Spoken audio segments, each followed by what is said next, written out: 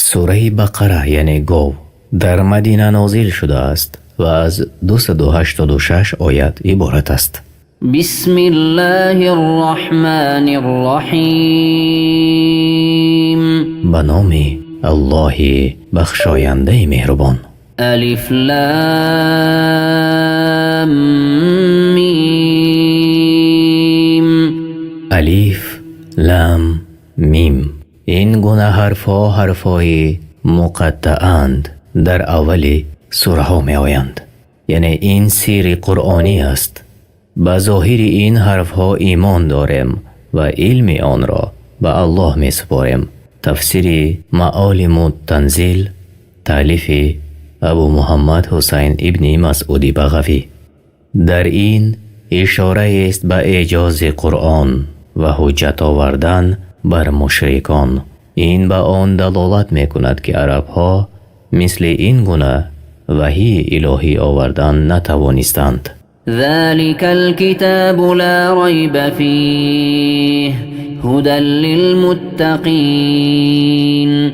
این همان کتابه که در آن هیچ شک نیست و از جهت روشن بودنش به هیچ کس درست نیست که در آن شک کند. از این کتاب بهره میبرند متقیان، آنان که از الله میترسند و حکمهای او را پیروند. این کتاب پرهیزگاران را رهنماست. الذين يؤمنون بالغيب ويقيمون الصلاة ومما رزقناهم ينفقون. آنان که ایمان می آورند به غیب که حسیات و عقلشان آن را درک نمی کند مگر به طریق وحی که الله به رسولانش می فرستد.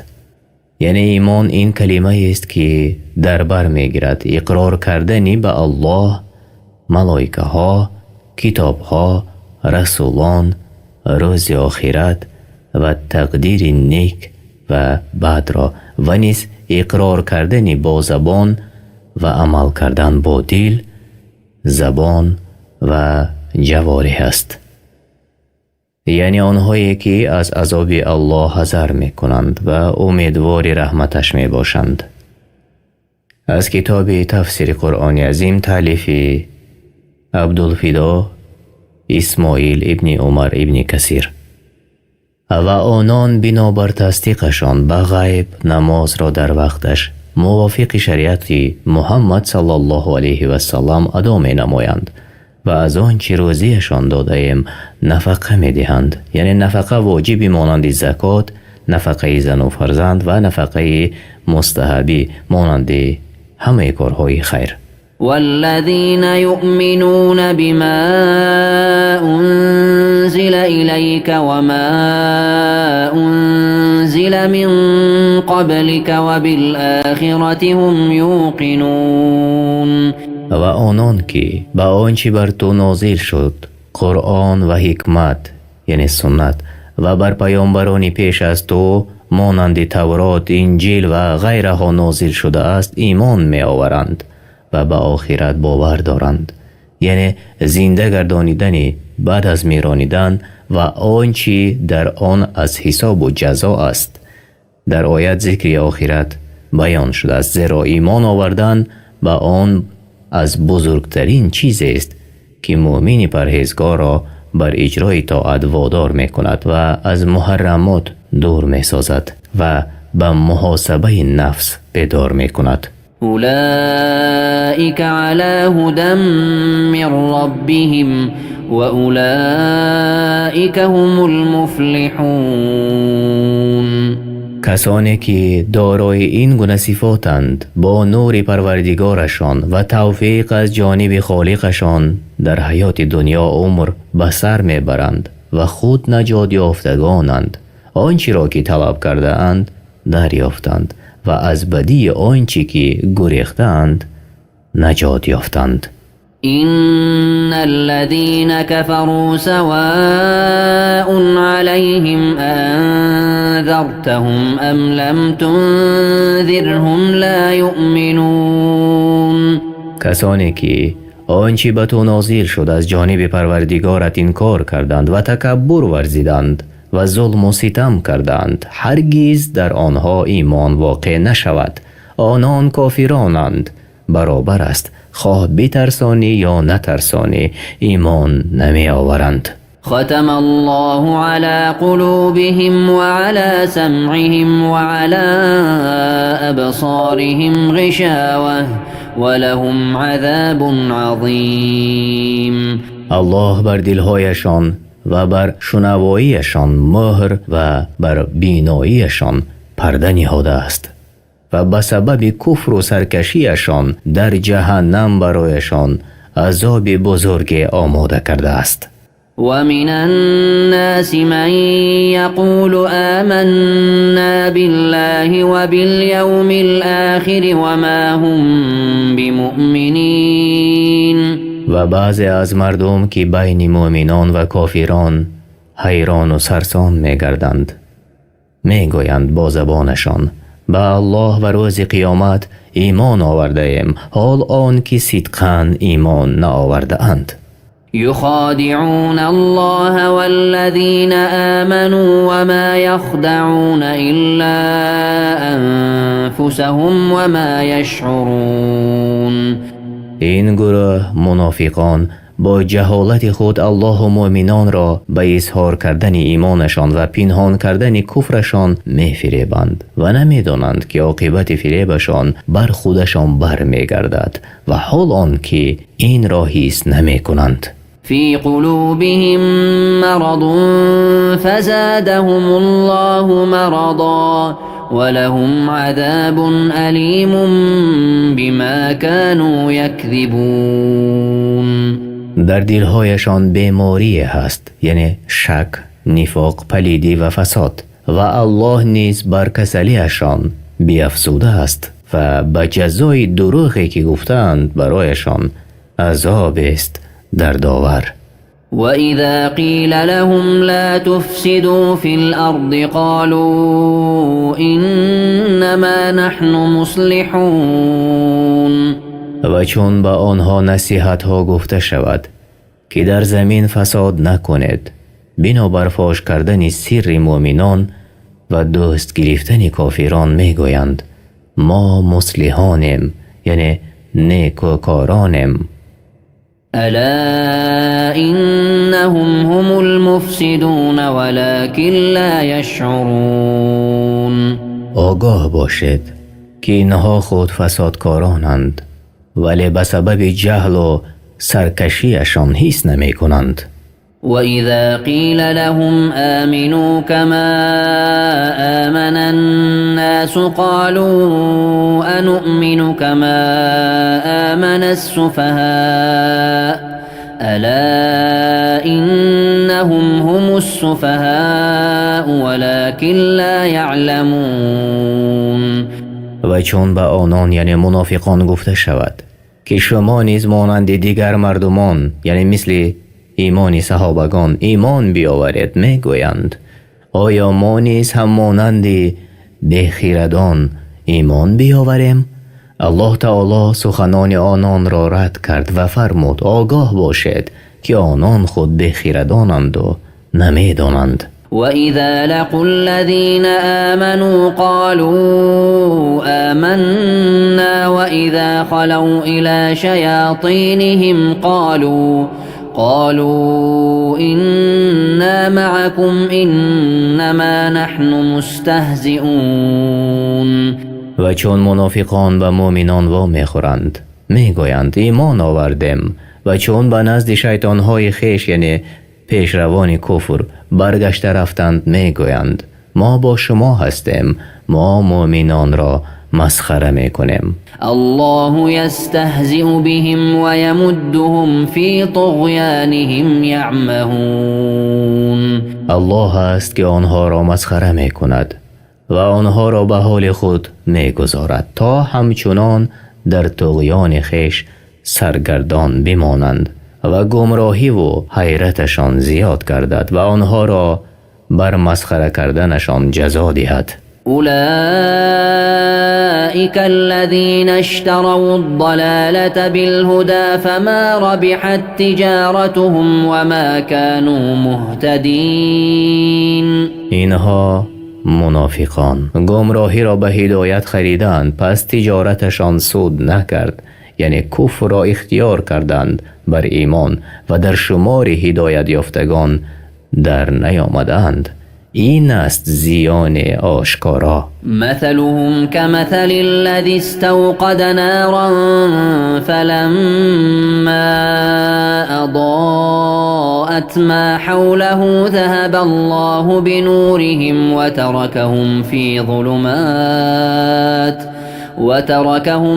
ظلمات لا يبصرون. حالی یک گروه از منافقان که به زبان نه به دل به رسالت محمد صلی الله علیه و سلم ایمان آوردند و بعد از آن کافر شدند، مثالشان مثل آن کسی است که آتش افروخت، چون اطرافش را روشن ساخت الله روشنایی از آنان باز گرفت و نابینا در تاریکی رهایشان کرد و نه راه یافتند و نه از آنجا بیرون آمدند.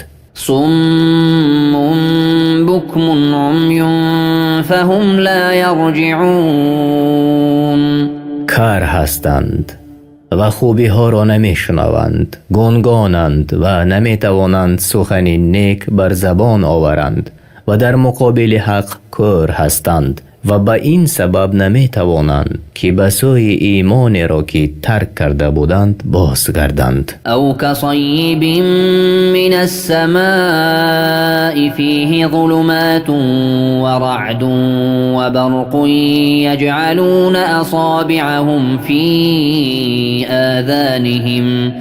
يجعلون أصابعهم في آذانهم من الصواعق حذر الموت والله محيط بالكافرين.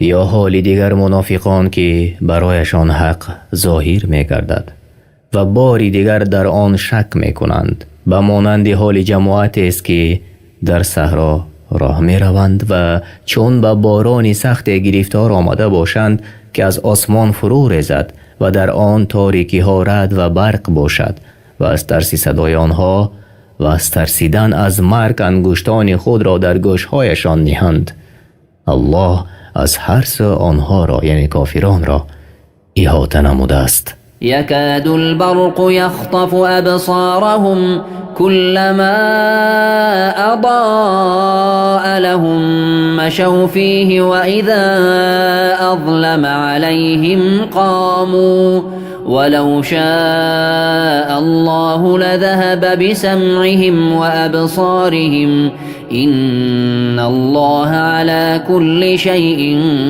قدير.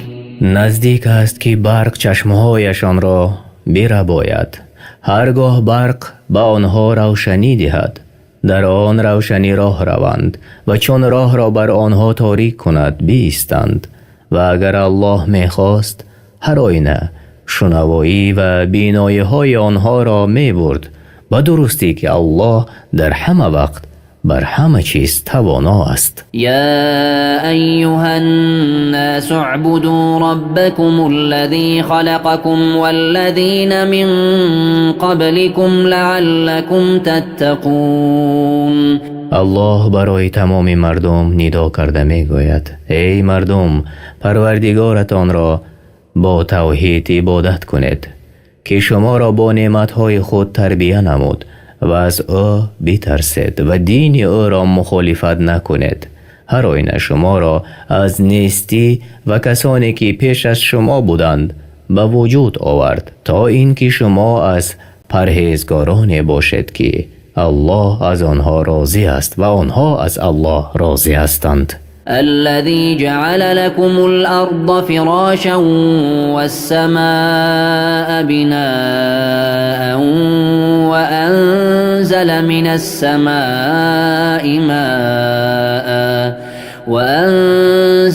السماء ماء فأخرج به من الثمرات رزقا لكم فلا تجعلوا لله اندادا وانتم تعلمون.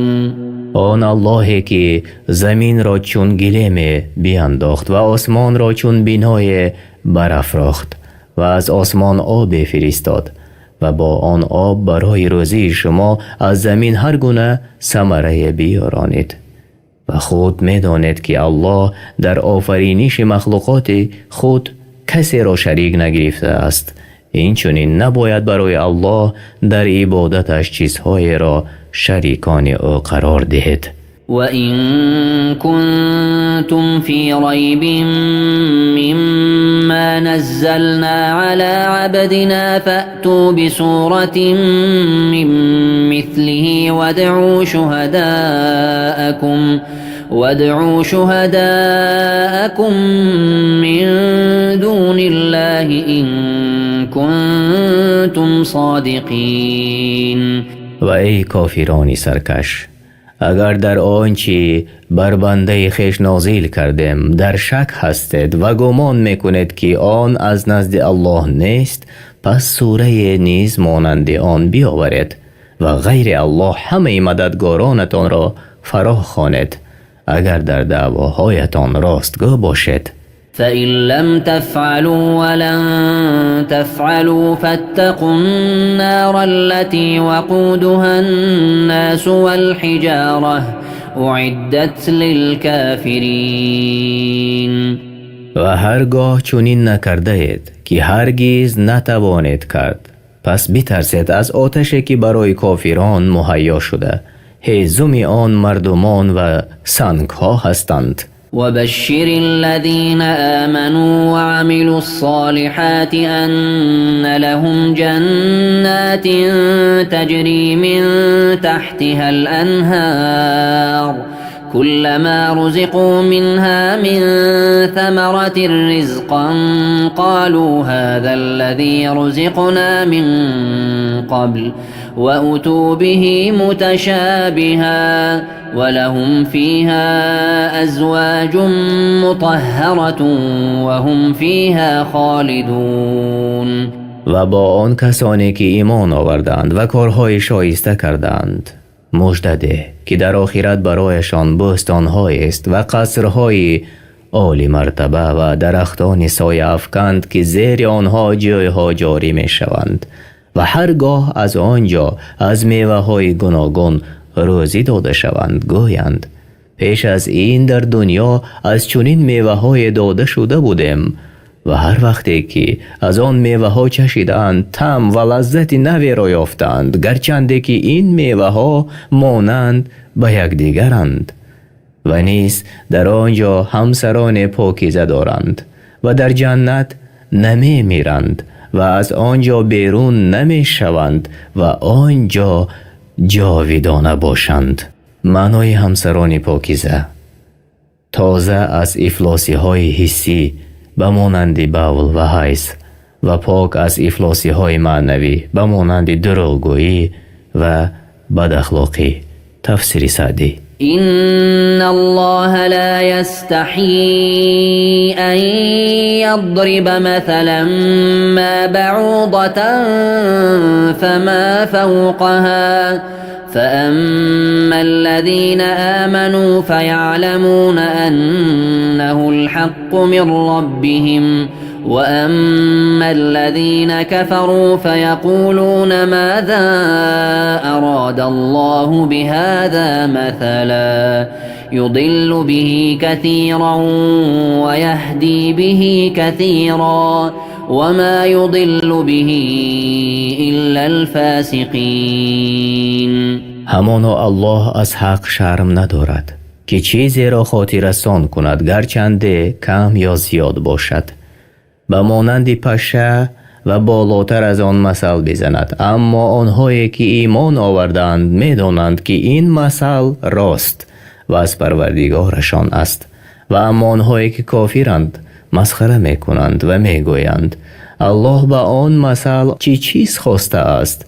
الله به آنها جواب میدهد که مراد از این امتحان است، بین مؤمن و کافر را جدا میکند و به سبب وی بسیاری را گمراه می کند و به سبب وی بسیاری را هدایت می کند و الله کسی را ظلم نمی کند و کسی را از راه حق باز نمی دارد بجز فاسقان یعنی بدکارانی که از طاعت پروردگارشان خارج می شوند.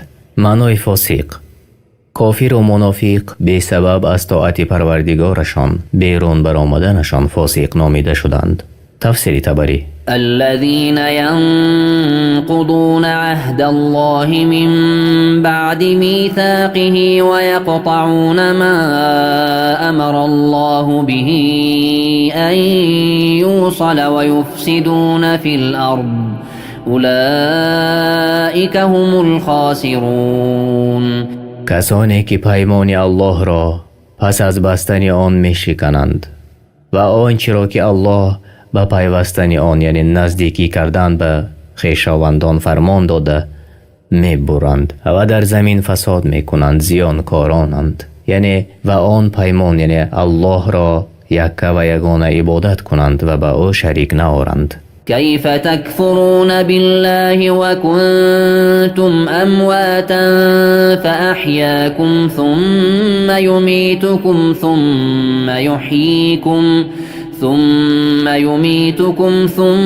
يحييكم ثم إليه ترجعون. ای مشرکان، چگونه الله را انکار میکنید و به او شریک می آورید در حالی که مرده بودید و او شما را زنده ساخت، باز شما را می میراند و در قبر قرار می دهد و روز قیامت شما را زنده می کند و آنگاه برای حساب و جزا به نزد او باز می گردید. هو الذي خلق لكم ما في الأرض جميعا ثم استوى إلى السماء فسواهن 7 سماوات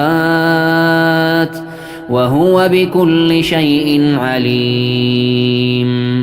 اوست که همه چیزهایی را که در روی زمین است برایتان بیافرید تا که شما از آن منفعت برید و آنگاه به آفریدن آسمان پرداخت و هر 7 آسمان را بیافرید و او از هر چیز آگاه است. و اذ قال ربك للملائكة إني جاعل في الأرض خليفة قالوا أتجعل فيها من يفسد فيها ويسفك الدماء ونحن نسبح بحمدك ونقدس لك قال إني أعلم ما لا تعلمون. و ای پیامبر به یاد آر چون پروردگارت به فرشتگان گفت من در زمین خلیفه می آفرم. گفتند پروردگارا ما را آگاه و بیان کن حکمت در خلق شدن آنان چیست که آنها در روی زمین فساد کنند و ستمگرانه و با دشمنی خون ناحق ریزانند و حال آن که ما تو را ستایش میکنیم و تسبیح میگوییم و به بزرگی یاد میکنیم. گفت من آن دانم که شما نمیدانید. مراد از آن آدم علیه السلام است که او را الله در روی زمین جانشین قرار کرد برای برپا کردن فرموده ها و به جا آوردن وصیت های. تفسیر بغوی: وعلم آدم الأسماء كلها ثم عرضهم على الملائكة فقال أنبئوني بأسماء هؤلاء إن كنتم صادقين. و آموزانید به آدم همه نامها را، سپس آنها را به فرشتگان عرضه کرد و گفت اگر راست میگویید مرا به نامهای اینها خبر دهید. مراد از نامهای همه موجودات است. تفسیر بغوی: قالوا سبحانك لا علم لنا إلا ما علمتنا إنك أنت العليم الحكيم. فرشتگان گفتند تو را به پاکی یاد میکنیم، ما را هیچ دانش نیست مگر آنچه تو به ما آموزانده ای به درستی که تو دانا و با حکمت هستی. قال يا آدم أنبئهم بأسمائهم فلما أنبأهم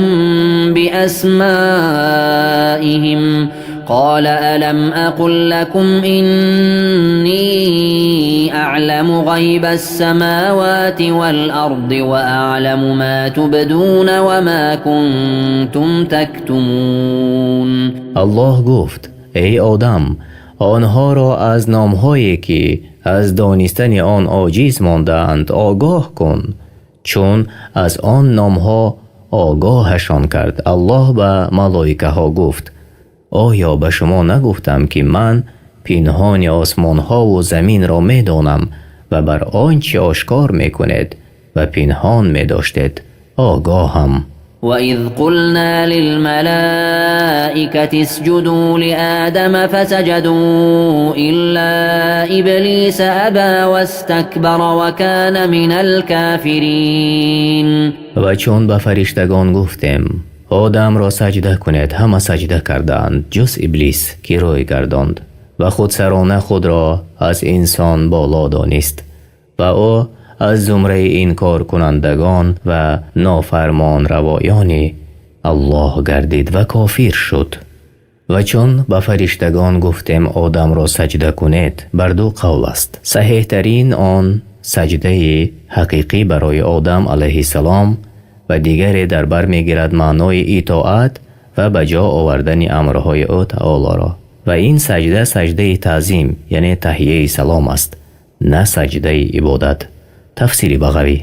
وقلنا يا آدم اسكن أنت وزوجك الجنة وكلا منها رغدا حيث شئتما ولا تقربا هذه الشجرة فتكونا من الظالمين. و گفتیم ای آدم خود و همسرت یعنی حوا در بهشت جای گیرید و هر چی خواهید و هر جا که خواهید از ثمرات آن به خوشی بخورید و به این درخت نزدیک نشوید که به گروه ستمکاران درآید.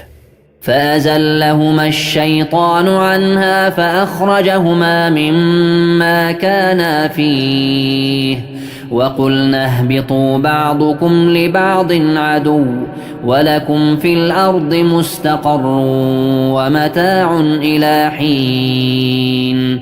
پس شیطان هر دو را به خطاگی انداخت، یعنی از وسوسه شیطان فریفته شده از آن درخت منع شده بخوردند و آن دو نفر آدم و حوا علیه السلام را از بهشتی که در آن بودند بیرون راند. گفتیم فرود آید، بعضی از شما دشمنی بعضی دیگر خواهد بود، یعنی آدم، حوا و شیطان، و قرارگاه و جای برخورداری شما تا روز قیامت در زمین باشد و برای شما در زمین تا مدت آرامگاه و بهره‌مندی است.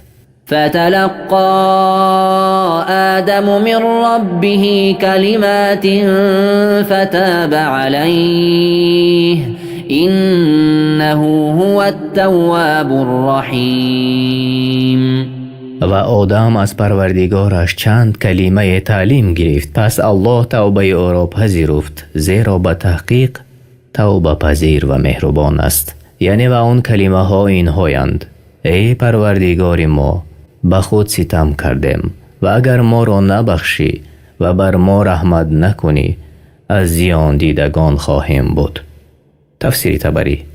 قلنا اهبطوا منها جميعا فإما يأتينكم مني هدى فمن تبع هداي فلا خوف عليهم ولا هم يحزنون. گفتیم همه از بهشت فرود آید، پس اگر از جانب من راهنمایی برایتان آمد و کسانی که هدایت مرا پیروی کنند برای آنها در آخرت هیچ ترس نیست و آنها غمگین نمی گردند. والذين كفروا وكذبوا بآياتنا أولئك أولئك أصحاب النار هم فيها خالدون. و کسانی که انکار کنند و آیاتهای ما را دروغ برآورند خود اهل جهنمند و جاویدانه در آنجا خواهند بود. يا بني إسرائيل اذكروا نعمتي التي أنعمت عليكم وأوفوا بعهدي أوف بعهدكم وإياي فارهبون. ای بنی اسرائیل، نعمتی را که به شما ارزانی داشتم به یاد بیاورید و شکر مرا به جا آورید و به عهد من وفا کنید تا به عهدتان وفا کنم و از من بترسید. بنی اسرائیل یعنی ذریات یعقوب علیه السلام. تفسیر تبری. اما معنایی تا به عهدتان وفا کنم یعنی عهدی که به شما کردم در تورات بیان کنید برای مردم که محمد صلی الله علیه و سلم فرستاده الله است و به او و به آنچه که از نزد الله آورده است ایمان آورید و اگر در دنیا چنین کردید به عهدتان وفا کنم و شما را داخل بهشت گردانم. تفسیر تبری. وآمنوا بما أنزلت مصدقا لما معكم ولا تكونوا أول كافر به ولا تشتروا بآياتي ثمنا قليلا وإياي فاتقون. ای بنی اسرائیل، با آنچه که نازل کردم کتاب شما را تصدیق می کند ایمان بیاورید و از نخستین کسانی که این کارش می کنند نباشد و آیات مرا به بهای اندک نفروشید و از من بترسید و تنها به طاعت من عمل نمایید و از نافرمانی من دور ایستید. ولا تلبسوا الحق بالباطل وتكتموا الحق وأنتم تعلمون. و حق را که برایتان بیان کردم به باطل نیامیزید و با آن که حقیقت را روشن می‌دانید از صفت رسول الله صلی الله علیه و سلم که در کتابتان ذکر شده است پنهانش نکنید. وأقيموا الصلاة وآتوا الزكاة واركعوا مع الراكعين. و در دین اسلام داخل شوید و نماز را به طریقی که رسول الله صلی الله علیه و سلم گذاشته است برپای دارید و زکات فرضی را بدهید و با رکوع کنندگان که از امت محمد صلی الله علیه و سلم می باشند رکوع کنید. أتأمرون الناس بالبر وتنسون أنفسكم وأنتم تتلون الكتاب أفلا تعقلون. چی بد است حال شما و حال علمای شما وقتی که مردم را به نیکی یعنی طاعت فرمان می دهید و خود را فراموش می کنید و مردم را به نیکی بزرگ امر نمی کنید که وی اسلام است و حال آن که تورات را می خوانید که در آن ایمان آوردن به رسول الله صلی الله علیه و سلم امر شده و صفتهایش ذکر شده اند. آیا عقل را کار نمی فرمایید؟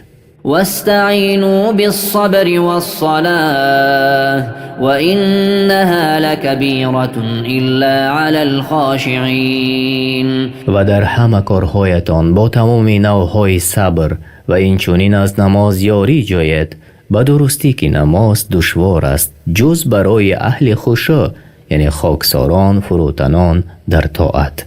الذين يظنون أنهم ملاقو ربهم وأنهم إليه راجعون. آنان که می‌دانند با پروردگار خود دیدار خواهند کرد و یقین می‌دانند که بعد مرگ روز قیامت نزد او تعالی برای حساب و جزا باز می‌گردند. يا بني إسرائيل اذكروا نعمتي التي أنعمت عليكم وأني فضلتكم على العالمين. ای بنی اسرائیل، نعمت بسیاری را که بر شما ارزانی داشتم و شما را در زمان خود به بسیار آمدن پیامبران از شما و کتاب‌های نازل شده به مانند تورات و انجیل بر جهانیان برتری دادم. به یاد بیاورید. واتقوا يوما لا تجزي نفس عن نفس شيئا ولا يقبل منها شفاعة ولا يؤخذ منها عدل ولا هم ينصرون. و از روز بترسید که کسی از کسی چیزی را کفایت نکند و از کسی شفاعت پذیرفته نشود و از هیچ کس عوض گرفته نشود و آنها یاری داده نشوند. وَإِذْ نَجَّيْنَاكُمْ مِنْ آلِ فِرْعَوْنَ يَسُومُونَكُمْ سُوءَ الْعَذَابِ يُذَبِّحُونَ أَبْنَاءَكُمْ وَيَسْتَحْيُونَ نِسَاءَكُمْ وَفِي ذَلِكُمْ بَلَاءٌ مِّن رَّبِّكُمْ عَظِيمٌ. و نعمت‌هایمان را به یاد آرید آنگاه که شما را از ظلم فرعونیان رهانیدیم. شما را شکنجه های سخت می کردند، پسرانتان را می کشتند و زنانتان را زنده می گذاشتند تا برای آنها خدمت کنند و در این آزمایش بزرگی بود از سوی پروردگارتان. می بایست که شما در هر عصر و زمان شکر الله را بجا آورید. وَإِذْ فَرَقْنَا بِكُمُ الْبَحْرَ فَأَنْجَيْنَاكُمْ وَأَغْرَقْنَا آلَ فِرْعَوْنَ وَأَنْتُمْ تَنْظُرُونَ. و نعمتمان را به یاد آرید هنگامی که دریا را برایتان شکافتیم، پس شما را نجات دادیم و فرعون و لشکرش را غرق ساختیم و شما نگاه میکردید. وَإِذْ وَاعَدْنَا مُوسَى 40 لَيْلَةً ثُمَّ اتَّخَذْتُمُ الْعِجْلَ مِنْ بَعْدِهِ وَأَنْتُمْ ظَالِمُونَ. و نعمتمان را که به شما ارزانی نمودیم به یاد آورید وقتی که ما وعده نمودیم به موسی 40 شب برای فرود آمدن تورات که در آن هدایت و نور است برای شما و شما در مدت نبودن موسی فرصت را غنیمت دانسته گوساله را که با دستان خود ساخته بودید پرستش کردید و حال آن که ستمگر بودید. ثم عفونا عنكم من بعد ذلك لعلكم تشكرون. پس گناهانتان را عفو کردیم و بعد از بازگشتن موسی علیه السلام توبتان را قبول کردیم باید که سپاسگزار باشید. وَإِذْ آتَيْنَا مُوسَى الْكِتَابَ وَالْفُرْقَانَ لَعَلَّكُمْ تَهْتَدُونَ. و به یاد آرید آن هنگام را که به موسی کتاب و فرقان دادیم که جدا کننده بین حق و باطل و آن تورات است تا بود که راه یابید و به گمراهی دچار نگردید. وَإِذْ قَالَ مُوسَى لِقَوْمِهِ يَا قَوْمِ إِنَّكُمْ ظَلَمْتُمْ أَنفُسَكُمْ بِاتِّخَاذِكُمُ الْعِجْلَ فَتُوبُوا إِلَى بَارِئِكُمْ فَاقْتُلُوا أَنفُسَكُمْ ذَلِكُمْ خَيْرٌ لَكُمْ عِندَ بَارِئِكُمْ فَتَابَ عَلَيْكُمْ إِنَّهُ هُوَ التَّوَّابُ الرَّحِيمُ. و نعمت را که به شما ارزانی نمودم به یاد آورید وقتی که موسی به قوم خود گفت ای قوم من، شما به سببی که گوساله را پرستیدید بر خود ستم روا داشتید. اینک به درگاه آفریدگارتان توبه کنید و یکدیگر را بکشید که چنین کار در نزد آفریدگارتان بهتر است از جاوید ماندن در دوزخ. پس شما چنین امر را به جا آوردید. الله توبه شما را پذیرفت زیرا توبه پذیر و مهربان است. وَإِذْ قُلْتُمْ يَا مُوسَى لَن نُّؤْمِنَ لَكَ حَتَّى نَرَى اللَّهَ جَهْرَةً فأخذتكم الصاعقة وأنتم تنظرون و به یاد آورید که گفتید ای موسی ما تا الله را به آشکار نبینیم به تو ایمان نمی آوریم و همچنان که می نگریستید صاعقه یعنی آتشک یعنی برق از آسمان فرود آمد و شما را به سبب گناهانتان هلاک ساخت. ثم بعثناكم من بعد موتكم لعلكم تشكرون و شما را پس از مردن زنده ساختیم باید که سپاسگزار شوید. این مرگ برای آنها عقوبت بود بعد از آن به اجل خویش فوتیدند. وظللنا عليكم الغمام وأنزلنا عليكم المن والسلوى كلوا من طيبات ما رزقناكم وما ظلمونا ولكن كانوا أنفسهم يظلمون. و به یاد آورید آن نعمتی را که بر شما ارزانی نمودیم وقتی که در زمین سرگردان بودید و از گرمی آفتاب ابر را سایبانتان گردانیدیم و برایتان من و سلوا فرستادیم و برایتان گفتیم بخورید از این چیزهای پاکیزه که شما را روزی داده ایم و در مخالفت دین نروید ولی آنها به جا نآوردند و آنان بر ما ستم نکردند بلکه بر خود ستم میکردند زیرا عاقبت ظلم بر خودشان بازگردنده است. معنای من و سلوا طعام عسل مانند بدون نوع از پرنده. وإذ قلنا ادخلوا هذه القرية فكلوا منها حيث شئتم رغدا وادخلوا الباب سجدا وقولوا حطة نغفر لكم خطاياكم وسنزيد المحسنين. و به یاد آورید آن نعمتی را که به شما ارزانی نمودیم و گفتیم که به این شهر یعنی بیت المقدس درآیید و از آن نعمتهای آن هرچی و هر جا که خواسته باشید به فراوانی بخورید ولی سجده کنان از دروازه داخل شوید و بگویید پروردگارا گناه از ما کم کن تا خطاهای شما را بیامرزیم و به پاداش نیکوکاران بیفزاییم. فبدل الذين ظلموا قولا غير الذي قيل لهم فأنزلنا على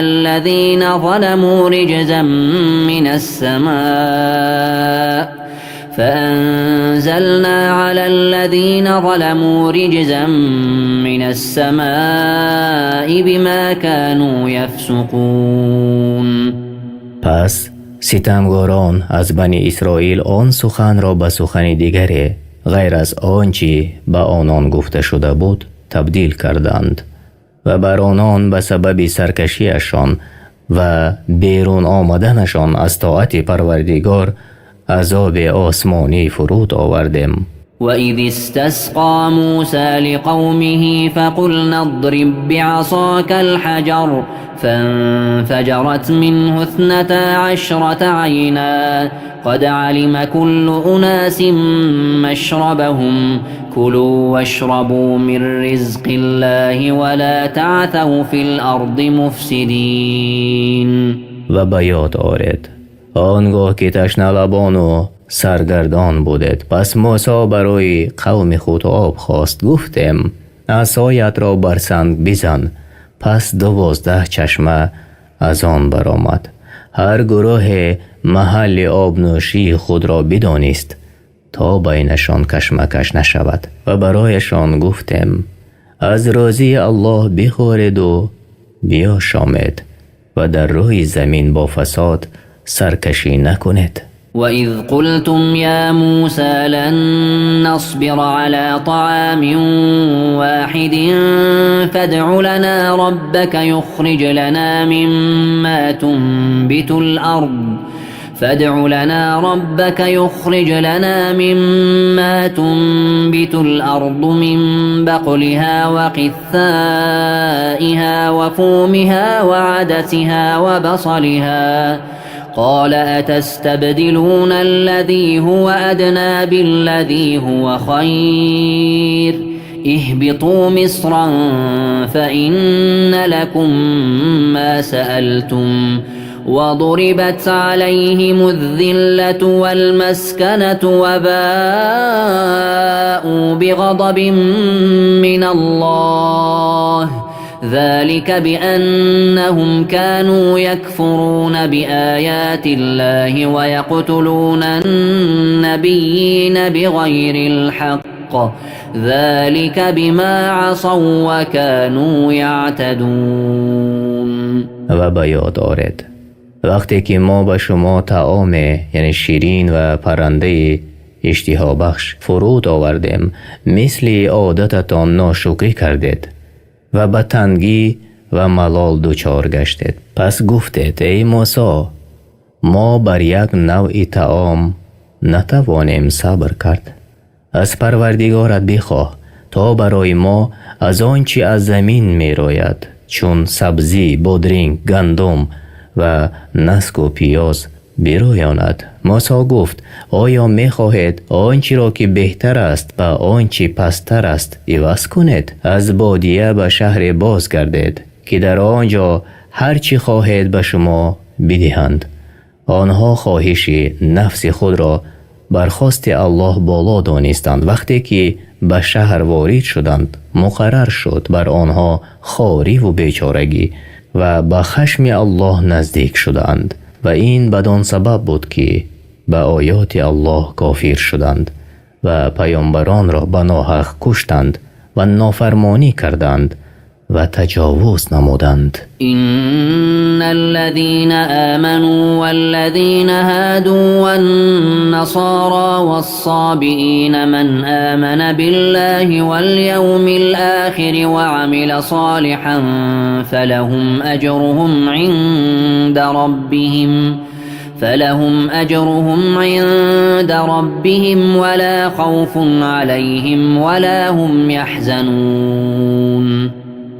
کسانی که از این امت ایمان آوردند به الله و رسولش و عمل کردند به شریعت او و کسانی که پیش از بعثت پیامبر یعنی پیامبر شدن محمد صلی الله علیه و سلم از امتهای پیشینه از یهودیان و نصرانیان و صابیان که بر فطرتشان باقی بودند و همگان خالص به الله و به روز جزا ایمان آوردند به کار شایسته کردند الله به آنها جزای نیک می دهد و نه بیمناک می شوند و نه غمگین. معنای صابیان گروه از اهل قبله که خود را بر آیین ابراهیم علیه السلام می دانند و در جنوب عراق زندگی می کنند، هرچند که در تفسیر سعدی آنها را گروه از نصارا ذکر کرده است. وَإِذْ أَخَذْنَا مِيثَاقَكُمْ وَرَفَعْنَا فَوْقَكُمُ الطُّورَ خُذُوا مَا آتَيْنَاكُمْ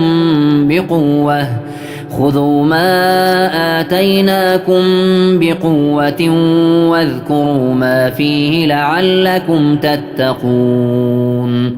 و به یاد آرید ای بنی اسرائیل آن زمان را که با شما پیمانی سخت بستیم که ایمان به الله آرید و یگانه او را عبادت کنید و کوه طور را بر بالای سرتان بداشتیم و برای شما گفتیم آنچه را که به شما داده ایم مستحکم بگیرید وگرنه کوه طور را بر بالایتان سرنگون سازیم و آنچه را که در آن است به خاطر بدارید تا بود که پرهیزگار باشید. کوه طور نام کوه است در نیم جزیره سینا در مرز فلسطین.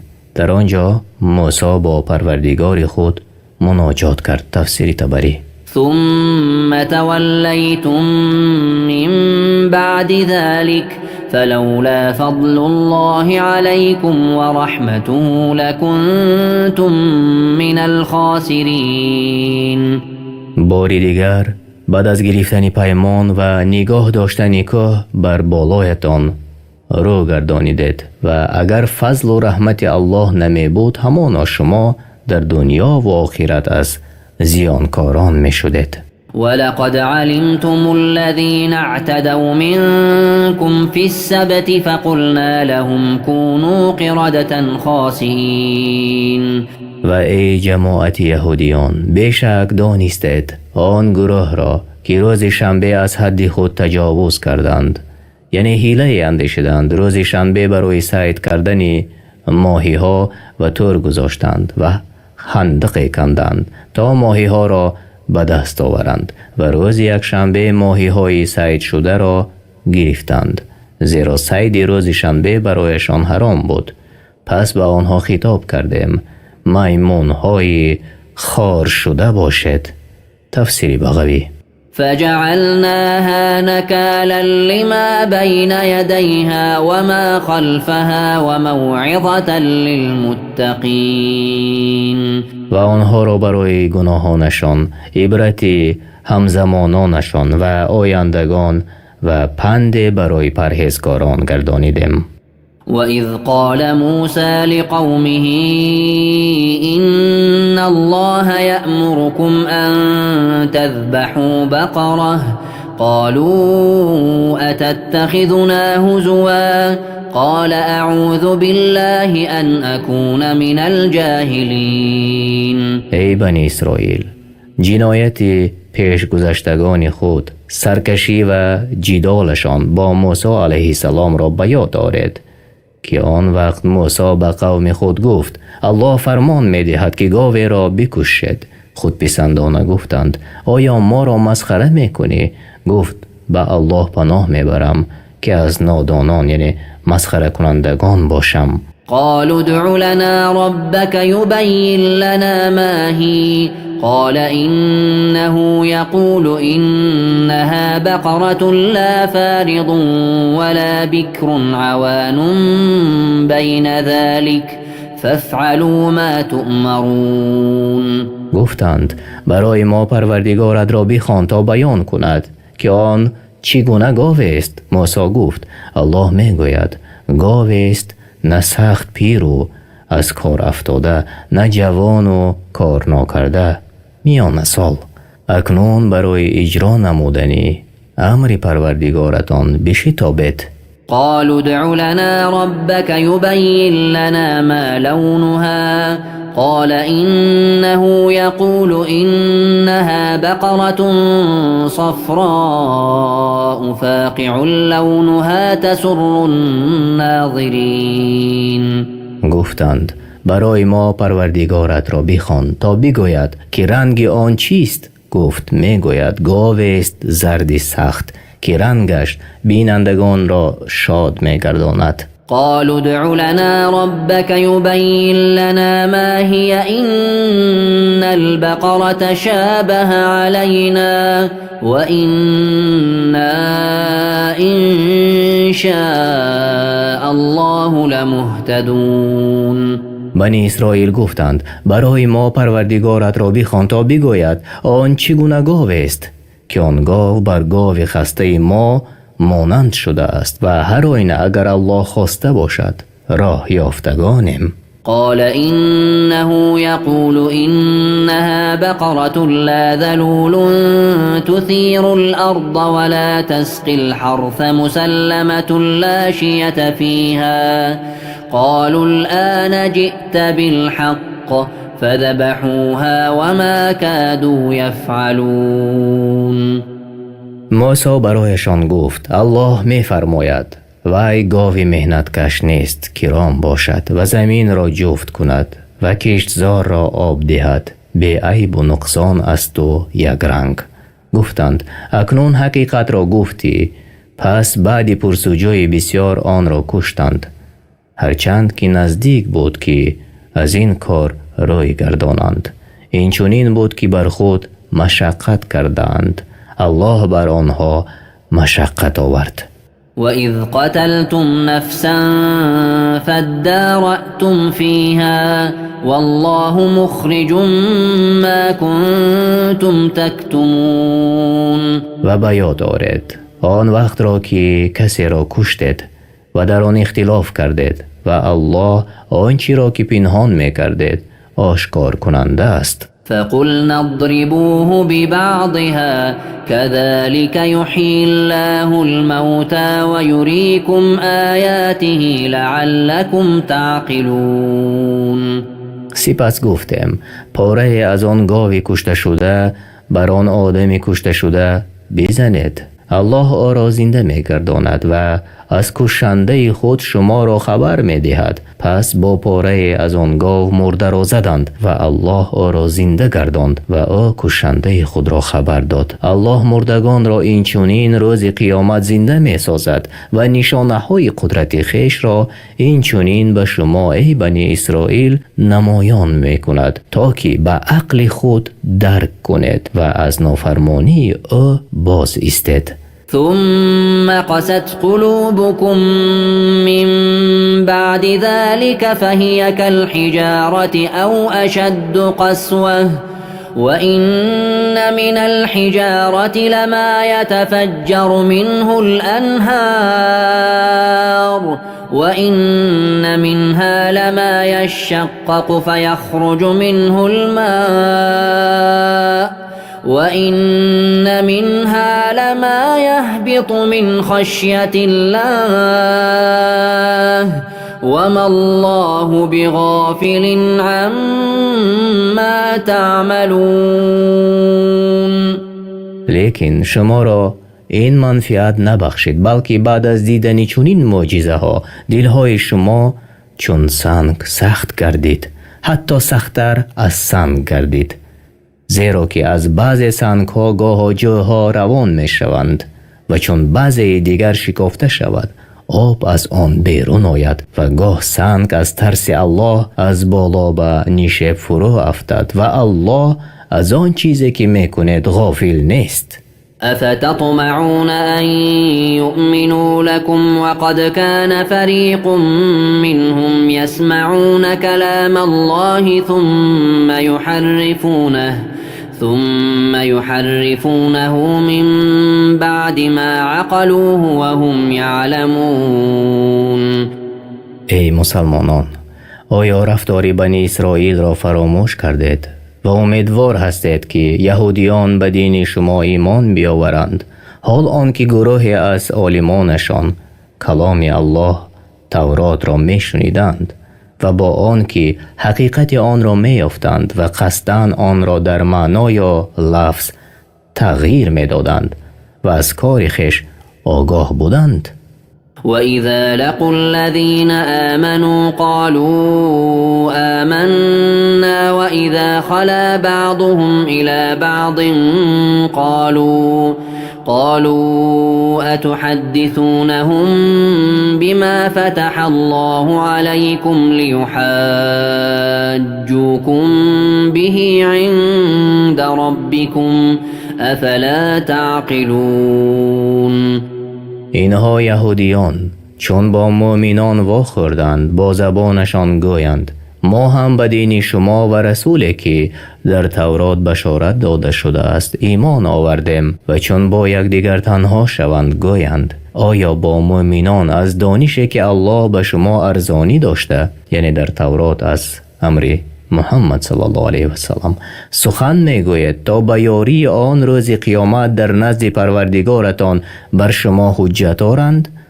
آیا به عقل در نمیابید، یعنی اندیشه نمی کنید؟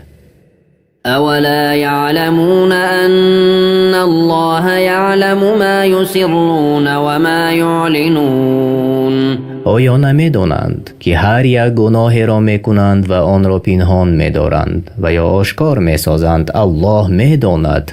ومنهم أميون لا يعلمون الكتاب إلا أماني وإن هم إلا يظنون.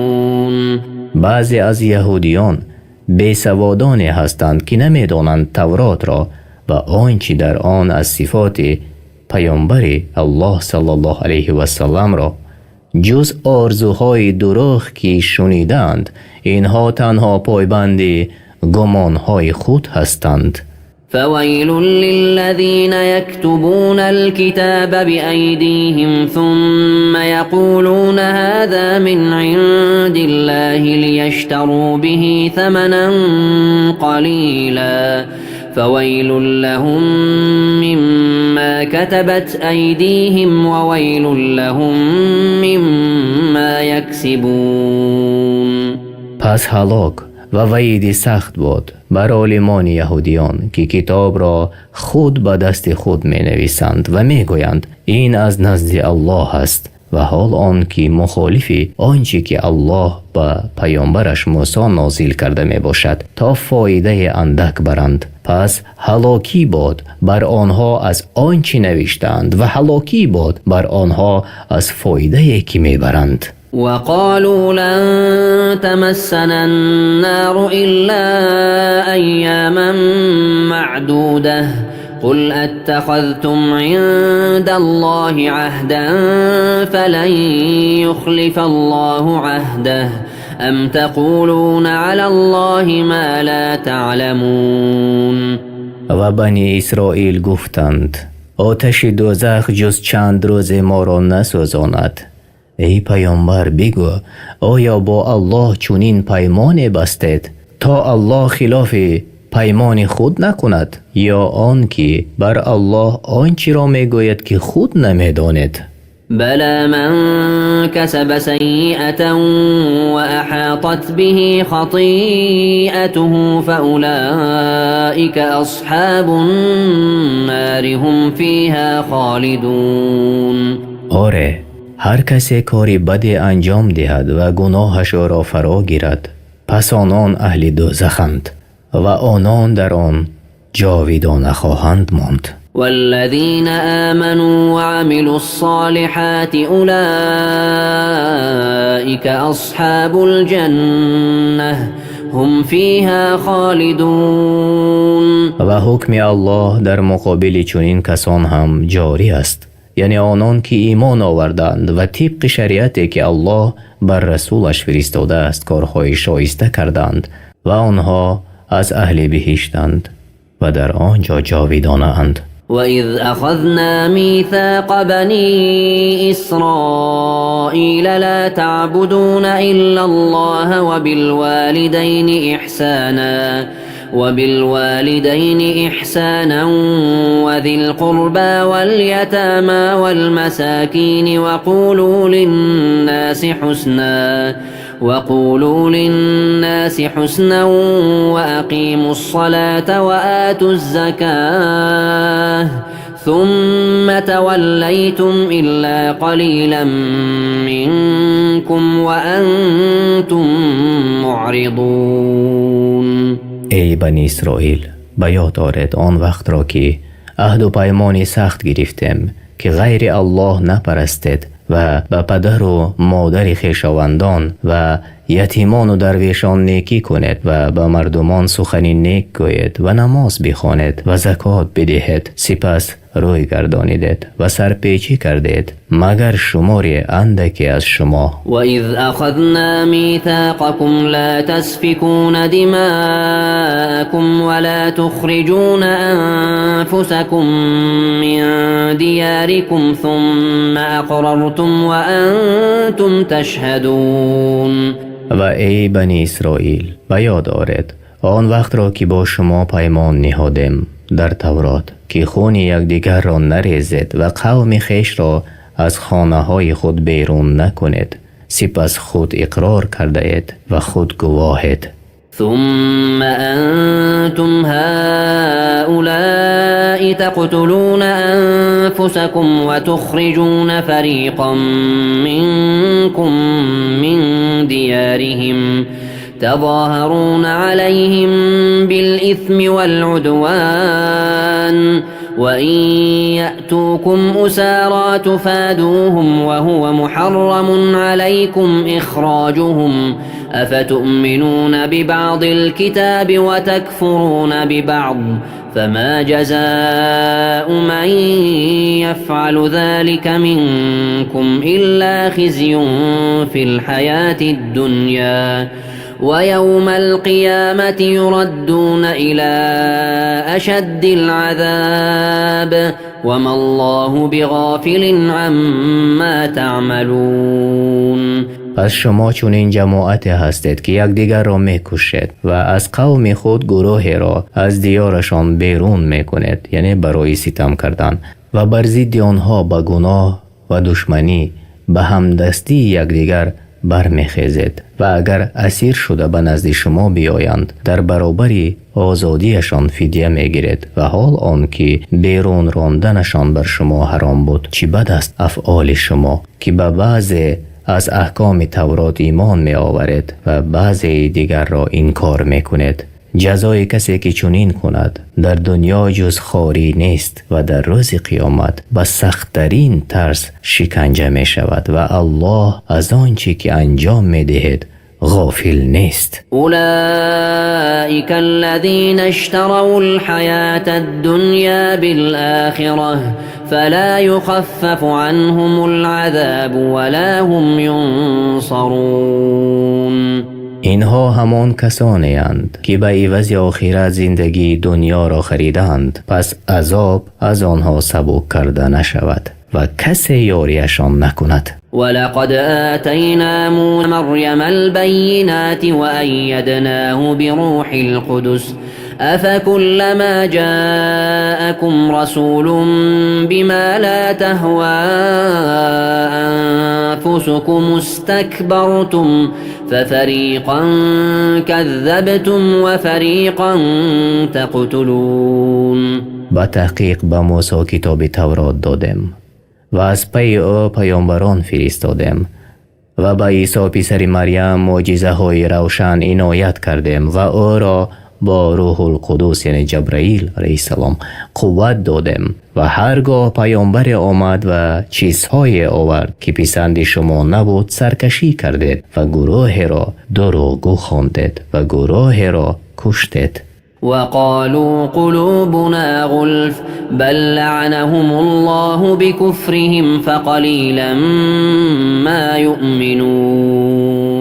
بنی اسرائیل برای پیامبر الله و رسولش محمد صلی الله علیه و سلم گفتند دلهای ما در پرده است و سخن تو به قلب ما نمی گذرد.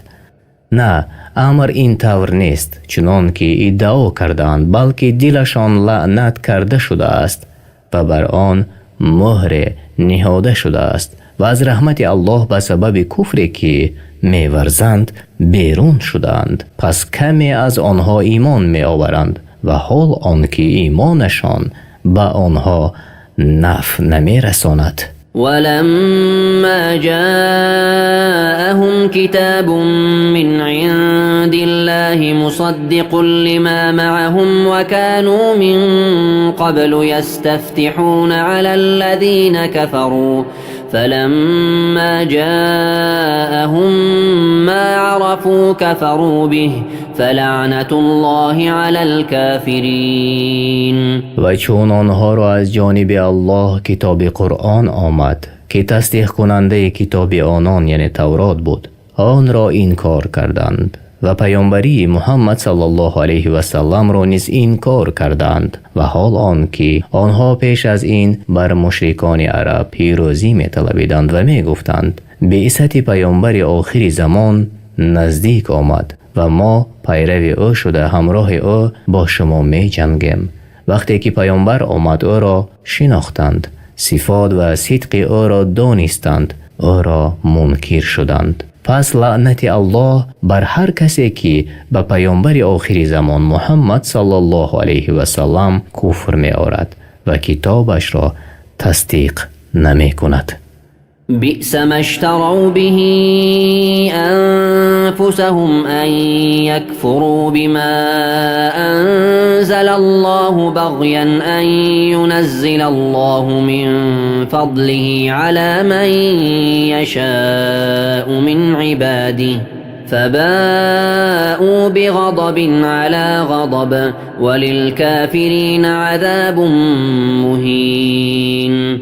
چی بدی است که بنی اسرائیل برای خود آن را اختیار نمودند، یعنی کفر را به جای ایمان برگزیدند و این رفتار از سبب ظلم و حسد آنان بود، زیرا الله از فضل و کرم خویش به کدام بنده که اختیار کند قرآن را نازل می کند و به سبب منکر شدنشان به پیامبر آخر زمان محمد صلی الله علیه و سلم و به سبب تغییر دادنشان کتاب تورات را خشم بالای خشم آوردند و کافران را عذاب استخوار کننده.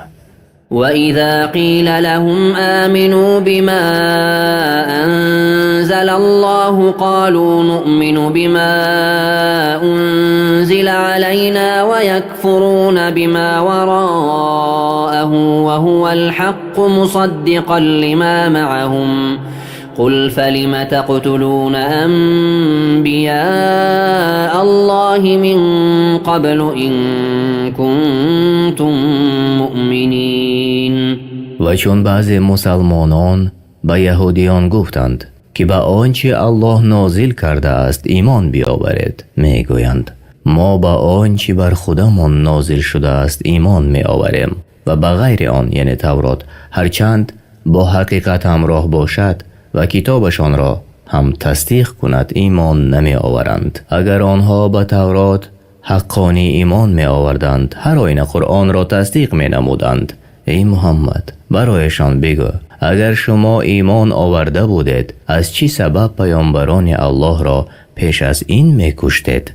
ولقد جاءكم موسى بالبينات ثم اتخذتم العجل من بعده وأنتم ظالمون. موسی به شما معجزه های روشن آورد که دلالت کننده بر صدق است، به مانند طوفان، ملخ، شبوشک و قورباغه و غیر از این آنچه که الله در قرآن عظیم ذکر نموده است. با وجود این شما پس از رفتن موسی به وعدهگاه پروردگارش گوساله را معبود خود گرفتید و شما ستمکار بودید. وَإِذْ أَخَذْنَا مِيثَاقَكُمْ وَرَفَعْنَا فَوْقَكُمُ الطُّورَ خُذُوا مَا آتَيْنَاكُمْ بِقُوَّةٍ وَاسْمَعُوا قالوا سمعنا وعصينا وأشربوا في قلوبهم العجل بكفرهم قل بئس ما يأمركم به إيمانكم إن كنتم مؤمنين. و به یاد آرید ای بنی اسرائیل وقتی که با شما پیمان سخت بستیم که قبول نمایید آنچه که موسی از تورات آورد، پس عهد را شکستید و ما کوه طور را بر بالای سرتان بداشتیم و برایتان گفتیم اکنون آنچه را که برایتان فرستادیم محکم بگیرید و استوار باشد و کلام الله را بشنوید. پس گفتید شنیدیم سخنت را و نافرمانی کردیم، زیرا بر اثر کفرشان پرستش گوساله یعنی محبت گوساله در دلهایشان جای گرفته بود. بگو اگر به آنچه میگوید ایمان داشته باشد ایمانتان شما را به بدکاری امر میکند. قل إن كانت لكم الدار الآخرة عند الله خالصة من دون الناس فتمنوا الموت إن كنتم صادقين. ای پیامبر به یهودیان که دعوا میکنند جنت خاص برای آنهاست و گمان میکنند که آنها فرزندان و دوستان الله هستند، بگو اگر راست میگویید که سرای آخرت یعنی جنت نزد الله خاص برای شماست نه برای مردم دیگر، پس آرزوی مرگ کنید. ولن يتمنوه ابدا بما قدمت ایدیهم والله علیم بالظالمین. ولی به سبب اعمالی که کرده اند هرگز آرزوی مرگ نخواهند کرد، یعنی زیرا آنها از صدق پیامبر محمد صلی الله علیه و سلم با خبرند و به سبب آنچه که مرتکب شدند از کفر و عصیان خود را از جنت محروم و به در آمدن دوزخ لازم گردانیدند. تفسیر ابن کثیر. الله ستمکاران را میشناسد و موافق کردارشان جزا خواهد داد.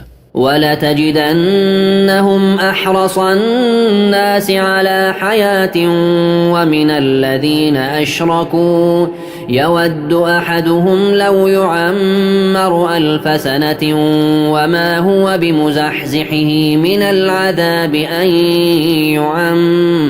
يعمر والله بصير بما يعملون. البته میدانی ای رسول یهودیان سخت حریص‌ترند که عمری بسیار بینند نوابسته حیات هرچند با خواری و پستی باشد بلکه رغبتشان در بسیار حیات دیدن از رغبت مشرکان هم زیادتر است. یهودیان تمنا دارند که 1000 سال در این دنیا زندگی کنند ولی این عمری دراز آنها را از عذاب الله دور نخواهد ساخت. بر الله هیچ چیزی از اعمالشان پنهان نیست و زود است که آنها را بر عملهایی که سزاوار عذاب پروردگارشان است جزا خواهد داد. قل من كان عدوا لجبريل فإنه نزله على قلبك بإذن الله مصدقا لما بين يديه وهدى وبشرى للمؤمنين. ای رسول به یهودیان هنگامی که گفتند جبرائیل دشمن ما است بگو کسی که دشمن جبرائیل باشد پس به درستی که جبرائیل قرآن را بر دل تو به حکم الله متعال فرود آورده است که تصدیق کننده کتاب های پیشینه و راهنما به سوی حق و مژده دهنده برای مؤمنان است. من كان عدوا لله وملائكته ورسله وجبريل وميكال فإن الله عدو للكافرين. هر کی دشمنی الله و فرشتگان او و پیامبرانش و خصوصا دشمنی جبرائیل و میکائیل باشد پس همانا الله کافران را دشمن است. زیرا یهودیان گمان داشتند که جبرائیل دشمن و میکائیل دوست آنان است پس الله به آنها آگاه کرد که کسی به یکی از آن ملائک دشمنی کند به دیگری نیز دشمنی کرده است. ولقد أنزلنا إليك آيات بينات وما يكفر بها إلا الفاسقون. و به درستی که به سوی تو ای رسول آیت های روشن یعنی اخبار و سر و اسرار یهودیان بنی اسرائیل را فرود آوردیم که آنها صدقاً و حقیقتاً دلالت بر پیامبری تو میکنند. بجز فاسقان کسی منکر این آیت ها نخواهد شد. او كلما عاهدوا عهدا نبذه فريق منهم بل اكثرهم لا يؤمنون. چی بدرفتاری است در پیمان شکنی بنی اسرائیل. هر بار که با الله پیمان بستند گروهی از ایشان پیمان شکنی کردند پس آنان را میبینی که امروز عهد میبندند و فردا عهد میشکنند بلکه بیشترشان به آنچه که پیامبر الله محمد صلی الله علیه و سلم آورده است باور نمیکنند. ولما جاءهم رسول من عند الله مصدق لما معهم نبذ فريق من الذين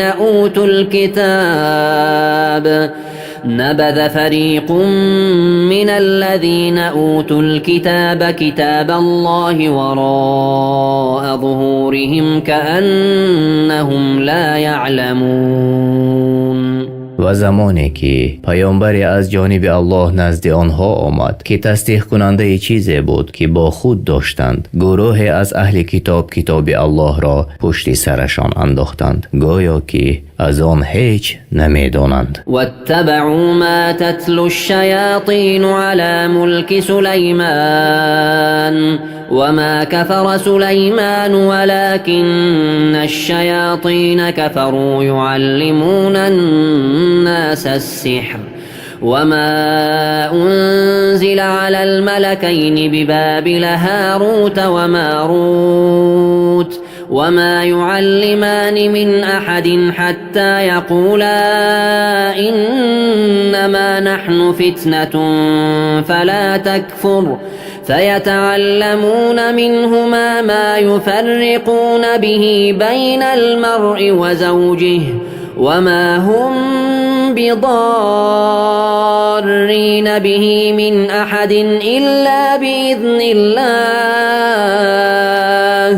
ويتعلمون ما يضرهم ولا ينفعهم ولقد علموا لمن اشتراه ما له في الآخرة من خلاق ولبئس ما شروا به أنفسهم لو كانوا يعلمون.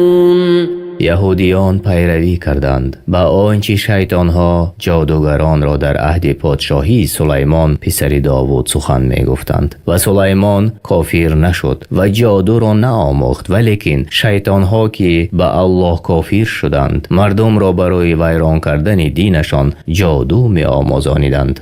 همینچنین یهودیان پیروی کردند جادویی که به دو ملائکه هاروت و ماروت فرود آورده شدند در زمین بابل در عراق و این امتحان و سنجش الله برای بندگانش بود و آن دو ملائکه هیچ کس را نمی آموزانیدند مگر آن که نصیحت می کردند و از تعلیم گرفتن آن بیم می کردند و می گفتند ما برای آزمایشم به تعلیم گرفتن جادو و اطاعت کردن شیطان ها کافر نشو. پس مردم از دو ملائکه جادو را یاد می گیرند که به سبب وی در میان مرد و زن وی جدایی می افکنند و جادوگران به آن سحر نمی توانند به کسی زیان رسانند مگر به خواست و حکم الله و مردم آنچه را یاد می گیرند که به آنها زیان می رساند و فایده برایشان نمی دهد. به تحقیق شیطانها این جادو را به یهودیان روان کردند و در بینشان این اوج گرفت حتی به گمراهی دچار شدند و یهودیان می دانستند هر کس جادو را اختیار نماید و حق را ترک کند او را در آخرت هیچ بهره نیست. چه بدی است که آنها جادو و کفر را بر ایمان و مطابقت رسول عوض کردند. کاش این را می دانستند. تفسیر سعدی و تفسیر ابن کثیر. ولو أنهم آمنوا واتقوا لمثوبة من عند الله خير لو كانوا يعلمون. اگر یهودیان ایمان می آوردند و می ترسیدند هر آینه می دانستند پاداشی الله برایشان بهتر است از جادو و آنچه را که به آن کسب نمودند. اگر می دانستند در ایمان و تقوا چه ثواب حاصل می شد البته ایمان می آوردند. يا أيها الذين آمنوا لا تقولوا راعنا وقولوا انظرنا واسمعوا وللكافرين عذاب أليم. ای کسانی که ایمان آورده اید مگویید به پیامبر محمد صلی الله علیه و سلم راعینا، زیرا یهودیان به پیامبر صلی الله علیه و سلم راعینا گفتند یا می گفتند و قصد آنها دشنام بود. بگوید ای مؤمنان به عوض راعینا انظرنا، یعنی به ما نگاه کن و نیک بشنو از کتاب پروردگارتان آنچه که تلاوت کرده می شود و این کار کنندگان را عذابی دردآور است. در اصل راعینا به معنای تو ما را گوش کن و شفقت کن بر ما و به معنای دیگرش صاحبی رعونت یعنی ابله است و مقصدشان دشنام و تحقیر بود. تفسیر سعدی. ما يود الذين كفروا من أهل الكتاب ولا المشركين أن ينزل عليكم من خير من ربكم والله يختص برحمته من يشاء والله ذو الفضل العظيم. از میان اهل کتاب آنان که کافر شدند و نیز مشرکان دوست نمی دارند که از جانب پروردگار به شما خیره یعنی قرآن، علم، نصرت یا بشارت برسد و حال آن که الله هر کس را که بخواهد به رحمت خویش خاص میگرداند و الله دارای فضل بزرگ است. ما ننسخ من آیت او ننسها نأت بخیر منها او مثلها ألم تعلم أن الله على كل شيء قدیر. هیچ آیتی را بیکار یا ترک نمی کنیم مگر آن که بهتر از آن یا به مانند آن را می آوریم. آیا نمی دانی ای پیامبر که الله به هر کار تواناست و او را هیچ چیز عاجز کرده نمی تواند؟ ألم تعلم أن الله له ملك السماوات والأرض وما لكم من دون الله من ولي ولا نصير. آیا نمیدانی که الله پادشاهی آسمان ها و زمین است؟ آنچه که خواهد می کند و چگونه که خواهد بندگانش را امر و نهی می کند و بجز الله برای شما دیگر هیچ دوست و یاری دهنده نیست. أم تريدون أن تسألوا رسولكم كما سئل موسى من قبل ومن يتبدل الكفر بالإيمان فقد ضل سواء السبيل.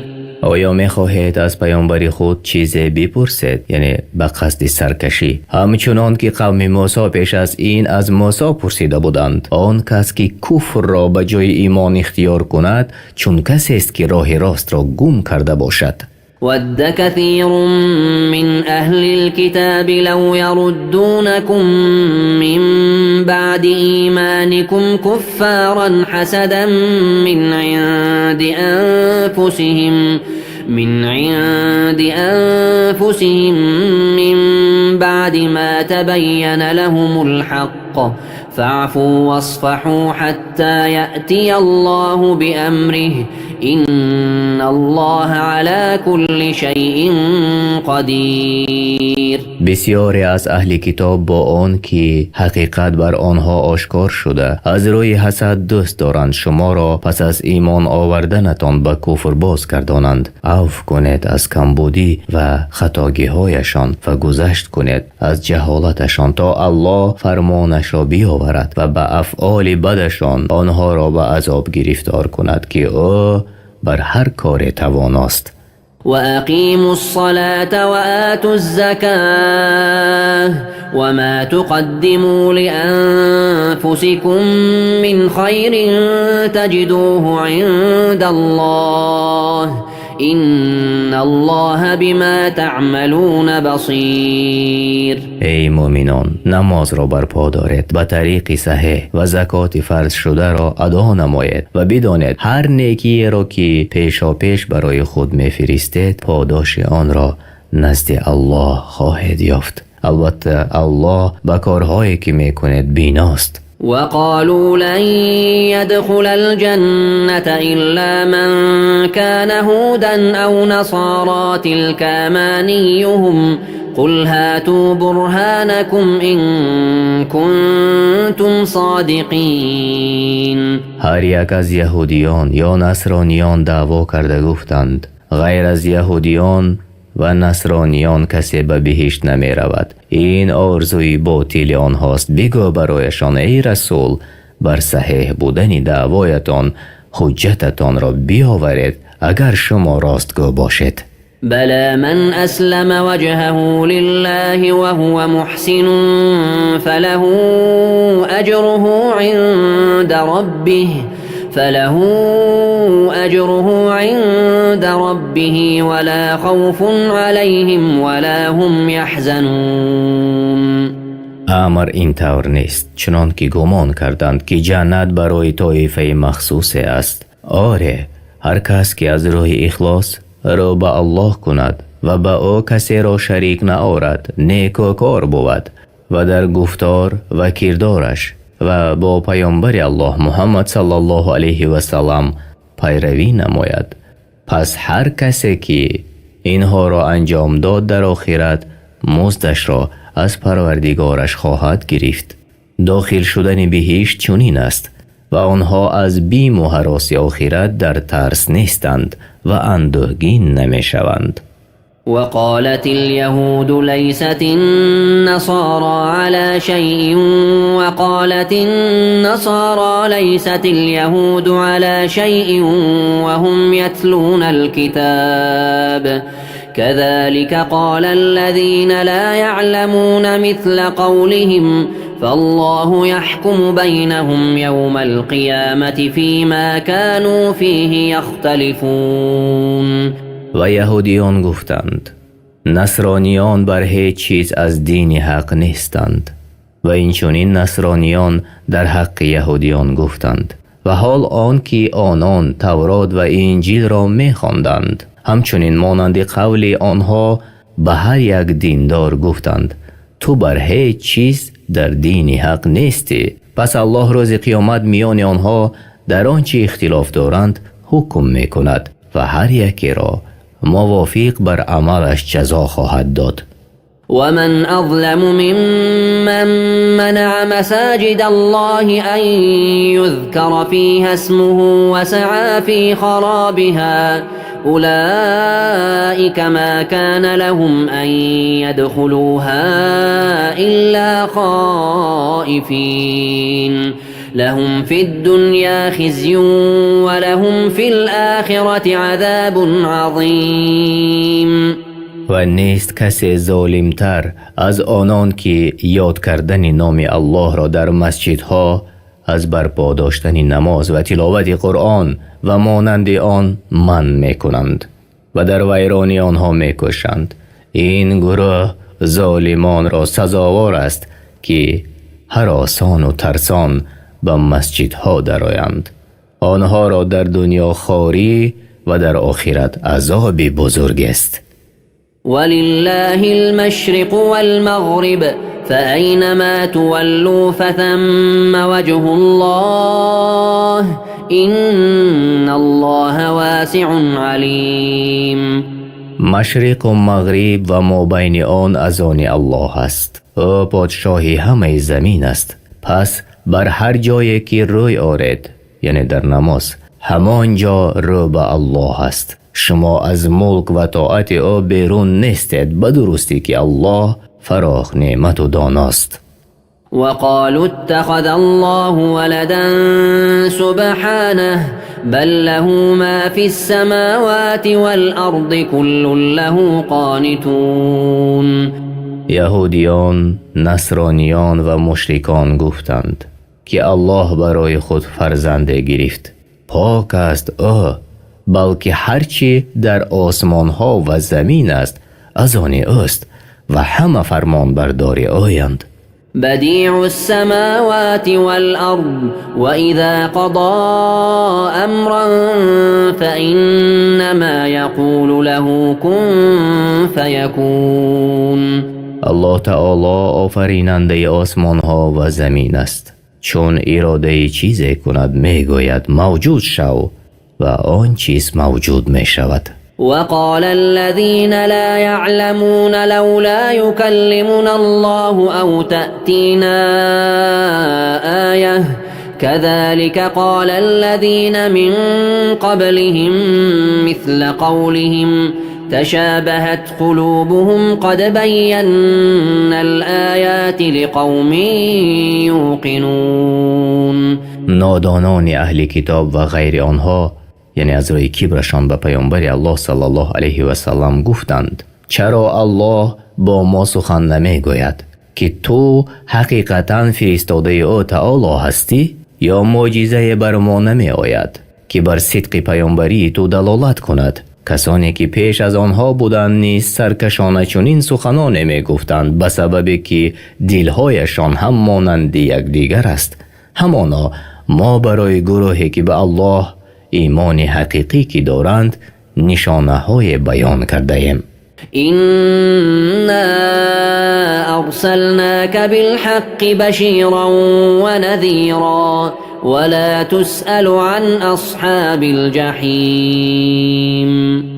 ما تو را به دین حق که اساس آن بر قرآن و سنت است به پیامبری فرستادیم تا مژده دهی به مردم خیر دنیا و آخرت را و بترسانی سرکشان را از عذاب الله. تو مسئول نیستی به آنان که به تو کفر آوردند. پس البته آنان روز قیامت داخل دوزخ شوند و از آنجا بیرون نآیند. ولن ترضى عنك اليهود ولا النصارى حتى تتبع ملتهم قل إن هدى الله هو الهدى ولئن اتبعت أهواءهم بعد الذي جاءك من العلم ما لك من الله من ولي ولا نصير. یهودان و نصرانیان از تو ای رسول هرگیز خوشنود نمی شوند تا آن که به دینشان پیروی نکنی. با آنها بگو دین اسلام این دین صحیح است و اگر تو آرزوهای باطل آنها را پیروی کنی بعد آنچه از وحی تو را آمد پس تو را برای خلاص از عذاب الله هیچ دوست و یاری دهنده نباشد. گرچند این آیت خطاب به پیامبر صلی الله علیه و سلم باشد ولی به همه امت دلالت می کند. الذين آتيناهم الكتاب يتلونه حق تلاوته أولئك يؤمنون به ومن يكفر به فأولئك هم الخاسرون. کسانی که از یهودیان و نصرانیان به آنان کتاب تورات را داده ایم و آنچنان که لایق است آن را می خوانند و به تمام فرموده آن پیروی می کنند و به جمع پیامبران ایمان می آورند و خصوصا به پیامبر آخر زمان محمد صلی الله علیه و سلم و به آنچه به او فرود آورده شده است ایمان می آورند. اما آنان که بعضی کتاب را تغییر و تبدیل دادند و بعضی از آیاتش را پنهان کردند این کسان به پیامبر محمد صلی الله علیه و سلم و به آنچه به او فرود آورده شده است کافر هستند. آنها در نزد الله از سخت‌ترین زیانکاران هستند. يا بني إسرائيل اذكروا نعمتي التي أنعمت عليكم وأني فضلتكم على العالمين. ای بنی اسرائیل یاد کنید از آن نعمتی که بر شما فراوان عطا کردم و شما را در آن زمان به بسیار بودن پیامبران از شما و به آنچه فرود آورده شد به آنها از کتابها بر جهانیان برتری و بزرگی دادم. واتقوا يوما لا تجزي نفس عن نفس شيئا ولا يقبل منها عدل ولا تنفعها شفاعة ولا هم ينصرون. و بیترسید از روز قیامت که کسی از کسی چیزی را من نسازد و فدیه پذیرفته نشود که وی را از عذاب نجات دهد و کسی را شفاعت سود ندهد و آنها یاری داده نشوند. وَإِذِ ابْتَلَى إِبْرَاهِيمَ رَبُّهُ بِكَلِمَاتٍ فَأَتَمَّهُنَّ قال إني جاعلك للناس إماما قال ومن ذريتي قال لا ينال عهد الظالمين. ای پیامبر به یاد آر وقتی را که پروردگار ابراهیم او را به چند کلمه بیازمود و ابراهیم همه آن کارها را پوره به انجام رسانید. الله به او گفت من تو را پیشوای مردم می‌گردانم. ابراهیم گفت و از فرزندان من نیز پیشوایان پیدا کن. الله فرمود پیشوایی در دین به ستمکاران نمی رسد. معنای چند کلمه یعنی از امر و نهی ها. تفسیر ابن کثیر. وَإِذْ جَعَلْنَا الْبَيْتَ مَثَابَةً لِلنَّاسِ وَأَمْنًا وَاتَّخِذُوا مِن مَّقَامِ إِبْرَاهِيمَ مُصَلًّى وَعَهِدْنَا إِلَى إِبْرَاهِيمَ وَإِسْمَاعِيلَ أَن طَهِّرَا بَيْتِيَ لِلطَّائِفِينَ وَالْعَاكِفِينَ وَالرُّكَّعِ السُّجُودِ. ای پیامبر به یاد آر وقتی که کعبه را جای جمع شوی یعنی برای حج، عمره، طواف و نماز و مکان امنی مردم ساختیم و دشمن به آنجا غیرتی در آمدن ندارد و گفتیم مقام ابراهیم را نمازگاهی خیش گیرد. به سوی ابراهیم و پسرش اسماعیل وحی فرستادیم خانه مرا برای طواف کنندگان و اعتکاف کنندگان و رکوع و سجده کنندگان پاکیزه دارد. وإذ قال إبراهيم رب اجعل هذا بلدا آمنا وارزق أهله من الثمرات من آمن منهم بالله واليوم الآخر قال ومن كفر فأمتعه قليلا ثم أضطره إلى عذاب النار و بئس المصیر. ای پیامبر بیادار وقتی که ابراهیم در دعایش گفت ای پروردگار من این شهر مکه را جای امن گردان و از ساکنانش کسی را که به الله و روز قیامت ایمان دارند از هر میوه ها روزی ده. الله فرمود هر کس که کافر شد او را اندکی در این دنیا بهره‌مند گردانم سپس از عذاب آتش دوچارش گردانم چی جای بازگشتی بد است.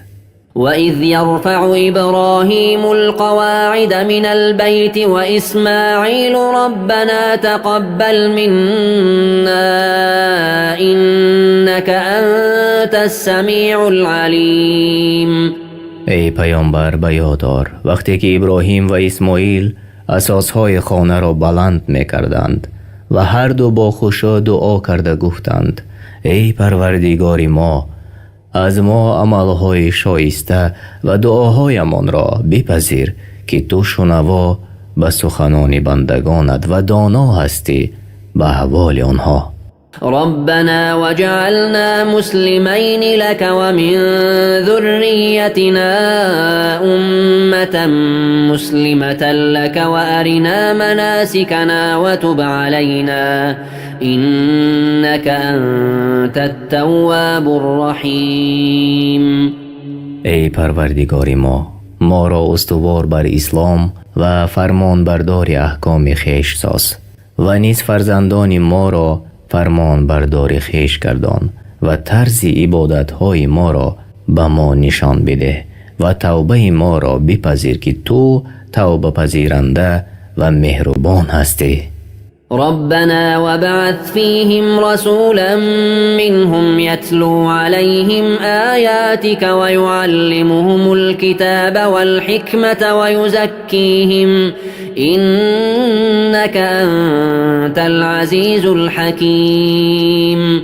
ای پروردگار ما در این امت یعنی از ذریات اسماعیل پیامبر بر آنها بفرست تا آیات تو را بر آنها بخواند و به آنها کتاب و حکمت بیاموزاند و آنها را از شرک و بد اخلاقی پاکیزه سازد و تو عزیزی چیز مانع تو شده نمیتواند و حکیم هستی همه چیز را در موضع خودش میگذاری. ومن يرغب عن ملة إبراهيم إلا من سفه نفسه ولقد اصطفيناه في الدنيا وإنه في الآخرة لمن الصالحين. و کسی که از دین ابراهیم یعنی دین اسلام روی برمیتابد خود را خار کرد و به تحقیق ابراهیم را در دنیا برگزیدیم و او را نیز از شایستگان قرار دادیم که برایش در آخرت عالی ترین درجه ها است. اذ قال له ربه اسلم قال اسلمت لرب العالمین. و سبب این اختیار بی تردد قبول کردن او دین اسلام است. وقتی که پروردگارش به او گفت به طاعت پروردگارت تسلیم شو، ابراهیم گفت من در برابر پروردگار جهانیان با اخلاص و توحید و محبت و توبه تسلیمم. ووصى بها إبراهيم بنيه ويعقوب يا بني إن الله اصطفى لكم الدين فلا تموتن إلا وأنتم مسلمون. ابراهیم و یعقوب به فرزندان خود به این کلمه وصیت کردند: ای فرزندان من، الله برای شما این دین را اختیار کرده است و این دین اسلام است که محمد صلی الله علیه و سلم به این دین آمد. تفسیر بغوی: و در ایام زندگیتان از آن جدا نشوید، پس از این جهان نمیرید مگر این که شما فرمان بردار باشید، یعنی در دین اسلام باشید. أم كنتم شهداء إذ حضر يعقوب الموت إذ قال لبنيه ما تعبدون من بعدي قالوا نعبد إلهك وإله آبائك إبراهيم وإسماعيل وإسحاق إلها واحدا ونحن له مسلمون. ای یهودیان، آیا شما حاضر بودید آنگاه که مرگ یعقوب فرا رسید و به فرزندانش گفت پس از من چه چیز را می پرستید؟ گفتند معبود تو و معبود پدران تو را که ابراهیم و اسماعیل و اسحاقند و به یکتایی خواهیم پرستید و در برابر او تعالی فرمان بردار هستیم. تلك أمة قد خلت لها ما كسبت ولكم ما كسبتم ولا تسألون عما كانوا يعملون. آنها امت‌هایی بودند که در حقیقت در گذشته اند. آنچه کرده بودند از آن آنهاست و آنچه شما کنید از آن شماست و شما را از اعمالی که آنها کردند نمی پرسند و هر کسی به آنچه کرد جزا خواهد دید و کسی به گناه کسی عذاب کرده نمی شود. وقالوا كونوا هودا أو نصارى تهتدوا قل بل ملة إبراهيم حنيفا وما كان من المشركين. یهودیان به امت محمد صلی الله علیه و سلم گفتند به دین یهودی داخل شوید تا راه راست یابید و نصرانیان نیز چنین گفتند. ای رسول، برایشان بگو بلکه هدایت پیروی نمودن ملت ابراهیم است که او از مشرکان نبود.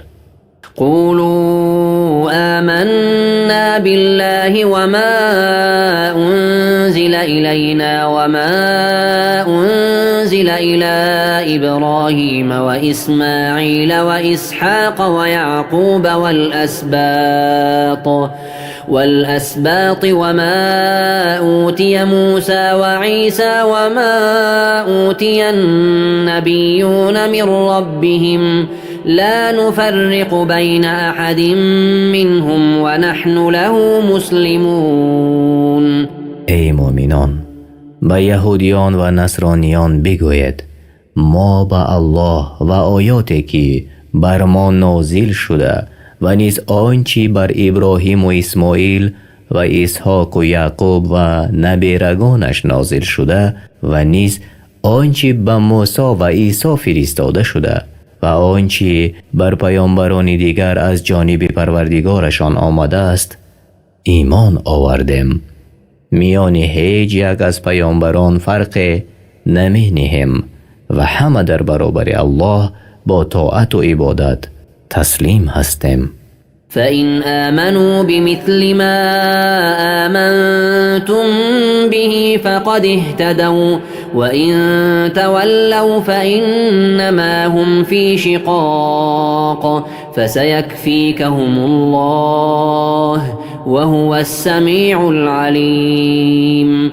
اگر با آنچه شما ایمان آوردید یهودیان و نصرانیان و دیگران نیز به مثل شما ایمان بیاورند هدایت یافتند، اما اگر روی تافتند پس با تو در دشمنی و خلافند و در برابر آنها الله تو را ای رسول از شر آنها کفایت می کند و او شنوا و داناست. صبغة الله ومن أحسن من الله صبغة ونحن له عابدون. دین الله را لازم گیرید که شما را بر آن دین پیدا کرده است. بهتر از دین الله که مردم را بر آن پیدا کرد دین نیست. پس آن را لازم گیرید و بگویید ما فرمان بردار و پرستندگان او و پیرو ملت ابراهیم هستیم. قل أتحاجوننا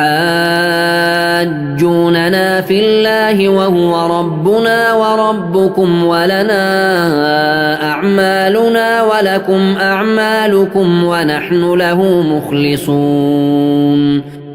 ای پیامبر به اهل کتاب بگو آیا درباره توحید الله با ما بحث و مجادله میکنید؟ او پروردگار ما و شماست. اعمال ما از آن ما و عملهای شما از آن شماست و ما به اخلاص پرستندگان او هستیم و به او چیزی را شریک نمی آوریم. أم تقولون إن إبراهيم وإسماعيل وإسحاق ويعقوب والأسباط كانوا هودا أو نصارى قل أأنتم أعلم أم الله ومن أظلم ممن كتم شهادة عنده من الله وما الله بغافل عما تعملون. آیا می گوید که ابراهیم و اسماعیل و اسحاق و یعقوب و نبیرگان او بر دین یهودی یا نصرانی بودند؟ این دروغی محض است، زیرا که آنها قبل از نزول تورات و انجیل به پیامبری مبعوث شده بودند و از دنیا گذشته بودند. ای پیامبر برایشان بگو آیا شما داناترید از دین آنها یا الله؟ به درستی که در قرآن خبر داده شده بود که آنها مسلمانانی پاک از شرک بودند. کیست ستمگارتر از کسی که گواهی را که از جانب الله نزدش است بباشد و الله از آنچه که میکنید بخبر نیست، بلکه حساب گیرنده و جزا دهنده عمل هاست. تلك أمة قد خلت لها ما كسبت ولكم ما كسبتم ولا تسألون عما كانوا يعملون. آنان امت‌های بودند که در حقیقت درگذشته‌اند. آنچه آنها کردند از آن آنهاست و آنچه شما میکنید از آن شماست و شما را از عملهای آنها نمیپرسند. یعنی آیت دلالت به آن میکند انسان تکیه بر مخلوقها نکند و به نسبها فریفته نشود و کسی به یک پیامبر کفر آورد به تمام پیامبران کفر آورده است. سيقول السفهاء من الناس ما ولاهم عن قبلتهم التي كانوا عليها قل لله المشرق والمغرب يهدي من يشاء إلى صراط مستقيم. مردمان بیخیرت و یهود و نصرانیان و اهل نفاق آنان که عقلشان ضعیف است تمسخرانه خواهند گفت چه چیز آنها را از قبیله که روبروی آن می ایستادند برگردانید. ای رسول با آنها بگو مشرق و مغرب و ما بین آن ملک الله است و الله هر کس را که بخواهد به راه راست هدایت می کند. یعنی تنبیه، همه چیز ملک الله است، حتی همه جهت و اطراف از ملک او خارج نیست و در همه حال به جا آوردن امر الله لازم است. پس به کدام طرف امر نماید به همان طرف رو می آریم.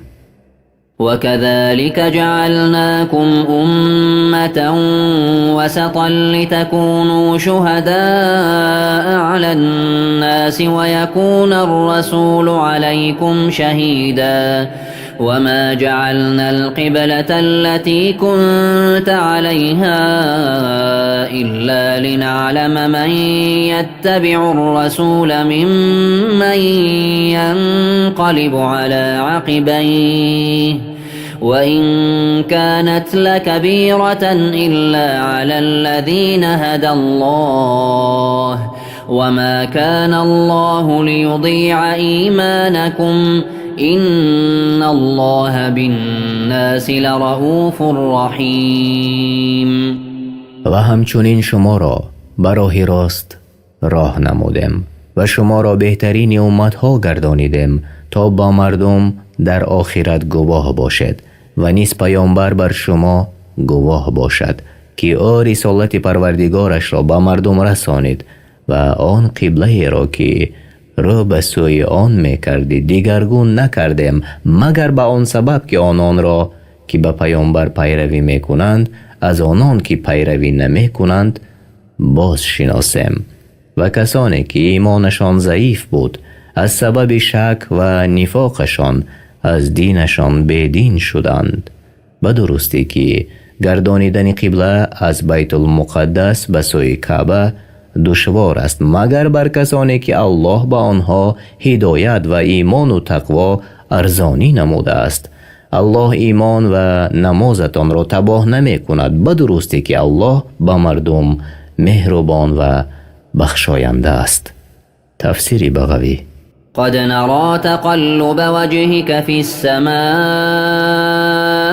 فلنولينك قبلة ترضاها فول وجهك شطر المسجد الحرام وحيث ما كنتم فولوا وجوهكم شطره وإن الذين أوتوا الكتاب ليعلمون أنه الحق من ربهم وما الله بغافل عما يعملون.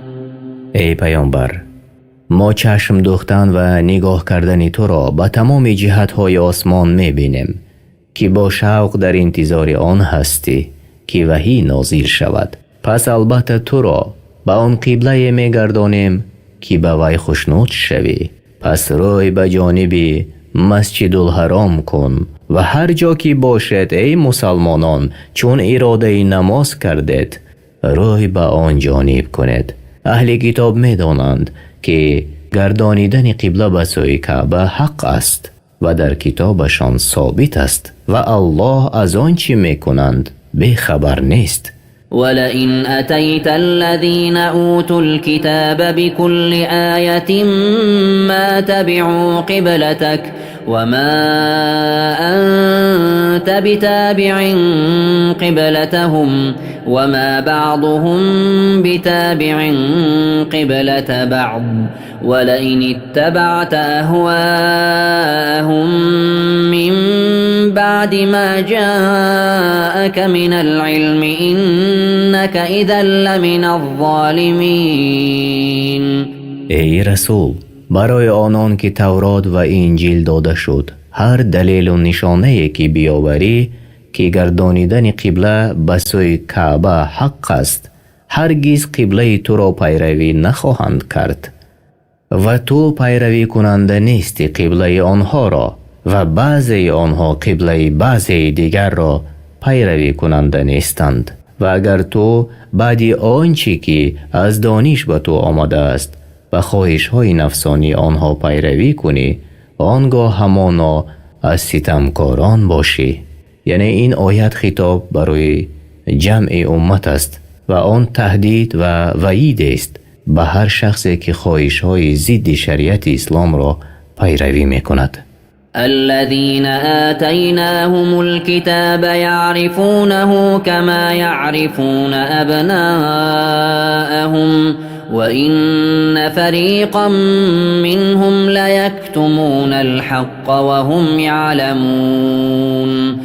آنان که اهل تورات و انجیل هستند از عالمان یهود و نصارا همچنان که فرزندان خود را میشناسند رسول الله محمد صلی الله علیه و سلم را با صفت‌هایی که در کتاب‌هایشان ذکر شده است میشناسند، ولی گروهی از آنها حق را دانسته میپوشند. الحق من ربك فلا تكونن من الممترین. ای پیامبر، آنچه از جانب الله بر تو نازل شده حق همان است، پس در آن شبهه نکن. آیت اگر چند خطاب برای رسول الله صلی الله علیه و سلم باشد هم، ولی این خطاب همه امت را در بر میگیرد. ولكل وجهة هو موليها فاستبقوا الخيرات أينما تكونوا يأت بكم الله جميعا إن الله على كل شيء قدير. هر کسی را قبله است که به آن روی می آورد در نمازش. پس ای مؤمنان، در عملهای شایسته که الله برای شما در دین اسلام فرموده است، پس برای بجا آوردن این خوبی ها بشتابید. هر جا که باشد الله شما را روز قیامت حاضر می آورد که او بر هر کار تواناست. ومن حيث خرجت فول وجهك شطر المسجد الحرام وإنه للحق من ربك وما الله بغافل عما تعملون. ای پیامبر، و از هر جایی که بیرون شوی برای سفر و هر وقتی که اراده نماز کردی، روی خود به جانب مسجد الحرام کن. حق همان است که پروردگارت به آن امر فرموده و الله از آنچه که میکنید بیخبر نیست. ومن حيث خرجت فول وجهك شطر المسجد الحرام وحيث ما كنتم فولوا وجوهكم شطره لئلا يكون للناس عليكم حجة إلا الذين ظلموا منهم فلا تخشوهم واخشوني ولأتم نعمتي عليكم ولعلكم تهتدون. و از هر جایی که بیرون شوی ای پیامبر، روی خیش به جانب مسجد الحرام کن و هر جا که باشد ای مسلمانان، شما نیز روی خیش به جانب مسجد الحرام کنید تا هیچ کس را جز ستمکاران با شما بحث و مجادله نباشد. بعد از روی آوردنتان به سوی مسجد الحرام، اهل ظلم و سرکشان آنان همیشه با شما بحث و مجادله کنند. از آنها نترسید، از من بترسید تا نعمت خیش بر شما کامل کنم و باشد که شما به سوی حق راه بیابید. كما أرسلنا فيكم رسولا منكم يتلو عليكم آياتنا ويزكيكم ويعلمكم الكتاب والحكمة ويعلمكم ما لم تكونوا تعلمون. همچنان که نعمت‌هایمان را به شما ارزانی نمودیم، یعنی روی به جانب کعبه کردن، نیز در میان شما پیامبری از قوم شما فرستادیم تا آیت‌های ما را برایتان بخواند و شما را از شرک و بد اخلاقی پاکیزه گرداند و کتاب و حکمت و احکام شریعت بیاموزد و از اخبار و قصه های پیامبران گذشته آنچه را که نمیدانستید به شما یاد دهد. فاذكروني اذكركم واشكروا لي ولا تكفرون. پس مرا یاد کنید تا شما را یاد کنم، مرا سپاس گویید و ناسپاسی نعمت من نکنید. در این آیت الله مؤمنان را به ذکر خود امر کرد و بر آن بزرگترین مکافات را وعده داد و آن مکافات مدح و ثنای است نزد ملائکه ها بر کسانی که او را ذکر کردند. يا أيها الذين آمنوا استعينوا بالصبر والصلاة إن الله مع الصابرين. ای کسانی که ایمان آورده اید، در همه کارتان از الله به صبر کردن بر دشواری و مصیبت ها و ترک معصیت و گناه ها و صبر کردن بر طاعت ها و نزدیک شدن به الله و بر نماز که با آن نفس آرامش می‌یابد و از کاری بی‌حیایی و فعلی بد انسان را باز می دارد. مدد جوید که الله با صبر کنندگان است. ولا تقولوا لمن يقتل في سبيل الله أموات بل أحياء ولكن لا تشعرون. ای مؤمنان، کسانی را که در راه الله کشته می شوند مرده نحسابید، بلکه آنها در قبرهایشان به حیات مخصوص زنده‌اند و چگونگی این حیات را بجز الله کسی نداند، ولیکن شما این را حس نمی کنید. این آیه دلیل است که در قبر راحت نیز وجود دارد. تفسیر سعدی. ولنبلونكم بشيء من الخوف والجوع ونقص من الأموال والأنفس والثمرات وبشر الصابرين الذين إذا أصابتهم مصيبة قالوا إنا لله وإنا إليه راجعون. البته شما را به اندک ترس و گرسنگی و نقصان مالها که به دشواری به دست آورده می شود یا از دست می رود و جانها به فرا رسیدن مرگ یا قتل و کم شدن میوه ها می آزماییم.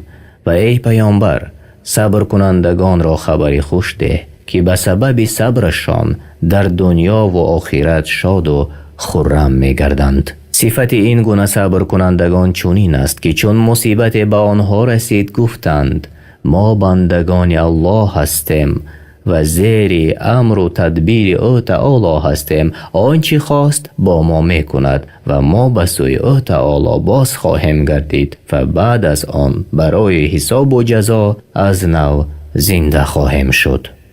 أولئك عليهم صلوات من ربهم ورحمة وأولئك هم المهتدون. آنان که صابران هستند، صلوات و رحمت پروردگارشان بر آنان باد که راه یافتگانند. إن الصفا والمروة من شعائر الله فمن حج البيت أو اعتمر فلا جناح عليه أن يطوف بهما ومن تطوع خيرا فإن الله شاكر عليم. صفا و مروه از شعارهای دین الله هستند. پس کسی که قصد خانه الله کرده حج خانه را به جای می آورد یا عمره می گذارد، پس بر وی گناه نیست که در میان این هر دو طواف کند، بلکه طواف کردن بر وی واجب است. هر کی بر رغبت خود عملی نیکی انجام دهد بداند که الله شکرگزاری داناست. إن الذين يكتمون ما أنزلنا من البينات والهدى من بعد ما بيناه للناس في الكتاب أولئك يلعنهم الله ويلعنهم اللاعنون. البته آن کسانی که دلیل روشن و هدایت را که ما فرود فرستاده ایم و آن را در کتاب تورات و انجیل بیان کرده ایم پنهان می کنند، الله تعالی آنها را یعنی عالمان یهود و نصارا را از رحمت خود دور می کند و او تعالی و جمع مخلوقات آنها را لعنت می کنند. إلا الذين تابوا وأصلحوا وبينوا فأولئك أتوب عليهم وأنا التواب الرحيم. مگر آنهایی که از خطاگی های خود توبه کردند و خود را اصلاح کردند و آنچه پنهان داشته بودند آشکار ساختند، توبهشان را میپذیرم و من توبه پذیر و مهربانم.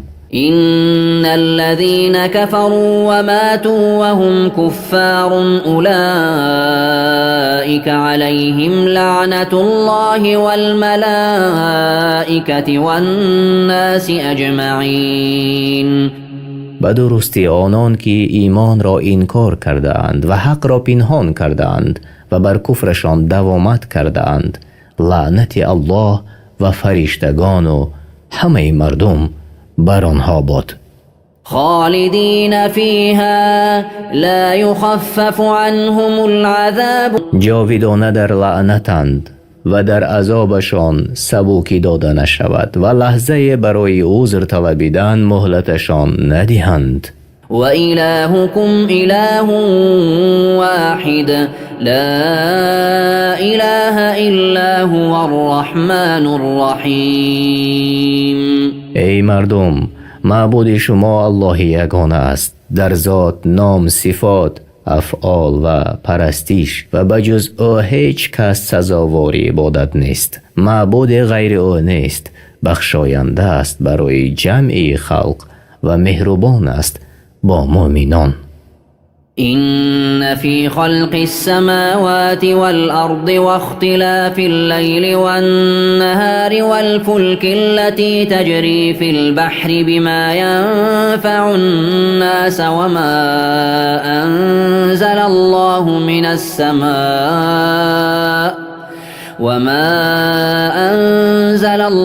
من السماء من ماء فأحيا به الأرض بعد موتها وبث فيها من كل دابة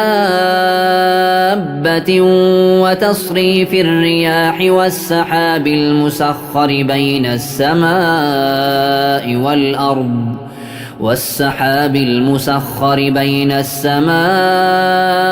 والأرض لآيات لقوم يعقلون.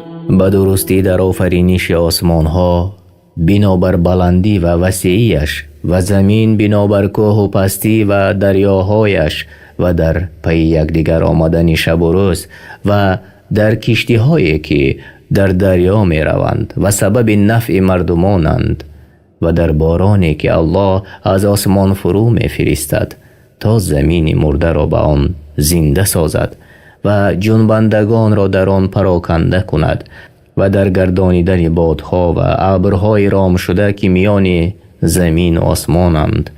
در همه اینها برای خردمندانی که در میابند نشانه هاست و به این دلیل ها میفهمند که بجز الله هیچ کس سزاوار عبادت نیست. ومن الناس من يتخذ من دون الله أندادا يحبونهم كحب الله والذين آمنوا أشد حبا لله ولو يرى الذين ظلموا إذ يرون العذاب أن القوة لله جميعا وأن الله شديد العذاب. با وجود این دلیل های روشن بعضی از مردم با الله شریکان اختیار می کنند و آنها را با تعظیم و طاعت چنان دوست می دارند که گویا الله اند، حال آن که تعظیم و طاعت جز برای الله به کسی یا چیز سزاوار نیست. ولی آنان که ایمان آورده اند قوی ترند در دوستی الله از دوستی کافران بر معبودان خود، زیرا مؤمنان همه محبت را خالص از برای الله می دارند و مشرکان در محبت شریک قرار می دهند.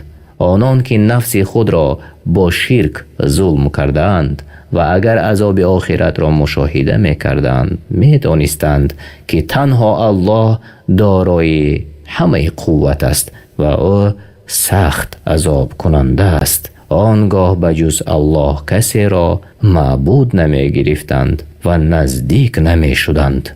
إذ تبرأ الذين اتبعوا من الذين اتبعوا ورأوا العذاب وتقطعت بهم الأسباب.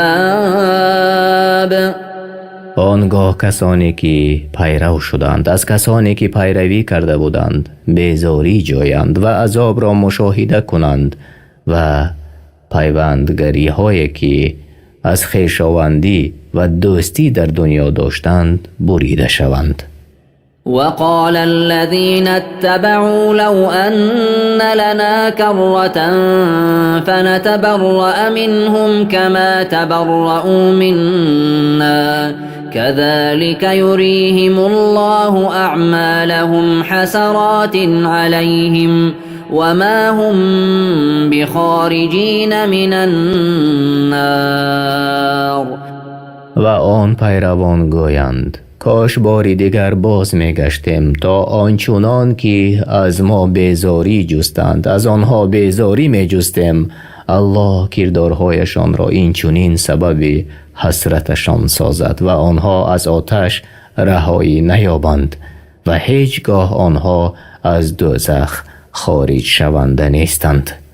يا أيها الناس كلوا مما في الأرض حلالا طيبا ولا تتبعوا خطوات الشيطان إنه لكم عدو مبين. ای مردم، از آن چیزهای حلال و پاکیزه که الله در زمین برایتان داده است بخورید و راههای شیطان را پیروی نکنید، همانا شیطان دشمنی آشکار شماست.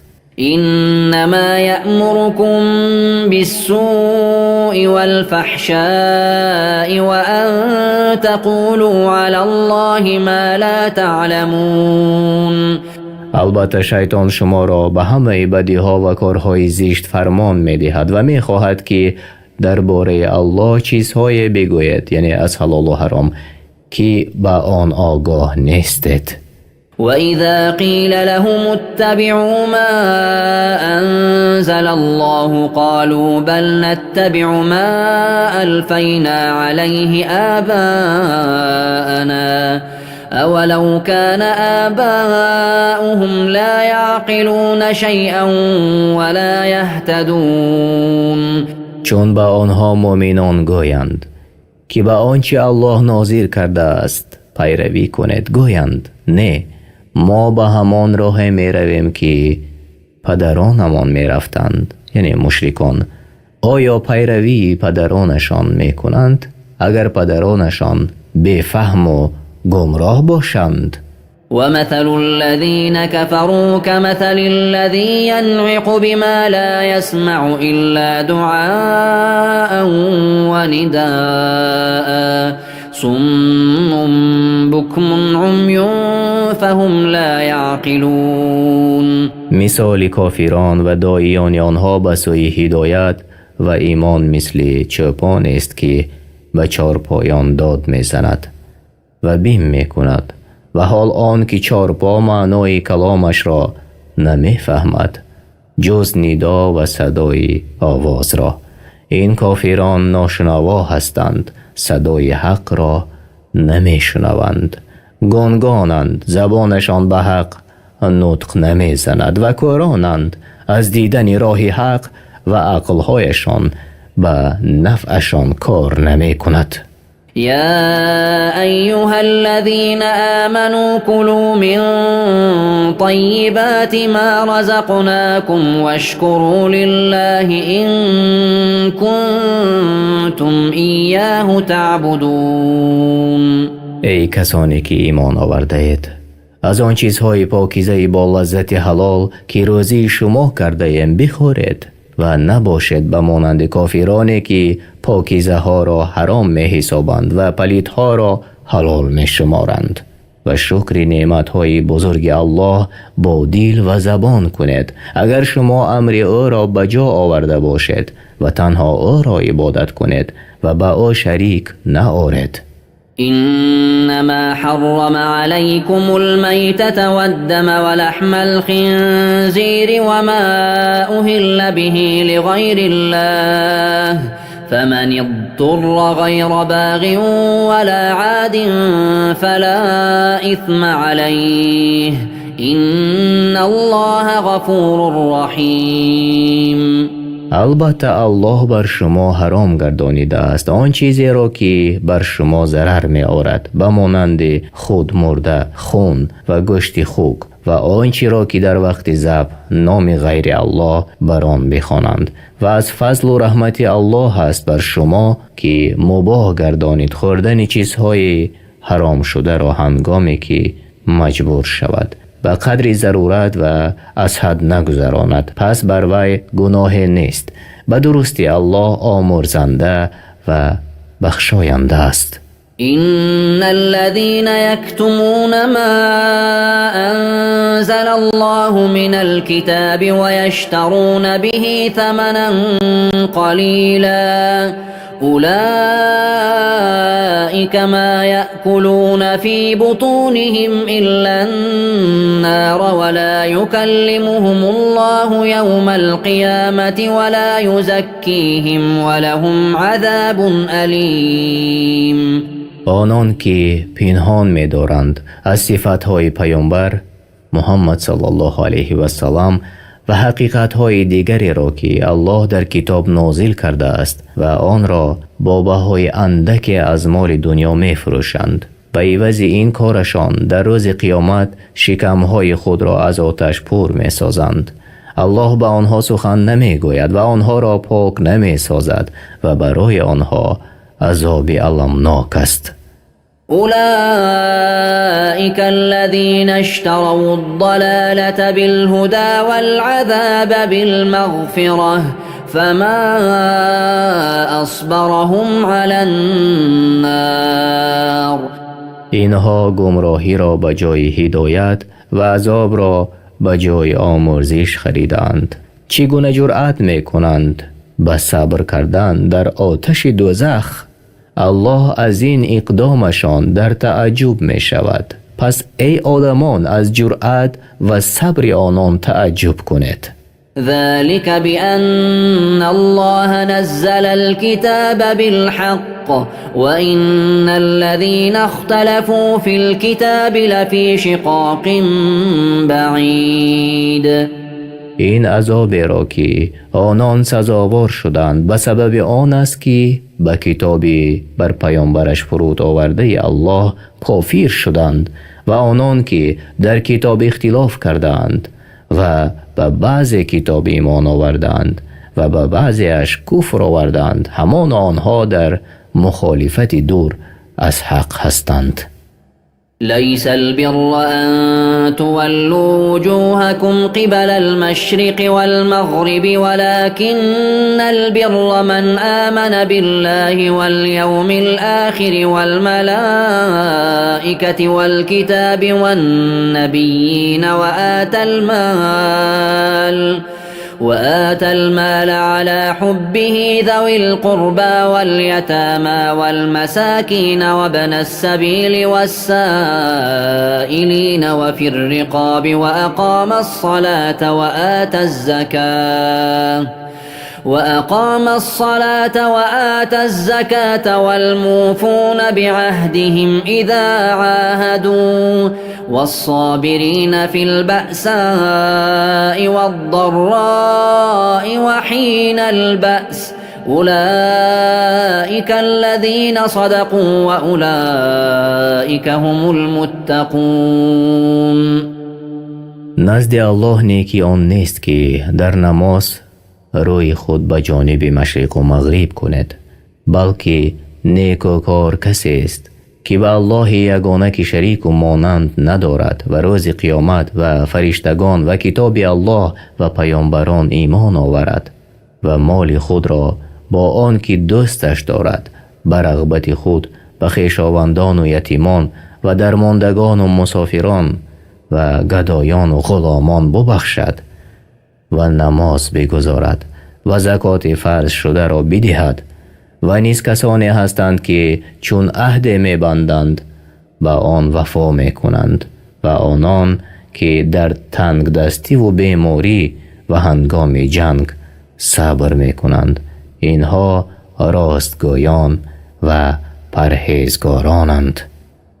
يا أيها الذين آمنوا كتب عليكم القصاص في القتلى الحر بالحر والعبد بالعبد والأنثى بالأنثى فمن عفي له من أخيه شيء فاتباع بالمعروف وأداء إليه بإحسان ذلك تخفيف من ربكم ورحمة فمن اعتدى بعد ذلك فله عذاب أليم.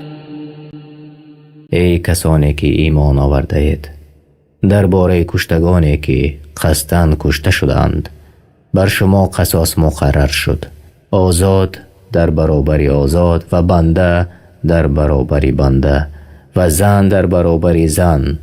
پس هر کس که از جانب برادر خود عفو کردد باید که با خوشنودی از پی ادای خونبها رود و آن را به طرز نیکو به تأخیر و نقصان به او پردازد. این حکم سبوکی و رحم است از جانب پروردگارتان. پس کسی که بعد عفو کردنش و خونبها را گرفتنش قاتل را کشد برای او عذاب دردآور و آتش است در آخرت. معنای خونبها مال معینی که از طرف کشنده داده می شود. ولكم في القصاص حياة يا أولي الألباب لعلكم تتقون. و ای خیرتمندان، شما را در قصاص کردن زندگی است، باید که بترسید و پرهیزگار شوید. كتب عليكم إذا حضر أحدكم الموت إن ترك خيرا الوصية للوالدين والأقربين بالمعروف حقا على المتقين. الله فرض گردانید هر وقتی که بر یکی از شما نشانه های مرگ فرا رسد و مال بر جای گذارد، مقرر شد که درباره پدر و مادر و خویشاوندان از روی انصاف وصیت کند. پس ترک نکند در وصیتش فقیر را و بدهد ثروتمند را. یعنی جایز نیست وصیت زیاده از یک مال. این حکم پیش از نزول آیت های میراث بود که الله نصیب هر یک میراثخوار را معین کرد و این شایسته پرهیزگاران است. تفسیر بغوی. فمن بدله بعدما سمعه فإنما إثمه على الذين يبدلونه إن الله سميع عليم. پس هر کس که آن وصیت میت را بشنود و آنگاه دیگرگونش سازد، گناهش بر آن کسی است که آن را دیگرگون ساخته است. همانا الله میشنود وصیت شما را و میداند آنچه را که مخفی می‌دارید در دل به میل کردن سوی حق و عدل یا ظلم و هلاکی. فمن خاف من موص جنفا أو إثما فأصلح بينهم فلا إثم عليه إن الله غفور رحيم.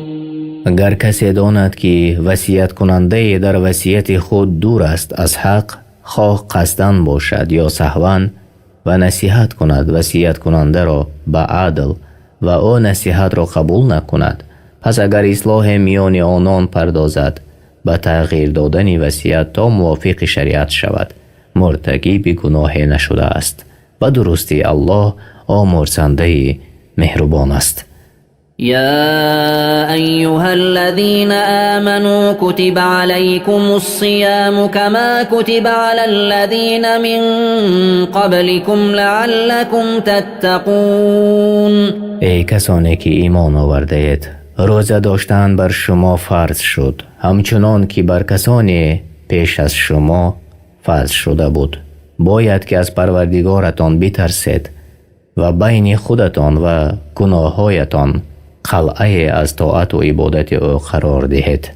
أياما معدودات فمن كان منكم مريضا أو على سفر فعدة من أيام أخر وعلى الذين يطيقونه فدية طعام مسكين فمن تطوع خيرا فهو خير له وأن تصوموا خير لكم إن كنتم تعلمون. روزهایی به شمار روزه داشتنش بر شما فرض شده است. هر کس که از شما بیمار یا در سفر باشد و روزه‌داری به او وزنینی کند پس روزه اش را بخورد به همان عددی که روزه اش را خورد از روزهای دیگر روزه بدارد. و آنان که توانایی روزه را ندارند مانند پیران سالان، بیمارانی که امید شفا را ندارند هر روز را به طعام دادن مسکین بازخرند، یعنی فدیه بدهند. و هر کی به اختیار در آن بیفزاید برایش بهتر است و روزه برایتان بهتر است گرچند با مشقت باشد از فدیه دادن. اگر شما منزلت بزرگ روزه را در نزد الله تعالی می دانستید. شهر رمضان الذي أنزل فيه القرآن هدى للناس وبينات من الهدى والفرقان فمن شهد منكم الشهر فليصمه ومن كان مريضا أو على سفر فعدة من أيام أخر يريد الله بكم اليسر ولا يريد بكم العسر ولتكملوا العدة ولتكبروا الله على ما هداكم ولعلكم تشكرون. ماه رمضان است که در وی قرآن همچون رهنما برای مردم و سخنان روشن از هدایت و جدا کننده حق و باطل فرود آورده شد. پس هر کس که از شما این ماه را دریابد باید که در روزهای آن ماه روزه بدارد و هر کس که بیمار یا در سفر باشد برای او رخصت است روزه ندارد. بعد از آن برای وی به شماره آنچه فوت شد از روزهای دیگر روزه داشتنش لازم است. الله در شریعت خود برای شما آسانی را می خواهد و به شما دشواری و مشقت را نمی خواهد و می خواهد که عید را کامل سازد و در عید رمضان پس از ادای روزه الله را با تکبیر یاد کنید و بر هدایت یافتنتان او را بزرگ دارد و بر توفیقی که به شما ارزانی نموده است شکرگزار باشید. وَإِذَا سَأَلَكَ عِبَادِي عَنِّي فَإِنِّي قَرِيبٌ أُجِيبُ دَعْوَةَ الدَّاعِ إِذَا دَعَانِ فَلْيَسْتَجِيبُوا لِي وَلْيُؤْمِنُوا بِي لَعَلَّهُمْ يَرْشُدُونَ. ای محمد، چون بندگان من درباره من از تو بپرسند من به آنها نزدیکم و به ندای کسی که مرا بخواند جواب می دهم.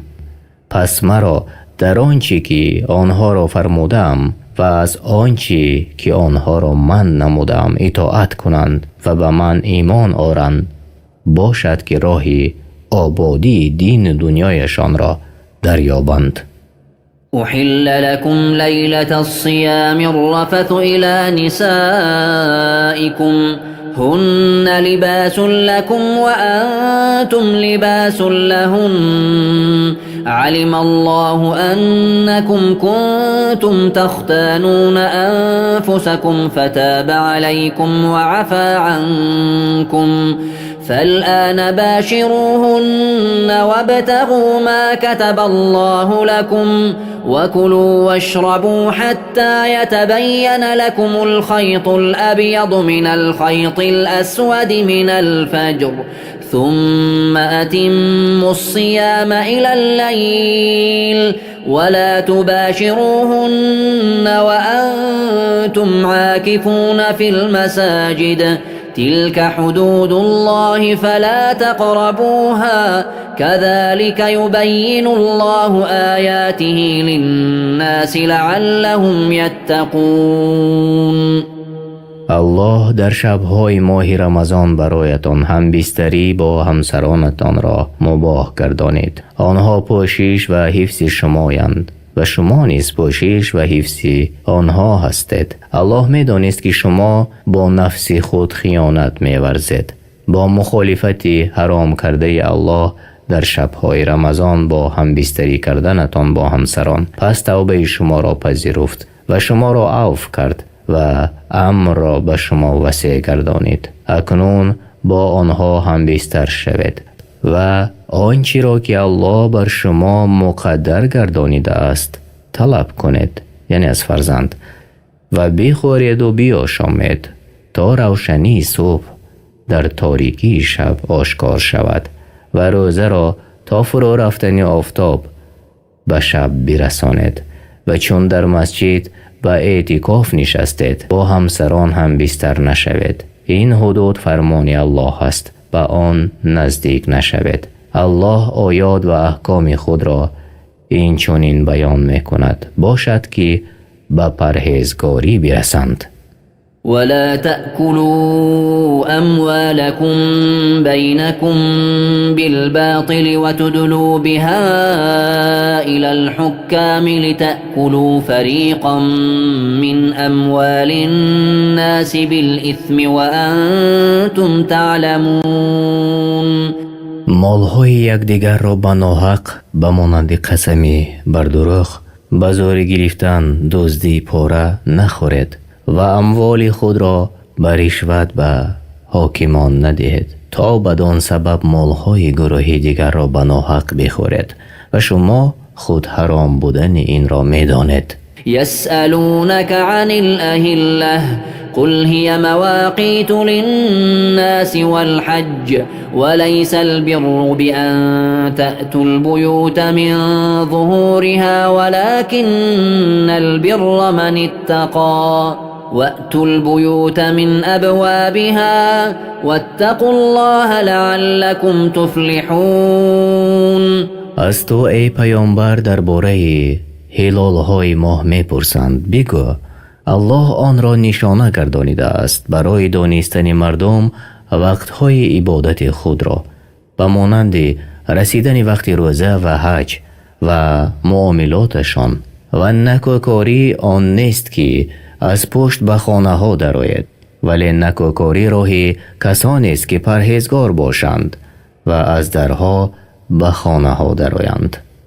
یعنی این عادت جاهلیت بود. اسلام آمد و آن را برهم داد. یعنی عرب ها وقتی که در حج یا عمره احرام می بستند از دروازه خانه ها وارد نمی شدند و این را یک امر عبادتی گمان می کردند. تفسیر بغوی.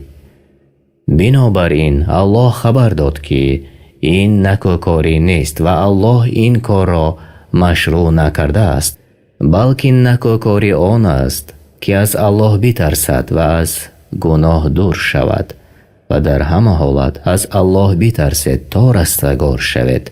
وقاتلوا في سبيل الله الذين يقاتلونكم ولا تعتدوا إن الله لا يحب المعتدين.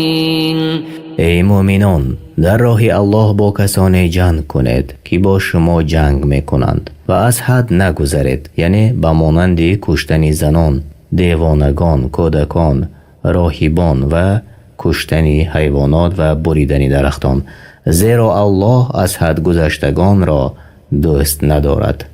وَاقْتُلُوهُمْ حَيْثُ ثَقِفْتُمُوهُمْ وَأَخْرِجُوهُمْ مِنْ حَيْثُ أَخْرَجُوكُمْ وَالْفِتْنَةُ أَشَدُّ مِنَ الْقَتْلِ وَلَا تُقَاتِلُوهُمْ عِنْدَ الْمَسْجِدِ الْحَرَامِ حَتَّى يُقَاتِلُوكُمْ فِيهِ فَإِنْ قَاتَلُوكُمْ فَاقْتُلُوهُمْ كَذَلِكَ جَزَاءُ الْكَافِرِينَ.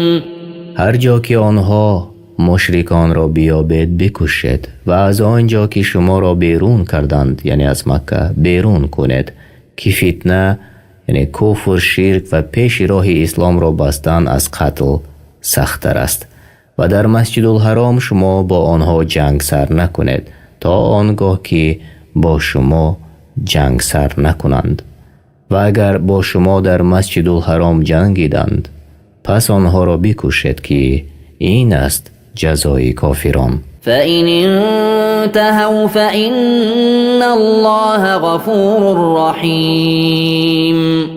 و اگر باز ایستادند از کفر و جنگیدن با شما در نزد مسجد الحرام و داخل ایمان شدند پس به درستی الله آمرزنده و مهربان است. وقاتلوهم حتى لا تكون فتنة ويكون الدين لله فإن انتهوا فلا عدوان إلا على الظالمين. ای مؤمنان با مشرکان ستمگر بر دوام بجنگید تا دیگر فتنه بر مسلمانان باقی نماند و دین تنها دین الله شود. پس چنان که این مقصد حاصل شد نه کشتار هست نه جنگ. پس اگر آنها از جنگیدن با شما در مسجد الحرام باز ایستادند شما با آنها تجاوز نکنید و هر کسی که ستم کرده باشد به اندازه ستمی که کرد جزا داده می شود. الشهر الحرام بالشهر الحرام والحرمات قصاص فمن اعتدى عليكم فاعتدوا عليه بمثل ما اعتدى عليكم واتقوا الله واعلموا أن الله مع المتقين. جنگیدن شما ای مؤمنان با مشرکان در ماهی که الله جنگیدن را در آن حرام کرده است یعنی ذوالقعده تفسیر بهاوی جزایی است برایشان در آن ماه یعنی هر چیزی که مورد احترام قرار گیرد از ماه حرام، شهر حرام و تمام چیزهایی که شریعت به تکریم آن امر کرده است. پس هر کس به این مقدسات و محرمات به حرمتی کند از او قصاص گرفته می شود. بنابراین کسی در ماه حرام بجنگد با او جنگ خواهد شد و از الله بترسید و بدانید که او یعنی الله با پرهیزگاران است. وأنفقوا في سبيل الله ولا تلقوا بأيديكم إلى التهلكة وأحسنوا إن الله يحب المحسنين. ای مؤمنان همیشه در راه الله برای نصرت دینش و جهاد در راه او تعالی خرج کنید و خودتان را به دست خیش از ترک جهاد در راه الله و خرج نکردن در راه الله به هلاکت نیندازید و نیکی کنید یعنی در خرج کردن و طاعت و عملتان را خالص برای الله کنید که الله اهل اخلاص و نیکوکاران را دوست می دارد.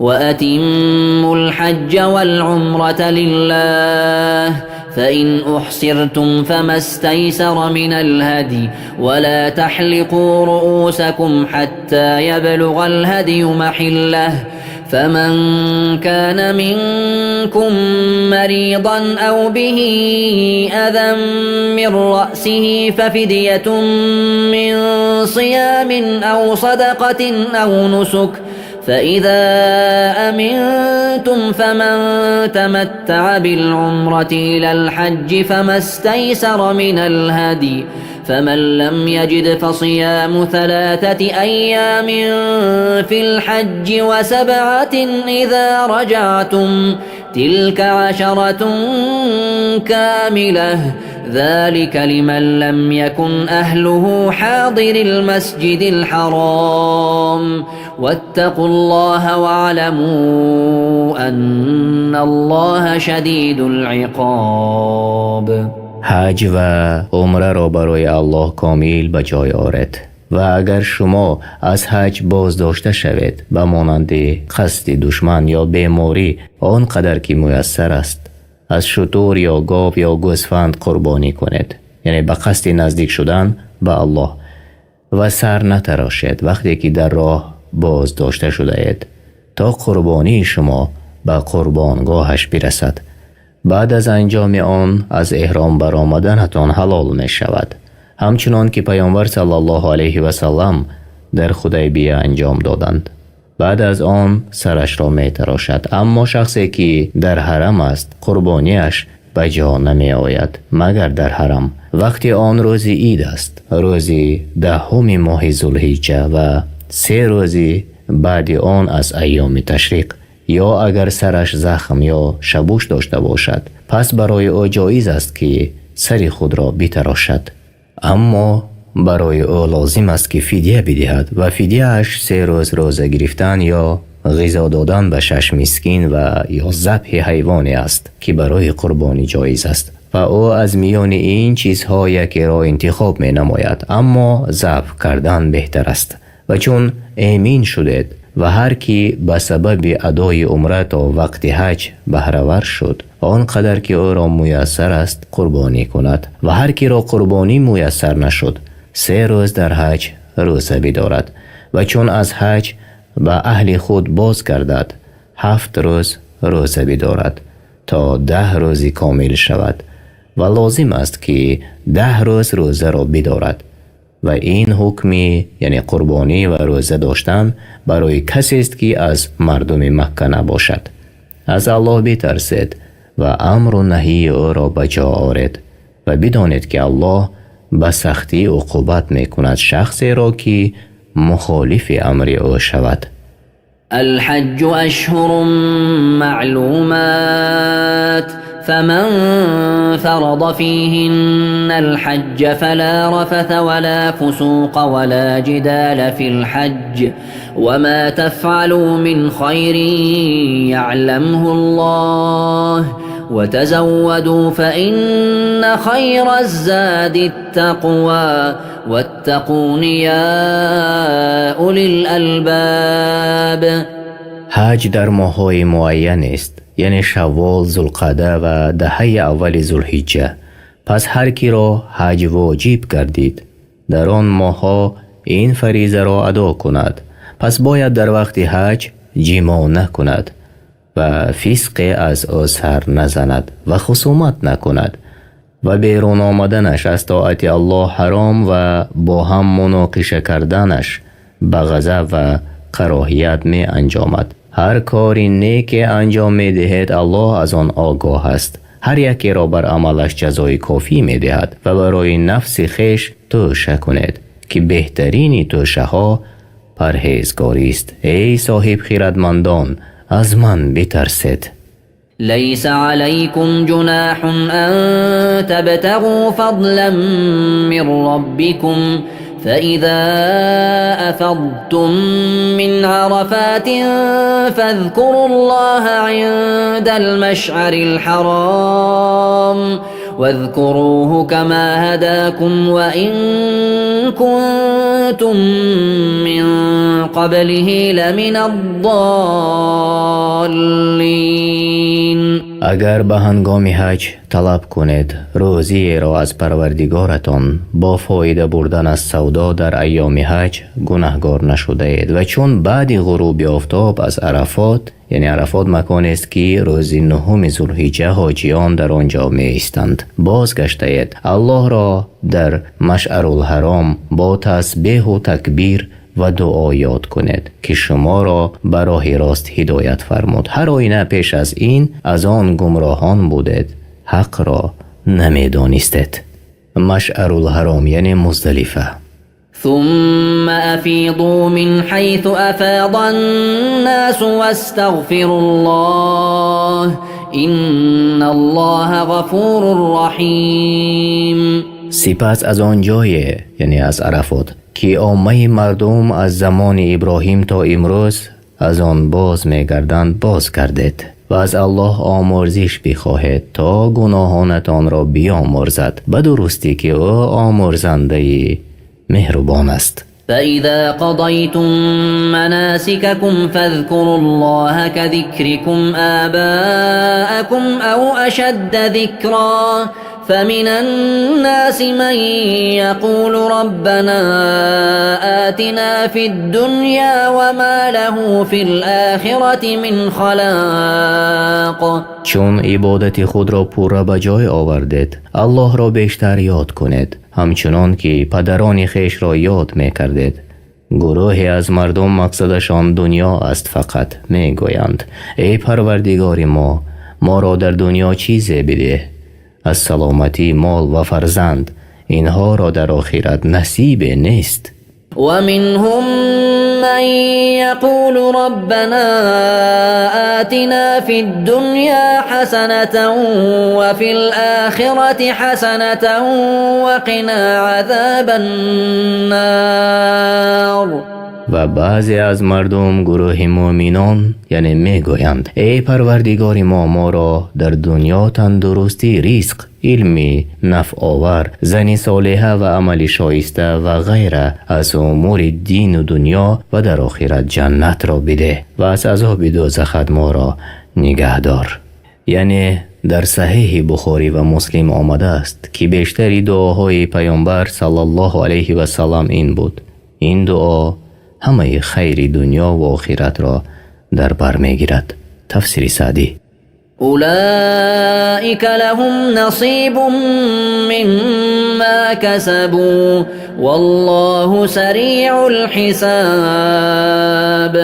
اینها یعنی مؤمنان دعاجو از آنچه خواستند به سبب عملهای شایسته‌شان به ثواب بزرگ بهره‌مند میشوند و الله عملهای بندگانش را زود به حساب گیرنده است. واذكروا الله في أيام معدودات فمن تعجل في يومين فلا إثم عليه ومن تأخر فلا إثم عليه لمن اتقى واتقوا الله واعلموا أنكم إليه تحشرون.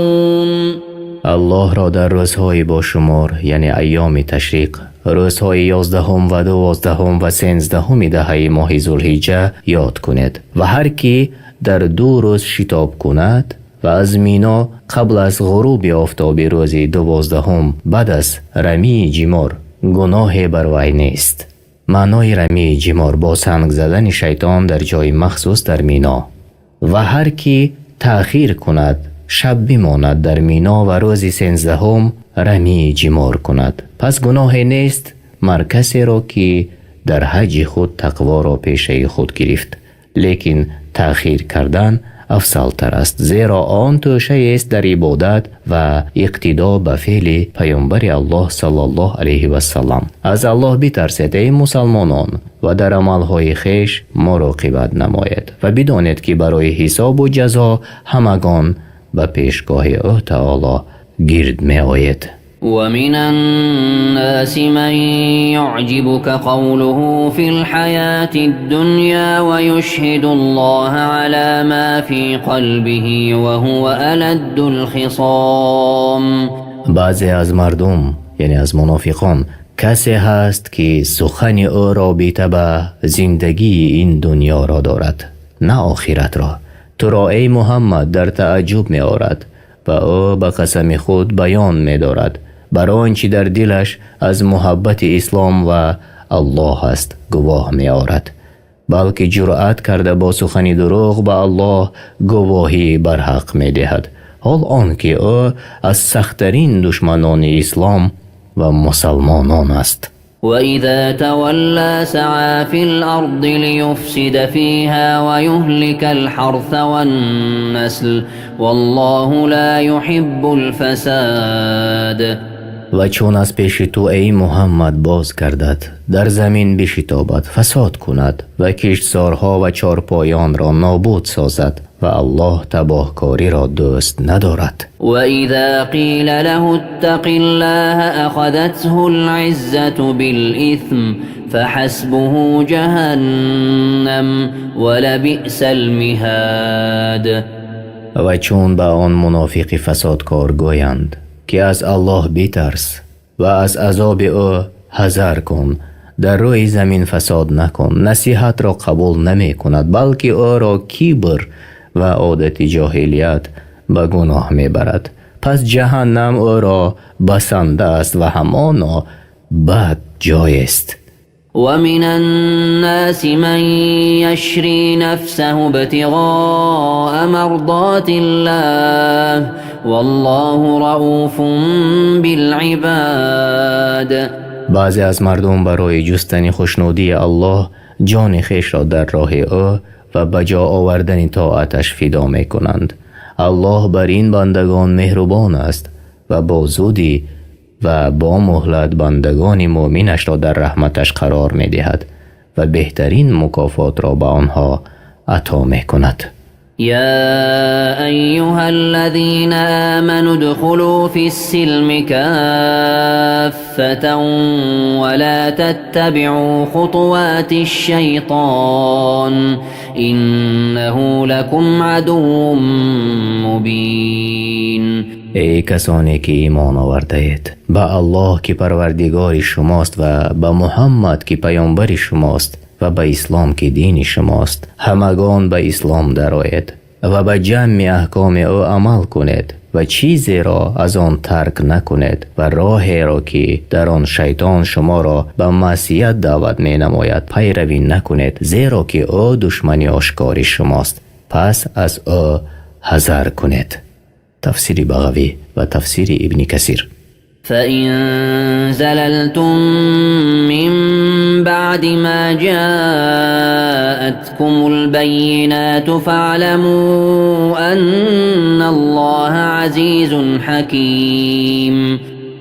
و اگر اشتباه کردید و مرتکب گناه شدید، پس از این که دلیل های آشکار از علم و یقین پیش شما آمد و باوری حاصل کردید، پس بدانید که الله عزیز است در ملک خود و حکیم است در امر و نهیش و هر چیزی را در جای مناسبش می گذارد. هل ينظرون إلا أن يأتيهم الله في ظلل من الغمام والملائكة وقضي الأمر وإلى الله ترجع الأمور. آیا این فسادکاران و پیروان راههای شیطان بعد برپا شدن دلیل‌های روشن منتظر آن هستند که روز قیامت الله با فرشتگان در زیر سایبانی از ابر نزدشان بیاید و میان بندگانش به عدل حکم نماید و کار به انجام رسانیده شود، حال آن که همه کارها به سوی الله برمیگردند. سل بني إسرائيل كم آتيناهم من آية بينة ومن يبدل نعمة الله من بعد ما جاءته فإن الله شديد العقاب. ای محمد، از بنی اسرائیل بپرس که کسانی که به سوی تو سرکشی میکنند چه نشانه های روشنی در کتاب هایشان به آنها دادیم که آنها را به سوی حق راهنمایی میکند، پس به تمام آنها کافر شدند و از آن روی تافتند و آیات او را تغییر دادند. هر کس که نعمت را که الله به او عطا کرده است دیگرگون سازد، بداند که عقوبت او سخت است. زين للذين كفروا الحياة الدنيا ويسخرون من الذين آمنوا والذين اتقوا فوقهم يوم القيامة والله يرزق من يشاء بغير حساب. برای کافرانی که وحدانیت الله را انکار نمودند، زندگی این جهانی و آنچه که در آن از شهوت و لذت ها است در چشم و دلهایشان زینت داده شده است و مؤمنان را مسخره می کنند. آنان که از الله می ترسند در روز قیامت بالاتر از کافران هستند و الله مؤمنان را به عالی ترین درجه های جنت داخل می کند و کافران را به پسترین طبقه های دوزخ فرود می آورد و الله هر کس را که بخواهد به حساب روزی می دهد.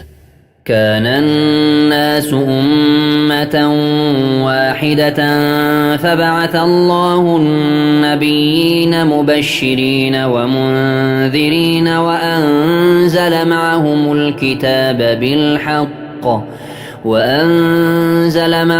الكتاب بالحق ليحكم بين الناس فيما اختلفوا فيه وما اختلف فيه إلا الذين أوتوه من بعد ما جاءتهم البينات بغيا بينهم فهدى الله الذين آمنوا لما اختلفوا فيه من الحق بإذنه والله يهدي من يشاء إلى صراط مستقيم. مردم یک امت بودند و ایمان به الله داشتند. بعد از آن در دینشان اختلاف کردند. پس الله پیامبرانی خوشخبر دهنده و ترساننده را بفرستاد و کسی که الله را اطاعت کند داخل بهشت شود و کسی به الله کافر شود و او را نافرمان برداری کند داخل دوزخ شود. و الله بر پیامبران کتاب‌های برحق نازل کرد تا آن کتاب در آنچه مردم اختلاف دارند میانشان حکم کند، ولی در امر محمد صلی الله علیه و سلم اختلاف نکردند مگر کسانی که به آنها کتاب تورات نازل شده بود و اختلافشان به سبب ظلم و حسدشان بود. اهل کتاب آنچه را که در کتابشان نازل شده بود یعنی از حجتها و احکام می دانستند. پس الله بر رحمت خود مؤمنان را به آن حقیقتی که در آن اختلاف کردند راه نمود و الله هر کس را که بخواهد به راه راست هدایت می کند. أم حسبتم أن تدخلوا الجنة ولما يأتكم مثل الذين خلوا من قبلكم مستهم البأساء والضراء وزلزلوا حتى يقول الرسول والذين آمنوا معه متى نصر الله ألا إن نصر الله قریب. ای مؤمنان، آیا گمان کرده اید که وارد بهشت شوید حال آن که هنوز آنچه به مؤمنانی که پیش از شما بودند آمد و برای شما نیامده است، یعنی به مانند کمبغلی، کسلی، ترس و بیم. تفسیر سعدی: آنها دچار سختی و زیان شدند و پریشان گشتند تا آنجا که پیامبر و مؤمنانی که همراه او بودند برای زودتر آمدن یاری الله می گفتند یاری الله کی خواهد رسید؟ آگاه باشید که یاری الله نزدیک است. يسألونك ماذا ينفقون قل ما أنفقتم من خير فللوالدين والأقربين واليتامى والمساكين وابن السبيل وما تفعلوا من خير فإن الله به عليم. ای محمد، صحابگان از تو می پرسند که از کدام نوع مالهایشان نفقه کنند. با آنها بگو نفقه کنید از مال پاک حلال خود. اول نفقه خود برای پدر و مادر و خویشاوندان و یتیمان و مسکینان و مسافران باشد و هر کاری نیکی که کنید الله به آن آگاه است. كتب عليكم القتال وهو كره لكم وعسى أن تكرهوا شيئا وهو خير لكم وعسى أن تحبوا شيئا وهو شر لكم والله يعلم وأنتم لا تعلمون. الله بر شما ای مؤمنان جنگ با کفار را فرض گردانید، ولی جنگ در طبیعت شما ناپسندیده است، یعنی از سبب مشقت و بسیار خطرناک بودنش. و شاید که شما چیزی را ناخوش دارید و حال آن که وی برای شما بهتر است، و شاید که شما چیزی را دوست دارید و حال آن که وی برای شما بد باشد و الله می داند چی بهتر است برای شما و حال آن که شما آن را نمی دانید. يسألونك عن الشهر الحرام قتال فيه قل قتال فيه كبير وصد عن سبيل الله وكفر به والمسجد الحرام وإخراج أهله منه أكبر عند الله والفتنة أكبر من القتل ولا يزالون يقاتلونكم حتى يردوكم عن دينكم إن استطاعوا ومن يرتدد منكم عن دينه فيمت وهو كافر فأولئك حبطت أعمالهم في الدنيا والآخرة وأولئك أصحاب النار هم فيها خالدون. مشرکان تو را ای پیامبر از جنگ کردن در ماه حرام می پرسند. بگو جنگ کردن در آن ماه گناهی بزرگ است، یعنی خون ریختن و منع کردنتان مردم را به در آمدن اسلام با عذاب و شکنجه ها تفسیر سعدی.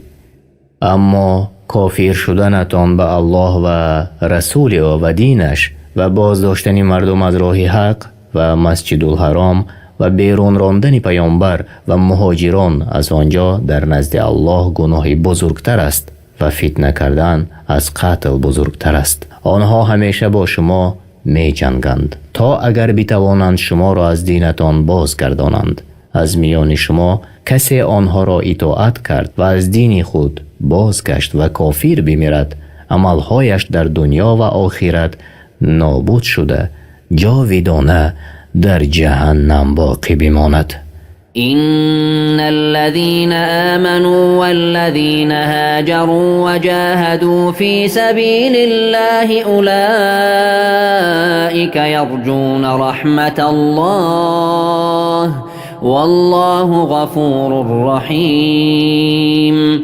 کسانی که ایمان آوردند به الله و رسول او و به دستور او عمل کردند و آنان که دیار خود را ترک کردند و در راه الله جهاد نمودند به رحمت الله امیدوارند و الله آمرزنده است بندگان مؤمنش را و به آنها مهربان است.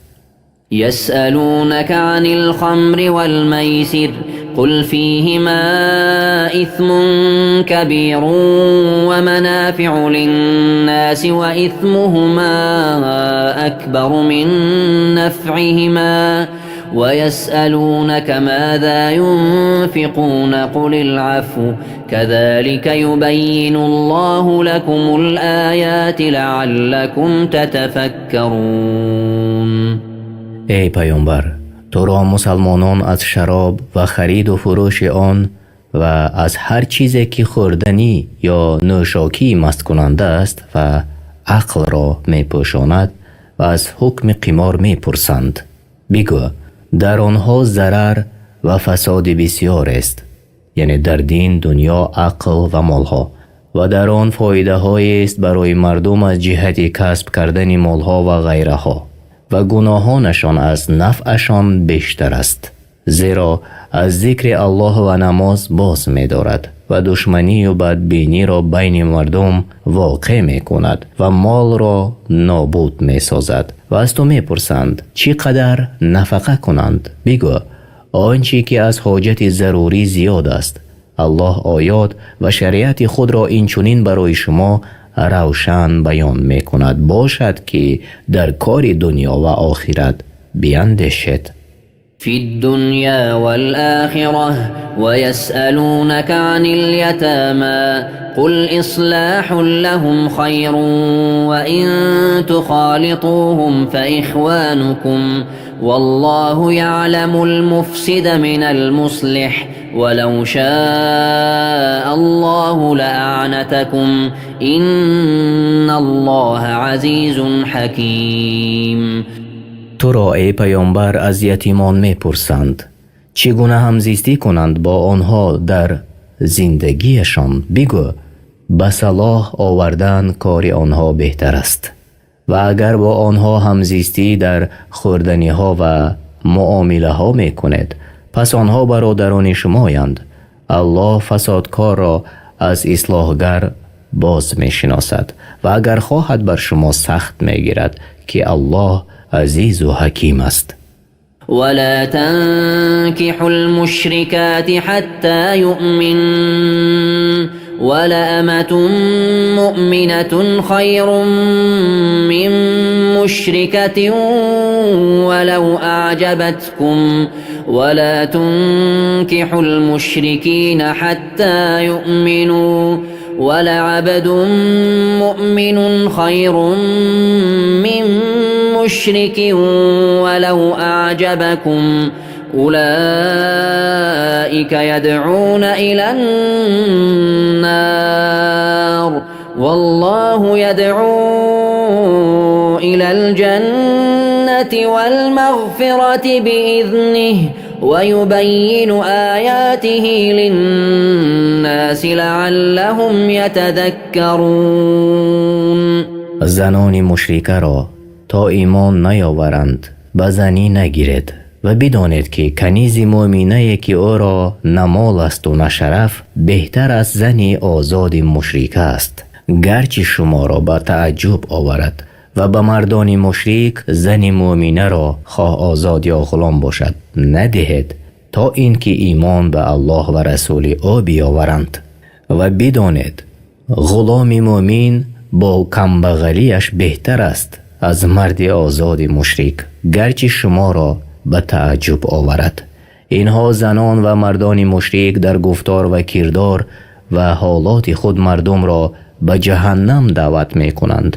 پس همزیستی و آمیزش با آنها خطرناک است و آن خطر دنیوی نیست بلکه بدبختی و شقاوتی همیشگی است و الله بندگانش را برای به دست آوردن بهشت و آمرزش خویش فرا می خواند و آیات خود را آشکار بیان می کند.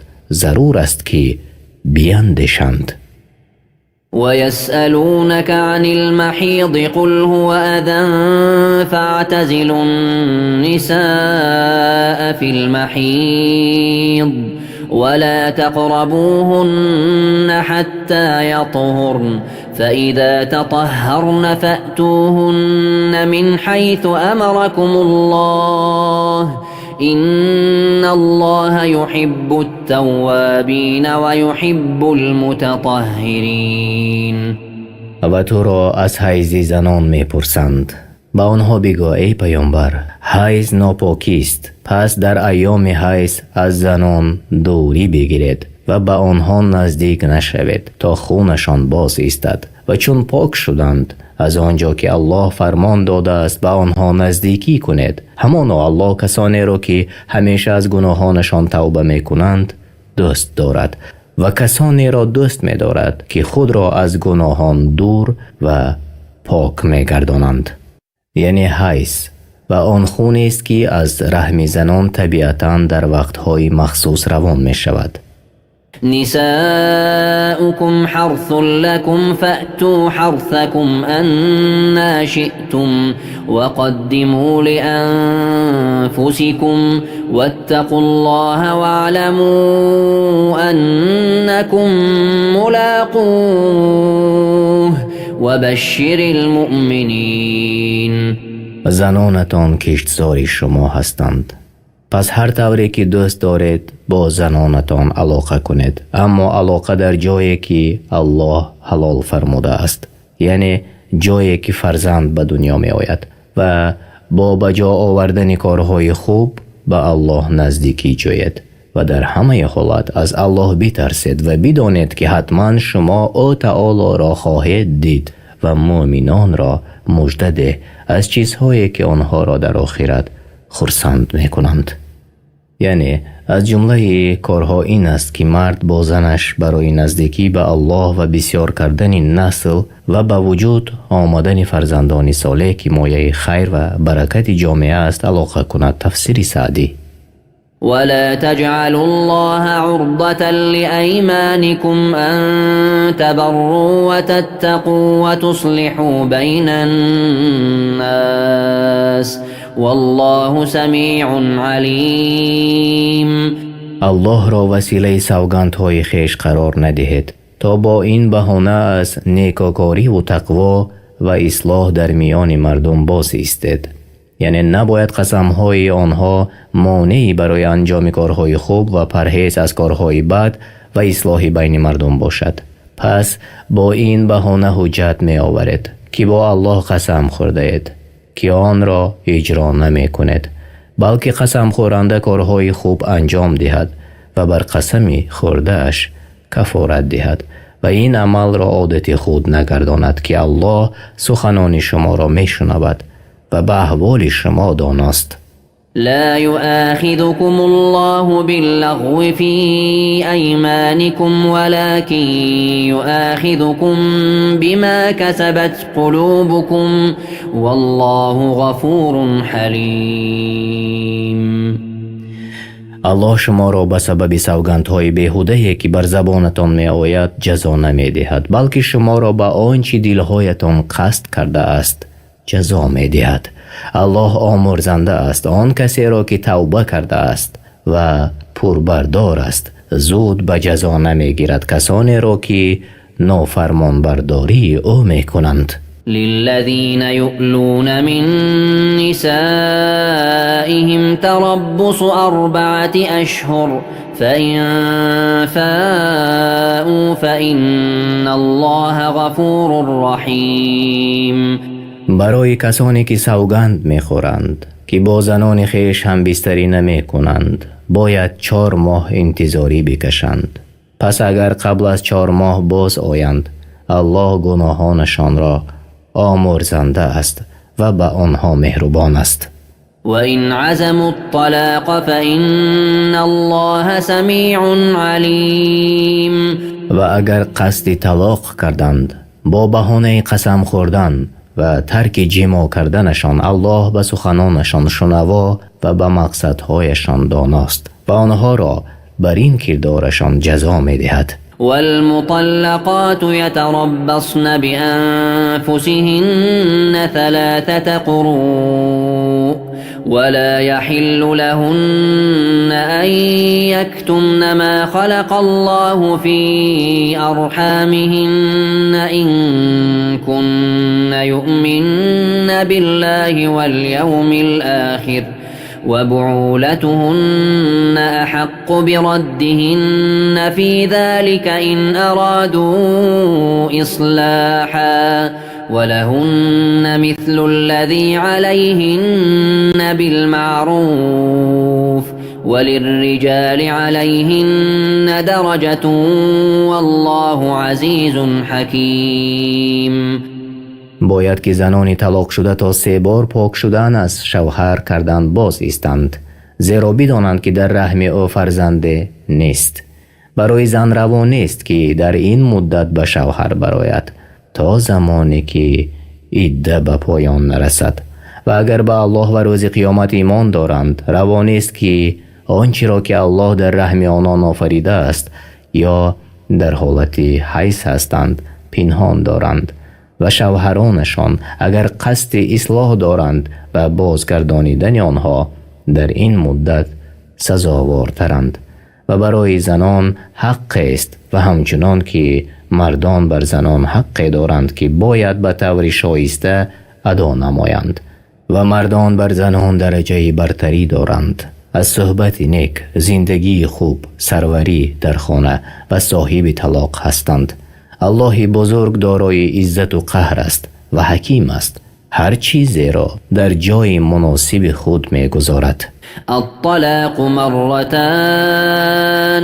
فإمساك بمعروف أو تسريح بإحسان ولا يحل لكم أن تأخذوا مما آتيتموهن شيئا إلا أن يخافا ألا يقيما حدود الله فإن خفتم ألا يقيما حدود الله فلا جناح عليهما فيما افتدت به تلك حدود الله فلا تعتدوها ومن يتعد حدود الله فأولئك هم الظالمون. طلاق 2 بار است. الله حکم میکند پس از هر طلاق میتواند مرد زن را به زندگی خوبی زناشویی بازگرداند یا به نیکی رها کند. و ای شوهران، برای شما حلال نیست که از آنچه برایشان داده اید یعنی از مهر باز پس بگیرید، مگر این که دو طرف بترسند که نتوانند حدود الله را برپا دارند. در این حالت امرشان را به سرپرستان خود پیشکش می نمایند. پس اگر سرپرستان ترسیدند که آن دو نتوانند حدود الله را برپا دارند، پس گناه بر آنها نیست که زن در مقابل طلب طلاقش فدیه و عوض بپردازد. این حدود الهی است که جدا می کند بین حلال و حرام. پس از آن تجاوز نکنید و کسی از حدود الهی تجاوز کند پس آنها ستمکارانند. معنای طلاق دوباره است، یعنی طلاق است که مرد می تواند با زن خود دوباره زندگی کند. یعنی برای دانستن این مسئله به کتاب های فقه باید نظر کند. تفسیر سعدی. فإن طلقها فلا تحل له من بعد حتى تنكح زوجا غيره فإن طلقها فلا جناح عليهما أن يتراجعا إن ظنا أن يقيما حدود الله وتلك حدود الله يبينها لقوم يعلمون. پس اگر باز زن را طلاق داد یعنی طلاق سیوم، دیگر بر او حلال نیست تا آن که به نکاح مرد دیگری درآید، یعنی و با آن مرد جماع کند و نه به نیت حلال کردن زن برای شوهر اولیش. و هرگاه آن مرد دیگر زن را طلاق دهد یا شوهر زن بمیرد و عده اش به آخر رسد، پس بر او گناه نیست که بر شوهر اولیش به نکاح نو باز گردد. اگر می دانند که حدود الله را رعایت می کنند، بازگشتنشان را گناه نیست. اینها حدود الله هستند و آنها را برای مردمی که احکام و حدود او را می دانند بیان می دارد. و اذا طلقتم النساء فبلغن اجلهن فامسكوهن بمعروف او سرحوهن بمعروف ولا تمسكوهن ضرارا لتعتدوا ومن يفعل ذلك فقد ظلم نفسه ولا تتخذوا آيات الله هزوا واذكروا نعمة الله عليكم وما أنزل عليكم من الكتاب والحكمة يعظكم به واتقوا الله واعلموا أن الله بكل شيء عليم.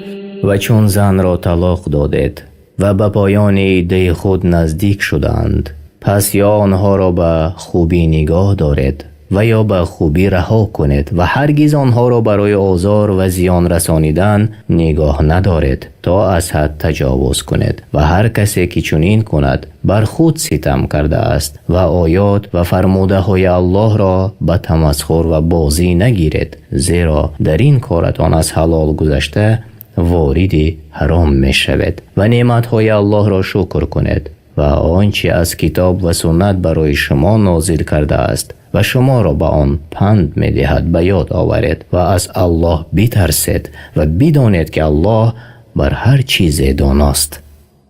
وإذا طلقتم النساء فبلغن أجلهن فلا تعضلوهن أن ينكحن أزواجهن إذا تراضوا بينهم بالمعروف ذلك يوعظ به من كان منكم يؤمن بالله واليوم الآخر ذلكم أزكى لكم وأطهر والله يعلم وأنتم لا تعلمون.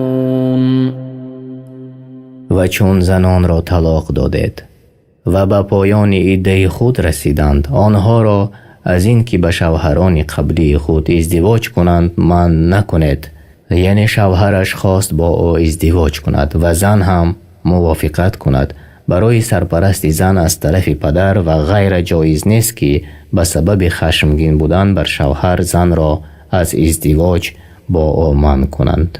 این همان چیزی است که هر کس از شما که به الله و روز آخرت ایمان داشته باشد به آن پند داده می شود. آن برایتان پاکتر و بهتر است و الله می داند در چی هست نیکبختی شما و آن را شما نمی دانید. والوالدات يرضعن أولادهن حولين كاملين لمن أراد أن يتم الرضاعة وعلى المولود له رزقهن وكسوتهن بالمعروف لا تكلف نفس إلا وسعها لا تضار والدة بولدها ولا مولود له بولده وعلى الوارث مثل ذلك فإن أرادا فصالا عن تراض منهما وتشاور فلا جناح عليهما وإن أردتم أن تسترضعوا أولادكم فلا جناح عليكم إذا سلمتم ما آتيتم بالمعروف واتقوا الله واعلموا أن الله بما تعملون بصير. مادران باید فرزندان خود را 2 سال کامل شیر دهند. این برای کسی است که می خواهد مدت شیر دادن را کامل کند و بر کسی که فرزند برای او تولد شده است یعنی پدر لازم است خوراک و پوشاک مادران را به طور شایسته یعنی طبق شریعت و عرفیت فراهم کند، زیرا الله هیچ کس را جز به اندازه طاقتش وظیفه دار نمی کند. هیچ مادر نباید به خاطر فرزندش زیان ببیند و هیچ پدری نیز نباید به خاطر فرزندش زیان ببیند. و بر وارث فرزند چنین چیز یعنی نفقه لازم است و اگر پدر و مادر با رضایت و مشورت همدیگر خواستند فرزند را از شیر جدا کنند گناه بر آنها نیست و اگر خواست دایه شیردهی برای فرزندان خود بگیرید گناه بر شما نیست، به شرطی که آنچه را که عهد کردید پرداخت نماید و از الله بترسید و بدانید که الله به آنچه میکنید داناست. والذين يتوفون منكم ويذرون أزواجا يتربصن بأنفسهن 4 أشهر وعشرا فإذا بلغن أجلهن فلا جناح عليكم فيما فعلن في أنفسهن بالمعروف والله بما تعملون خبیر.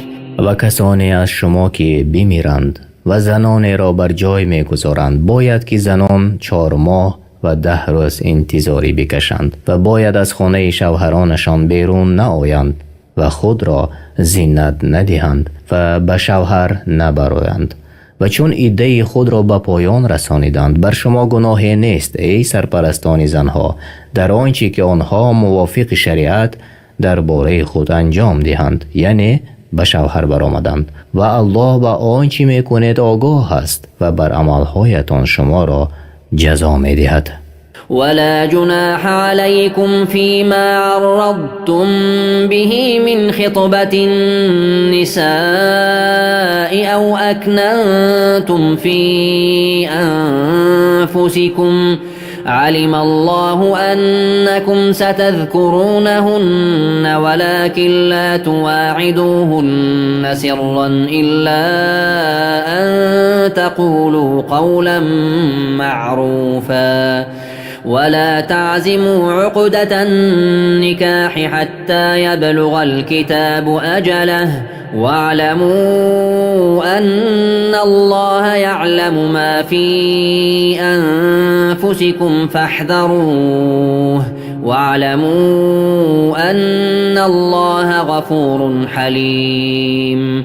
و برای شما گناهی نیست ای مردان که به طور کنایه از زنان خواستگاری کنید، و یا در دلهایتان به زنی گرفتن آنها را پنهان نماید. الله می داند که شما هرگز با خاموش نشستنتان از آنها صبر نتوانید کرد، بلکه آنها را یاد می کنید. از همین سبب یاد کردن آنها را به طور کنایه و پنهان داشتن در خود مباح گرداند. ولی به آنها وعده پنهانی ندهید، مانند زنا یا گفتگو کردن برای خانه‌داری در ایام عده‌شان، مگر اینکه سخن نیکو بگوید و تصمیم به عقد نکاح نگیرید تا وقتی که عده به پایان رسد و بدانید که الله می داند آنچه را که در دلتان هست. پس از او بترسید و بدانید که الله آمرزگار است به کسانی که از گناه خود توبه می کنند و مهربان است، زود به جزای بد نمی گیرد. لا جناح عليكم إن طلقتم النساء ما لم تمسوهن أو تفرضوا لهن فريضة ومتعوهن على الموسع قدره وعلى المقتر قدره متاعا بالمعروف حقا على المحسنين. بر شما ای گروه شوهران گناهی نیست که زنان را پیش از همخوابگی و پیش از تعیین مهر طلاق دهید، گرچه این کار باعث پست شدن شخصیت زن می گردد، اما با دادن مهر جبران می شود. پس بر شما لازم است که چیزی بدهید تا رنجش خاطرشان جبران شود. بر توانگر به اندازه تواناییش و بر فقیر به اندازه طاقتش. این کار است شایسته نیکوکاران. وَإِن طَلَّقْتُمُوهُنَّ مِن قَبْلِ أَن تَمَسُّوهُنَّ وَقَدْ فَرَضْتُمْ لَهُنَّ فَرِيضَةً فَنِصْفُ مَا فَرَضْتُمْ إِلَّا أَن يَعْفُونَ أَوْ يَعْفُوَ الَّذِي بِيَدِهِ عُقْدَةُ النِّكَاحِ وَأَن تَعْفُوا أَقْرَبُ لِلتَّقْوَى وَلَا تَنْسَوُا الْفَضْلَ بَيْنَكُمْ إِنَّ اللَّهَ بِمَا تَعْمَلُونَ بَصِيرٌ. اگر زنان را پیش از این که به آنها علاقه جنسی کنید طلاق دادید، در حالی که برای آنها مهر تعیین کردید، پس نصف آن مهر تعیین شده را بدهید، مگر این که آن را به شما ببخشند یا کسی که عقد ازدواج در دست اوست آن را ببخشد. پس الله متعال به بخشیدن تشویق نمود و بیان کرد که بخشیدن به پرهیزگاری نزدیکتر است و علامت نیکوکاری است و نیکوکاری اعلاترین رتبه است در معاملات. و ای مردم، نیکوکاری را در میان خود فراموش نکنید، همانا الله به آنچه میکنید بیناست و شما را در کاری خوب ترغیب می نماید. حافظوا على الصلوات والصلاة الوسطى وقوموا لله قانتين. همه نمازها و نماز میانه را یعنی نماز عصر را نگهداری کنید و برای الله با طریق فرمان برداری بر پای بایستید. فإن خفتم فرجالا أو ركبانا فإذا أمنتم فاذكروا الله كما علمكم ما لم تكونوا تعلمون. و اگر از دشمنانتان ترسیدید، پس در این صورت پیاده یا در حالی که بر اسب و سایر سوارها هستید نماز بخوانید. پس هر وقتی که ترس از شما دور شد نماز را با آرامیش خوانید و الله را در آن یاد کنید و آن را از هیئت اصلیش کم نکنید و شکر او را بجا آورید بنابر آن چیزهایی که شما را تعلیم داد از عبادتها و احکام که شما نمیدانستید.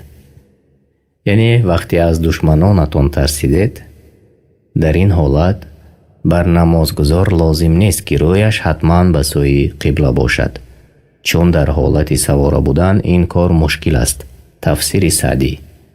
والذين يتوفون منكم ويذرون أزواجا وصية لأزواجهم متاعا إلى الحول غير إخراج فإن خرجن فلا جناح عليكم فيما فعلن في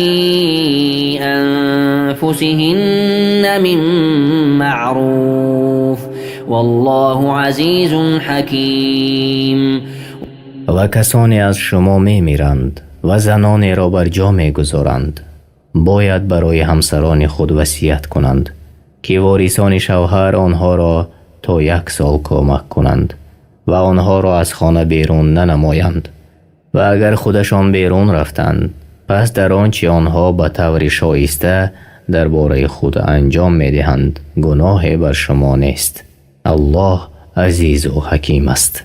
یعنی بسیاری از مفسرین بر این باورند که این آیت کریمه به آیتی که پیش از آن آمده است منسوخ شده است. بنابر گفته الله و کسانی از شما که بمیرند و زنانی را بر جای می گذارند باید که زنان 4 ماه و 10 روز انتظاری بکشند. یعنی تفسیر سعدی.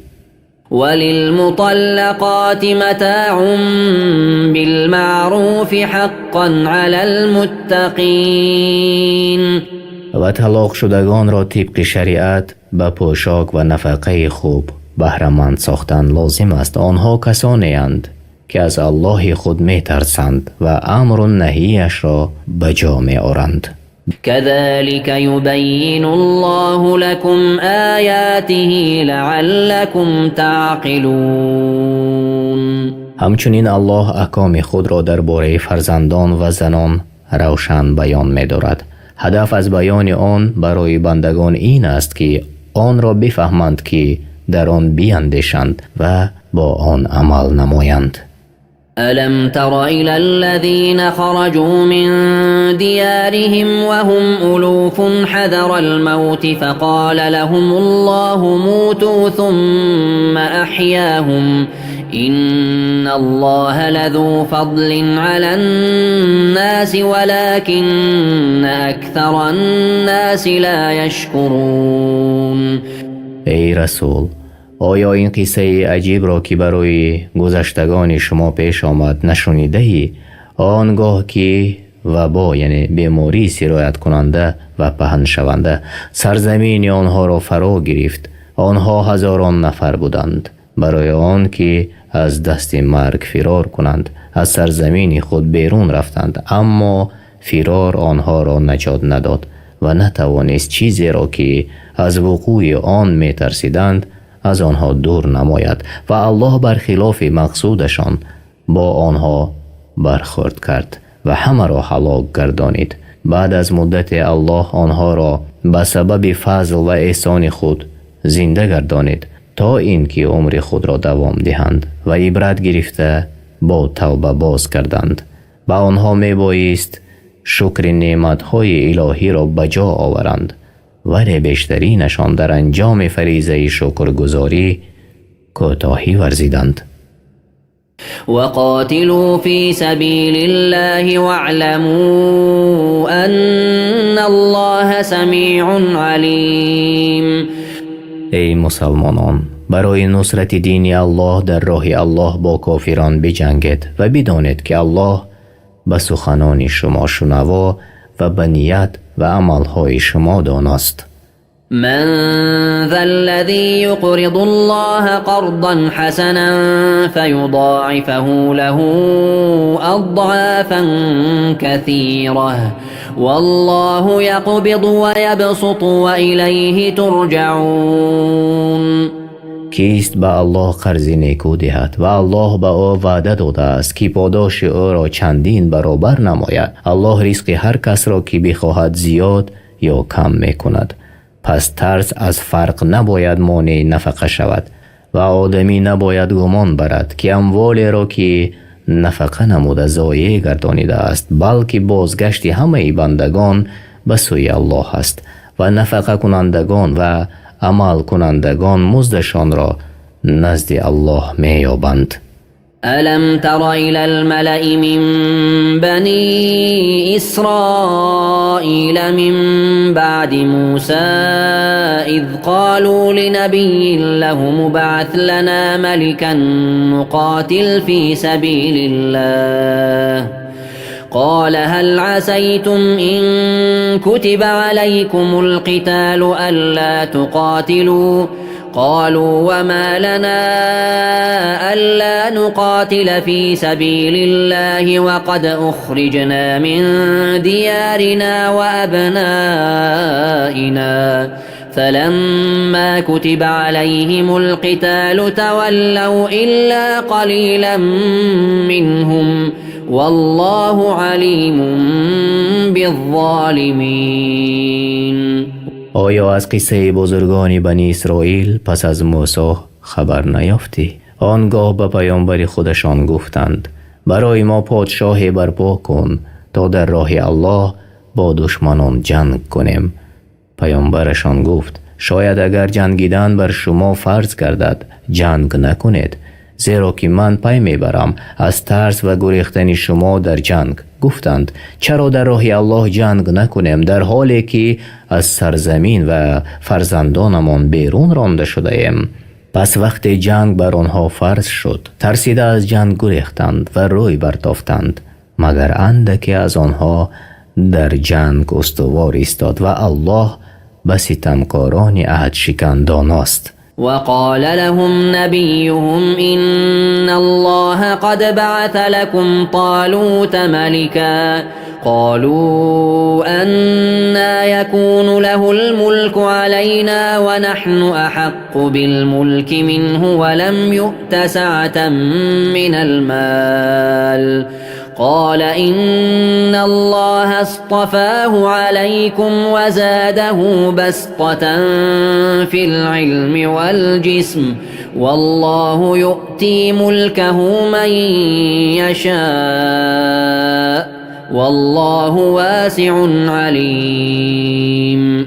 و پیامبرشان به آنها گفت همانا الله بنابر درخواستتان طالوت را به پادشاهی شما فرستاده است تا در جنگ شما را در مقابل دشمنانتان راهنمایی کند. گفتند چگونه او فرمانروای ما باشد در حالی که ما از او به پادشاهی سزاوارتریم و به او مال فراوانی داده نشده است. پیامبرشان گفت همان الله او را بر شما برتری داده و در جسم و دانش بر شما برتری بخشیده است و او در کارهای بندگانش داناست و پادشاهی خود را به هر کس که بخواهد میدهد و الله صاحب فضل و نعمت و به همه کارها داناست و از او چیز پنهان نمیماند.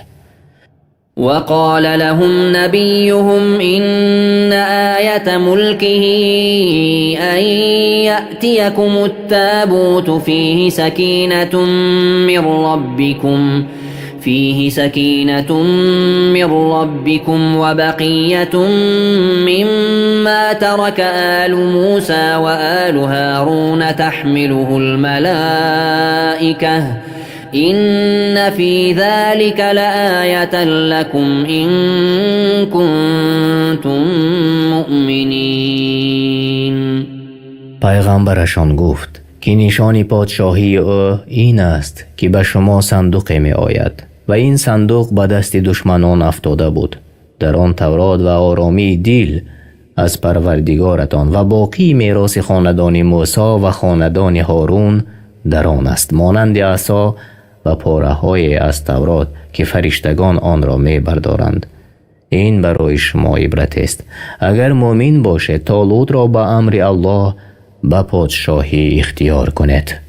فلما فصل طالوت بالجنود قال إن الله مبتليكم بنهر فمن شرب منه فليس مني ومن لم يطعمه فإنه مني إلا من اغترف غرفة بيده فشربوا منه إلا قليلا منهم فلما جاوزه هو والذين آمنوا معه قالوا لا طاقة لنا اليوم بجالوت وجنوده قال الذين يظنون أنهم ملاقو الله كم من فئة قليلة غلبت فئة كثيرة بإذن الله والله مع الصابرين. و هنگامی که طالوت با لشکرانش از شهر بیرون آمد گفت همانا الله شما را با جای آزمایش می کند، پس هر کس از آن جای بنوشد از من نیست و او عاصی است، در جهاد همراهی من طاقت کرده نمی تواند و هر کس از آن ننوشد از من است، زیرا او فرمان برداری امر من و لیاقت به جهاد شده می تواند، مگر کسی که کفی از آن با دست خود بردارد اجازت داده می شود. پس وقتی که به آن جای رسیدند بی صبری کرده همه آب نوشیدند، مگر کمی از آنها بر تشنگی و گرمی صبر کردند و به نوشیدن یک کف آب کفایت کردند. این هنگام عاصیان از جهاد عقب نشینی کردند و آنگاه که طالوت و کسانی که ایمان آورده بودند همراه او از جای گذشتند و گفتند امروز ما را به مقابل جالوت و لشکرهای او توانایی نیست از سبب بسیاری لشکر دشمن. کسانی که باور داشتند الله را ملاقات خواهند کرد و به برادرانشان می گفتند چی بسا گروهی اندک به اذن الله بر گروه زیاد غالب شود و الله با صبر کنندگان است. ولما برزوا لجالوت وجنوده قالوا ربنا أفرغ علينا صبرا وثبت أقدامنا وانصرنا على القوم الكافرين. چون مؤمنان با جالوت و لشکران مشرکش روبرو شدند گفتند ای پروردگار ما بر ما صبر بده و ما را ثابت قدم گردان و ما را با مددت بر کافران پیروز گردان. فهزموهم بإذن الله وقتل داود جالوت وآتاه الله الملك والحكمة وعلمه مما يشاء ولولا دفع الله الناس بعضهم ببعض لفسدت الأرض ولكن الله ذو فضل على العالمين. پس به خواست الله آنها را شکست دادند و داوود علیه السلام جالوت سرور ظالمان را بکشت و الله به داوود علیه السلام پادشاهی و حکمت داد و آنچه میخواست به او بیاموخت. و اگر الله بعضی از مردم یعنی اهل معصیت و شرک را به سبب بعضی دیگر یعنی اهل طاعت و ایمان دفع نمی کرد زمین فساد می شد، ولی الله بر مؤمنان لطف نموده بر اساس دین و شریعتی که برای آنان تعیین کرده است از آنها و از دینشان دفاع می نماید. تلك آیات الله نتلوها عليك بالحق وإنك لمن المرسلین. اینها است آیات‌های الله که براستی بر تو ای محمد میخوانیم و به درستی که تو از پیامبران هستی. تلك الرسل فضلنا بعضهم على بعض منهم من كلم الله ورفع بعضهم درجات وآتينا عيسى ابن مريم البينات وأيدناه بروح القدس ولو شاء الله ما اقتتل الذين من بعدهم من بعد ما جاءتهم البينات ولكن اختلفوا فمنهم من آمن ومنهم من كفر ولو شاء الله ما اقتتلوا ولكن الله يفعل ما يريد. بعض از این پیامبران گرامی قدر را بر بعض دیگر برتری دادیم. الله با بعض سخن گفت به مانند موسی و محمد علیهم السلام و الله بعض را به درجات عالی بالا کرد به مانند محمد صلی الله علیه و سلام که رسالت وی برای همه مردم و خاتم پیامبران است و امتش را بر تمام امتهای گذشته بزرگ گرداند و غیره. و به عیسی پسر مریم معجزه ها دادیم و الله او را به وسیله روح القدس یعنی روح ایمان یاری نمود. و اگر الله میخواست مردمی که بعد از آنها بودند پس از آن که حجت ها بر آنان آشکار شده بود با یکدیگر جنگ نمی کردند، ولی آنان اختلاف کردند، پس بعض مؤمن بودند و بعض کافر شدند. و اگر الله میخواست با هم دیگر جنگ نمی کردند، اما الله آنچه بخواهد انجام میدهد. یعنی در این آیت اثبات صفت کلام الله است که لایق به بزرگی است. معجزه های عیسی علیه السلام به مانند بینا گردانیدن کار مادرزاد و شفا دادن شخص مبتلا به بیماری پیسی و زنده گردانیدن مرده را با امر الله. يا أيها الذين آمنوا أنفقوا مما رزقناكم من قبل أن يأتي يوم لا بيع فيه ولا خلة ولا شفاعة والكافرون هم الظالمون. ای کسانی که ایمان آورده اید، پیش از آن روزی که فرا رسد که نه در آن خرید و فروش باشد و نه دوستی و شفاعت، از آنچه به شما روزی یعنی زکات فرض شده داده ایم صدقه کنید و کافران خود ستمکارانند.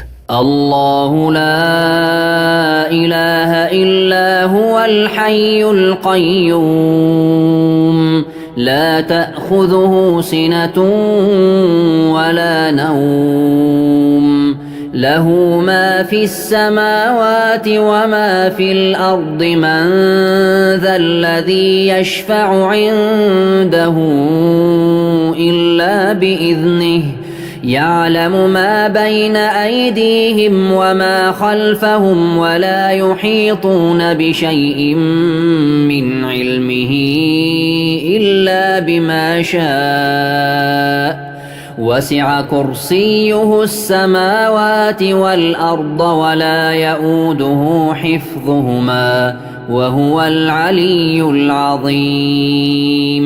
معبودی به حق جز الله وجود ندارد. تنها او سزاوار عبادت است. زنده و پایدار است. پینک و خواب او را فرا نمی گیرد. آنچه در آسمان ها و زمین است از آن اوست. کیست که نزد او شفاعت کند مگر با اذن او؟ گذشته و آینده ایشان را می داند و از علم او آگاه نمی یابند و به دانش او احاطه پیدا نخواهند کرد مگر آن مقدار که او تعالی بخواهد. کرسی او آسمان ها و زمین را فرا گرفته است و نگهداری آنها برای او گران نیست و او بلند مرتبه بزرگوار است. لا إكراه في الدين قد تبين الرشد من الغي فمن يكفر بالطاغوت ويؤمن بالله فقد استمسك بالعروة الوثقى لا انفصام لها والله سميع عليم. در دین مجبوری نیست. براستی که هدایت از گمراهی جدا شده است. پس هر کسی که به طاغوت کفر ورزد و به الله ایمان بیاورد، براستی که به دستاویز محکم یعنی دین اسلام چنگ زده است که کنده شدنی نیست و الله سخنان بندگانش را می شنود و از افعال و نیتهایشان آگاه است. الله ولي الذين آمنوا يخرجهم من الظلمات إلى النور والذين كفروا أولياؤهم الطاغوت يخرجونهم من النور إلى الظلمات أولئك أصحاب النار هم فيها خالدون. الله سرپرست و کارساز مؤمنان است.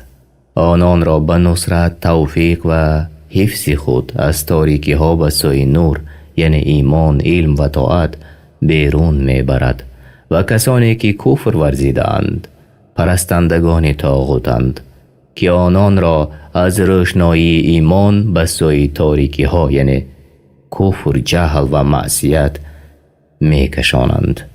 آنها اهل دوزخند و در آنجا جاویدانه خواهند بود.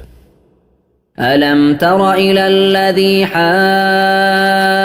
إبراهيم في ربه أن آتاه الله الملك إذ قال إبراهيم ربي الذي يحيي ويميت قال أنا أحيي وأميت قال إبراهيم فإن الله يأتي بالشمس من المشرق فأت بها من المغرب فبهت الذي كفر والله لا يهدي القوم الظالمين. ای رسول، آیا از حال کسی که الله به او پادشاهی بخشیده بود و با ابراهیم در مورد توحید و ربوبیت پروردگارش مجادله کرد خبر داری؟ چون از ابراهیم سوال کرد پروردگار تو کیست؟ آنگاه که ابراهیم گفت پروردگار من ذات است که تنها او می آفرد و تدبیر می نماید و زنده گردانیدن و میراندن تنها از آن اوست. گفت من نیز زنده می گردانم و می میرانم. ابراهیم گفت الله خورشید را از مشرق بر می آورد و آیا می توانی تو آن را از مغرب برآوری؟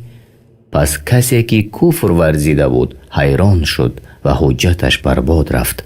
الله قوم ستمکار را به راه حق هدایت نمی کند.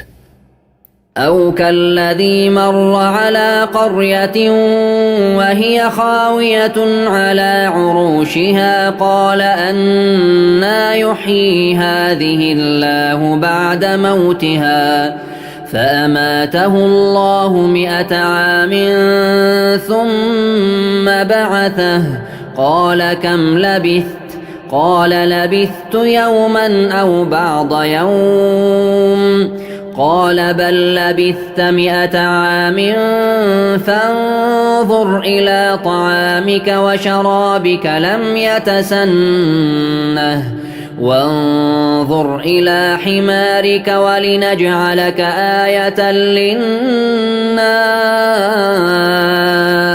وانظر إلى العظام كيف ننشزها ثم نكسوها لحما فلما تبين له قال أعلم أن الله على كل شيء قدیر.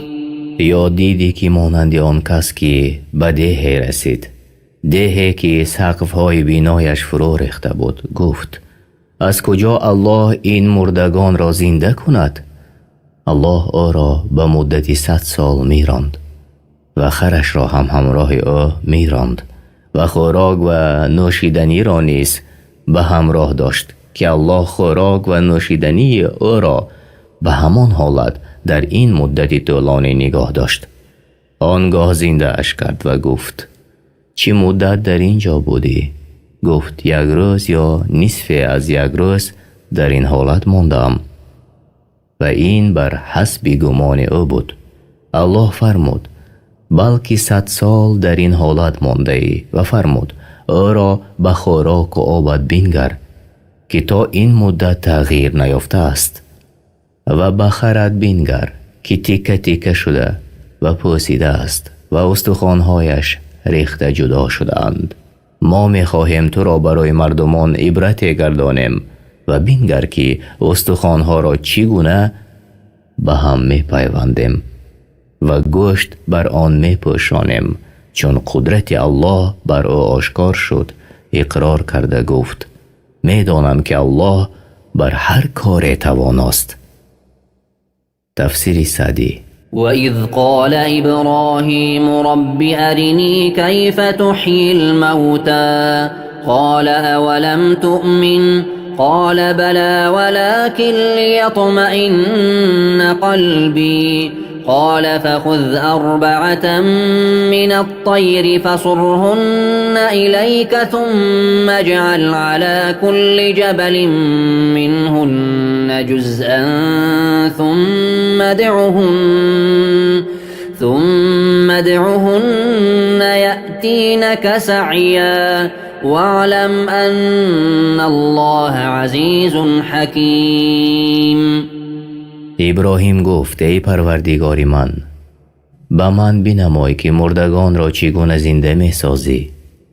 گفت آیا هنوز ایمان نیاورده ای؟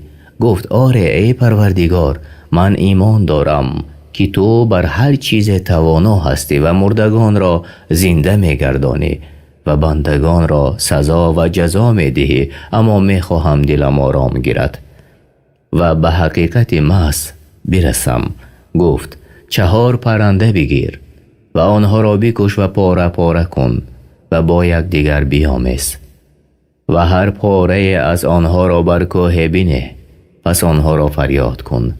البته شتابان نزد تو می آیند. و ابراهیم هر پرنده را به نامش صدا زد و پرندگان با شتاب به سوی او آمدند و بدان که الله عزیز است، او را چیز غالب آمده نمی تواند و در گفتار، افعال، شریعت و قضا و قدرش با حکمت است. مثل الذين ينفقون أموالهم في سبيل الله كمثل حبة أنبتت 7 سنابل في كل سنبلة 100 حبة والله يضاعف لمن يشاء والله واسع عليم. مثال مؤمنانی که مالهایشان را در راه الله صرف می کنند مثل دانه است در زمینی پاک کاشته شده که 7 خوشه می رایاند و در هر خوشه 100 دانه است و الله برای هر کس که بخواهد ثواب آن را چند برابر می نماید و این برای حسب ایمان و اخلاص کامل است که در قلب نفقه کننده قرار دارد و الله فراخ نعمت است و از نیت بندگانش با خبر است. یعنی از بزرگترین چیزی که نفعش به مؤمنان میرسد این صرف کردن مال در راه الله است. الذين ينفقون أموالهم في سبيل الله ثم لا يتبعون ما أنفقوا منا ولا أذى لهم أجرهم عند ربهم ولا خوف عليهم ولا هم يحزنون.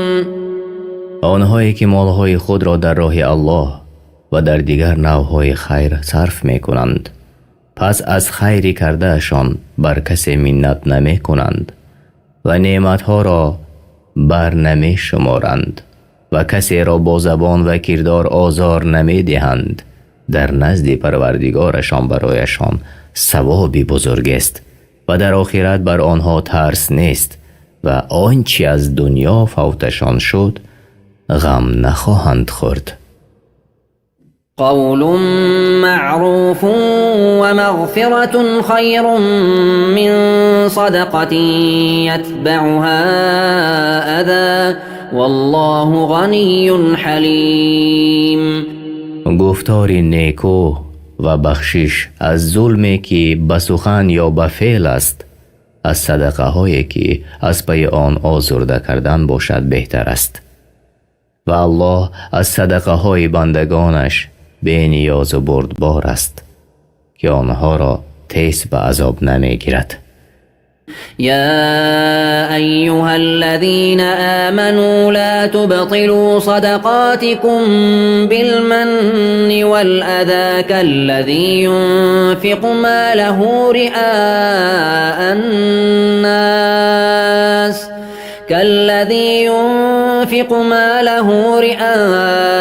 الناس ولا يؤمن بالله واليوم الآخر فمثله كمثل صفوان عليه تراب فأصابه وابل فتركه صلدا لا يقدرون على شيء مما كسبوا والله لا يهدي القوم الكافرين. ای کسانی که ایمان آورده اید، صدقات خود را با منت نهادن و آزار رسانیدن باطل نکنید. همچنین کسی که مالش را به مقصد خودنمایی به مردم نفقه می کند تا که مردم او را مدح و ثنا گویند و به الله و روز آخرت ایمان ندارد، پس او مثل سنگ صاف و بزرگ است که بر روی آن خاک است و بارانی سخت بر آن باریده و آن خاک را از روی سنگ شسته برد. ریاکاران نیز از آنچه به دست آوردند در نزد الله بر نفقه کرده خود چیزی را از ثواب نمی‌یابند و فایده نگرفتند. الله کافران را به سوی حق هدایت نمی کند. تفسیر سعدی. ومثل الذين ينفقون أموالهم ابتغاء مرضات الله وتثبيتا من أنفسهم كمثل جنة بربوة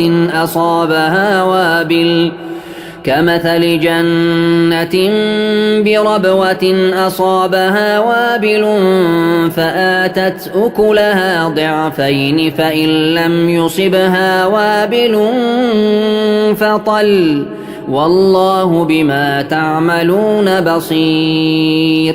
و مثل کسانی که مال خود را برای طلب رضای الله بنابر استواری اعتقاد خود نفقه می کنند، مانند باغ است که در تپه قرار دارد و بر آن باران سخت ببارد و 2 برابر میوه دهد و اگر باران سخت بر آن نبارد بارانی سبوک یعنی شبنم کفایت کند و الله بر آنچه میکند به ظاهر و باطن شما بیناست و هر یک را به درجه اخلاصش پاداش میدهد. همچنین است نفقه هایی که اهل اخلاص میکنند در نزد الله مقبول و دوچند می شوند، گرچند کم یا بسیار باشد. تفسیر بغوی. أيود أحدكم أن تكون له جنة من نخيل وأعناب تجري من تحتها الأنهار له فيها من كل الثمرات وأصابه الكبر وله ذرية ضعفاء فأصابها إعصار فيه نار فاحترقت كذلك يبين الله لكم الآيات لعلكم تتفكرون. آیا کسی از شما دوست دارد که باغی از درختان خرما و انگور داشته باشد و زیر آن جویبارهای آب شیرین روان باشد و او را در آن باغ از هر گونه میوه ها باشد و در حالی که پیری او را فرا گیرد و نمیتواند این گونه باغداری کند و فرزندانی ضعیف و ناتوان دارد نمیتوانند او را یاری کنند، ناگهان گردباد که آتش در آن است بر آن بوزد و باغ بسوزد. یعنی این مثال کسی است که عمل را برای رضایت الله انجام نداد، مانند صاحب باغ است که در وقت احتیاجمندی چنین چیزی برای او پیش آید. تفسیر بغوی. این چنین الله آیات را برای شما بیان میکند تا بیندیشید. يا أيها الذين آمنوا وأنفقوا من طيبات ما كسبتم ومما أخرجنا لكم من الأرض ولا تيمموا الخبيث منه تنفقون ولستم بآخذيه إلا أن تغمضوا فيه واعلموا أن الله غني حمید. ای کسانی که ایمان به من آوردید و پیروی رسولان من هستید، از پاکیزه های آنچه شما به دست آورده اید، از آنچه ما از زمین برایتان رویانیدیم نفقه کنید و قصد نکنید که صفت پست آن را به کمبغلان بدهید. و حال آن که اگر این گونه چیز یعنی نفقه به شما داده شود خودتان گیرنده آن نیستید مگر آن که از بدی آن چشم بپوشید. پس چگونه راضی می شوید برای الله آن را که خود نمی پسندید؟ و بدانید که الله از صدقه های شما بی نیاز و در همه حال سزاوار ستایش است. الشیطان یعدکم الفقر و یأمرکم بالفحشاء والله یعدکم مغفرة منه و فضلا والله واسع علیم. این بخیلی و اختیار کردن صدقه پست صفت از شیطان است که شما را با تنگ دستی می ترساند و به بخیلی تشویق می نماید و به گناه امر می کند. الله شما را به آمرزش گناه هایتان و افزونی در نعمت وعده می دهد و الله فراخ نعمت است و به اعمال و نیت هایتان داناست. یؤتی الحکمت من یشاء و من یؤت الحکمت فقد اوتی خیرا کثیرا و ما یذکر الا اولو الالباب. حکمت را به کسی که خواهد می بخشد و هر کس که حکمت به او داده شود براستی که خیر بسیاری به او داده شده است و هیچ کاری جز با حکمت انجام نمی یابد و جز خیرتمندان کسی پند نمی گیرند.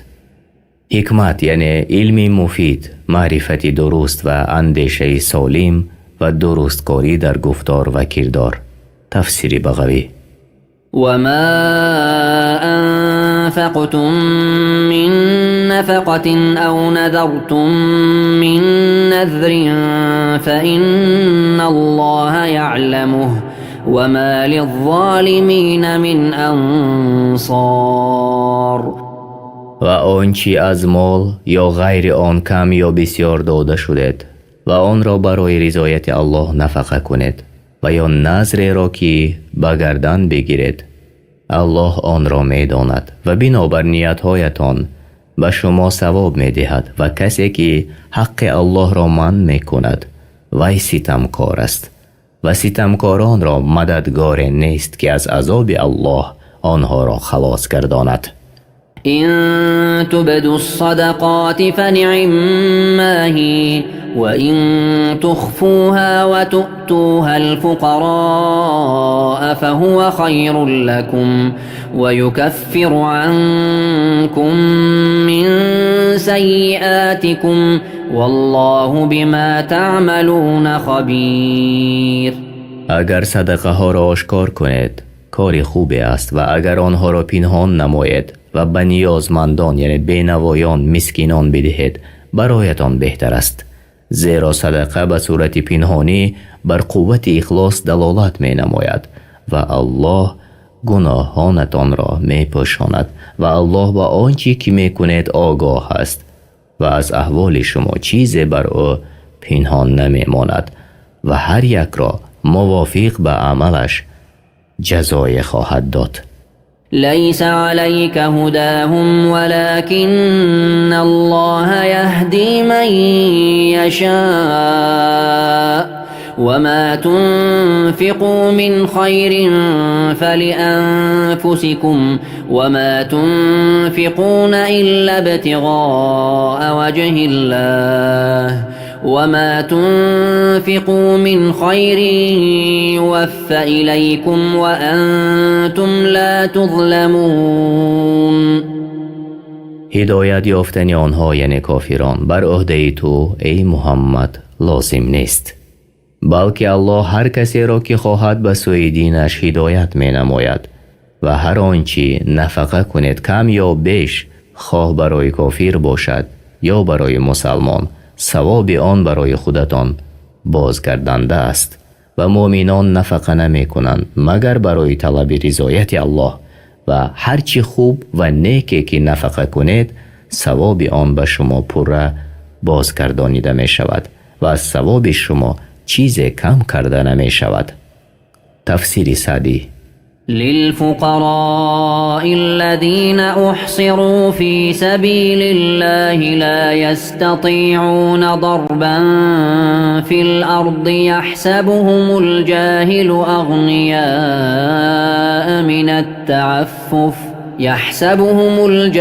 أغنياء من التعفف تعرفهم بسيماهم لا يسألون الناس إلحافا وما تنفقوا من خير فإن الله به عليم. یعنی این صدقات برای کمبغلان مسلمان است که در راه الله باز ماندند و نمی توانند در زمین سفر کنند و شخص نادان آنها را به سبب طمع نکردنشان توانگر می پندارد. آنها را از سیمایشان می شناسی، با اصرار یعنی بردوام از مردم چیزی نمی خواهند. اگر در پرسیدن مجبور شوند بسیار تولا نمی کنند و هرچی در راه الله از خوبی نفقه کنید الله به آن دانا است و روز قیامت مکافاتتان را پره خواهد گرفت. الذين ينفقون أموالهم بالليل والنهار سرا وعلانية فلهم أجرهم عند ربهم ولا خوف عليهم ولا هم يحزنون. کسانی که شب و روز پنهان و آشکارا مال خود را برای رضایت الله نفقه می کنند پاداششان نزد پروردگارشان است و نه ترس در آخرت بر آنهاست و در دنیا از آنچه که از آنها فوت شد اندوهگین نمی شوند. در نفقه کردن بر کمبغلان کرامت و عزت است و پاکی مال ثروتمندان است و با یکدیگر مدد کردن به نیکویی و تقوا است. این گونه فضل و بزرگی را بنده در رضایت الله می تواند یافت، نه در صدقه کردن به قهر یا مجبوری. الذين يأكلون الربا لا يقومون إلا كما يقوم الذي يتخبطه الشيطان من المس ذلك بأنهم قالوا إنما البيع مثل الربا وأحل الله البيع وحرم الربا فمن جاءه موعظة من ربه فانتهى فله ما سلف وأمره إلى الله ومن عاد فأولئك أصحاب النار هم فيها خالدون. کسانی که ریبا یعنی سود میخورند از قبر بر نمیخیزند مگر مانند کسی که شیطان او را دچار دیوانگی کرده است. این بدان جهت است که آنها گفتند خرید و فروش عیناً مانند ریبا است. الله آنها را دروغ برآورد و بیان کرد. او خرید و فروش را حلال نموده و ریبا را حرام کرده است، زیرا در خرید و فروش برای هر فرد و جماعت منفعت است و در ریبا زیان و هلاکی است. پس کسی که پند از جانب پروردگارش به او رسید و از ریباخوری دست کشید و توبه کرد، آنچه در گذشته به دست آورده است از آن او می باشد و کار او با الله است. و هر کس که به ریباخوری باز گردد پس آنها اهل آتشند و در آنجا جاویدانه خواهند بود. يمحق الله الربا ويربي الصدقات والله لا يحب كل كفار أثيم. الله برکت ریبا را نابود می سازد و صدقات را افزایش می دهد و ثواب صدقه کنندگان را دوچند می گرداند و در مالهایشان برکت عطا می فرماید. الله حلال شمارنده خوردن ریبا و هر ناسپاس گناهکار را دوست ندارد. إن الذين آمنوا وعملوا الصالحات وأقاموا الصلاة وآتوا الزكاة لهم أجرهم عند ربهم ولا خوف عليهم ولا هم يحزنون. آنان که ایمان آوردند و کارهای نیکو کردند و نماز را چنان که الله و رسول فرمودند برپا داشتند و زکات مالشان را دادند، برایشان ثوابی بزرگ است در نزد پروردگارشان و آنها در آخرت بیم ندارند و در دنیا بر آن چیزی که نصیبه دنیایی آنها فوت شد غمگین نمی شوند. يا أيها الذين آمنوا اتقوا الله وذروا ما بقي من الربا إن كنتم مؤمنين. سپس مؤمنان را خطاب کرد و به آنها فرمود: ای کسانی که ایمان به الله آوردید و پیروی رسول او هستید، از او بترسید و پس مانده معامله های ربایی را که پیشتر انجام داده اید ترک کنید اگر شما مؤمنی حقیقی باشد. تفسیر ابن کثیر. فإن لم تفعلوا فأذنوا بحرب من الله ورسوله وإن تبتم فلكم رؤوس أموالكم لا تظلمون ولا تظلمون. و اگر از معامله ربایی دست نکشیدید پس شما به مبارزه با الله و پیامبرش برخاسته اید. یعنی و این بیانگر اوج زشتی و قباحت بد ربا است که به جنگ با الله و پیامبرش فراخوانده است. یا در ترجمه دیگر اگر ترک نکردید پس به جنگ از طرف الله و پیامبر او خبردار باشید. و اگر توبه کردید از ربا پس اصل مالهایتان از آن شما است و شما ستم نمی کنید شخصی را که قرض داده اید تا که زیاده از قرضتان بگیرید و بر شما ستم کرده نمی شود از طرف قرض گرفته شده به گرفتن اصل مالتان. تفسیر طبری. و این کان ذو عسرة فنظرة إلى میسرة و ان تصدقوا خیر لكم ان کنتم تعلمون. و اگر قرضدار که تنگ دست بود و نمی توانست طلب را بپردازد، بر طلبگار واجب است که او را تا زمان رسیدن به فراخی مهلت بدهد و بر قرضدار واجب است هرگاه توانست قرض را بپردازد و اگر طلبگار تمام قرض یا قسم آن را به شخص قرضدار ببخشد برایشان بهتر است اگر بزرگی این را می‌دانستند. واتقوا یوما ترجعون فیه الی الله ثم توفى كل نفس ما كسبت وهم لا يظلمون. و از آن روز بترسید ای مردم که آن روز روز قیامت است و در آن روز به سوی الله بازگردانیده می شود. سپس هر کس از آن چی کسب کرده است به صورت کامل دریافت می کند.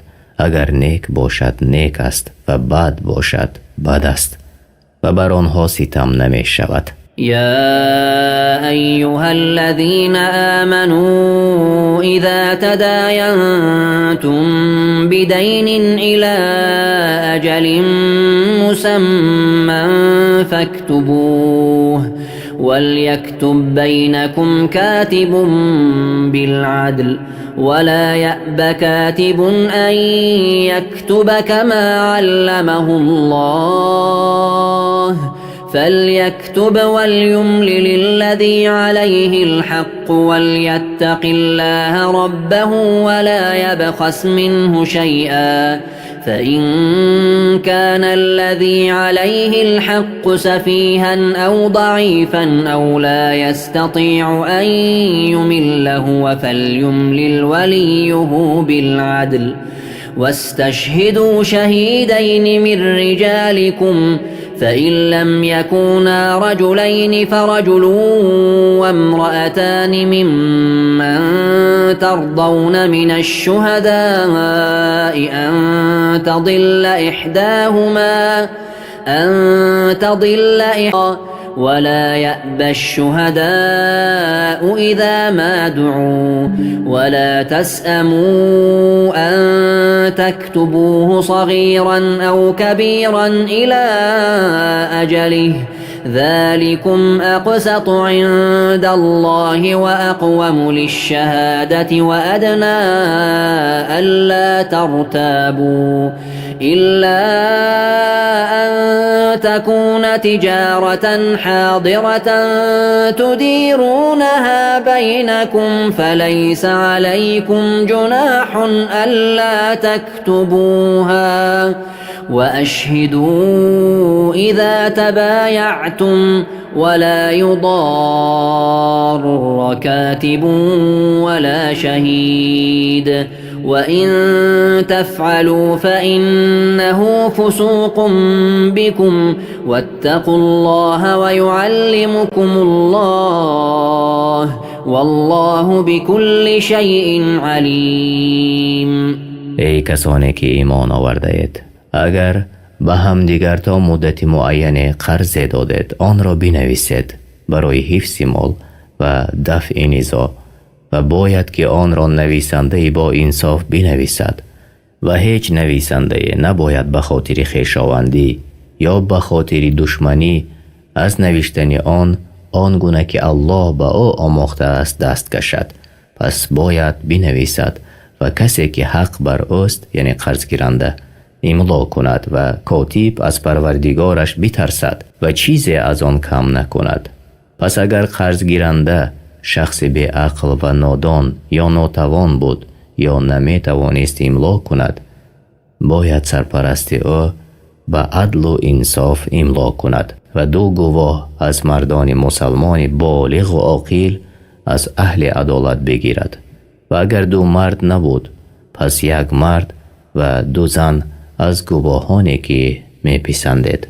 یعنی سببش این است که تا اگر یکی از آن دو زن فراموش کرد دیگری با او یادآوری کند و هرگاه گواهان برای گواهی دادن دعوت شوند نباید رد کنند و از نوشتن قرض طبق وعده‌اش خواه کم باشد یا زیاد خسته نشوید.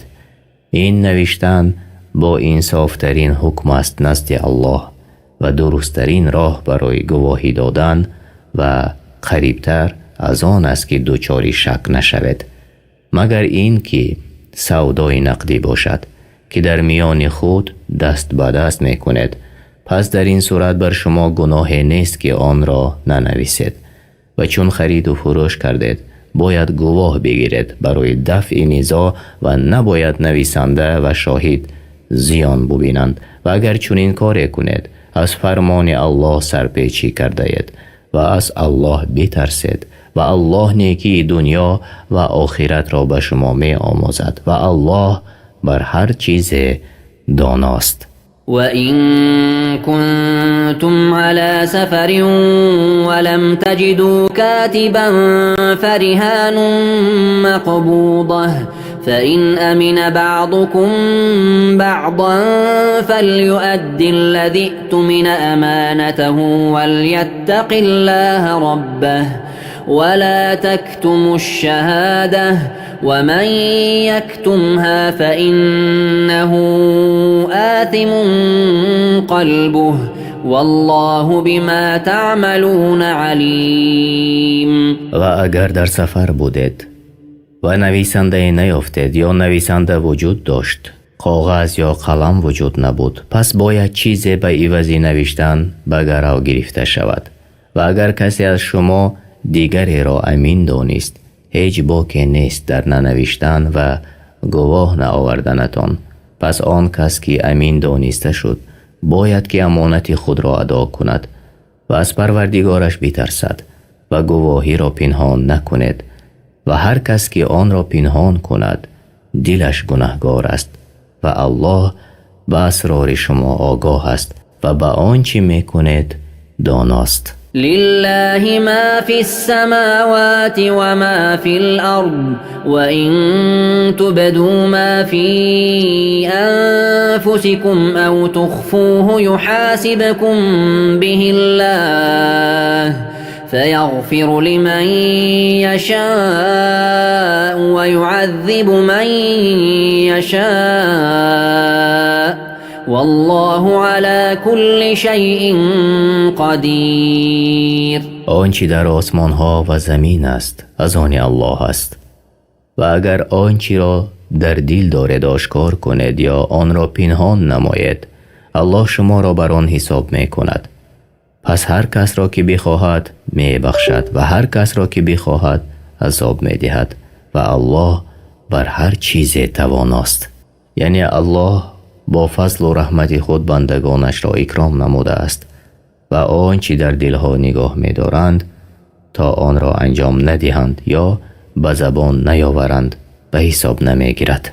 آمن الرسول بما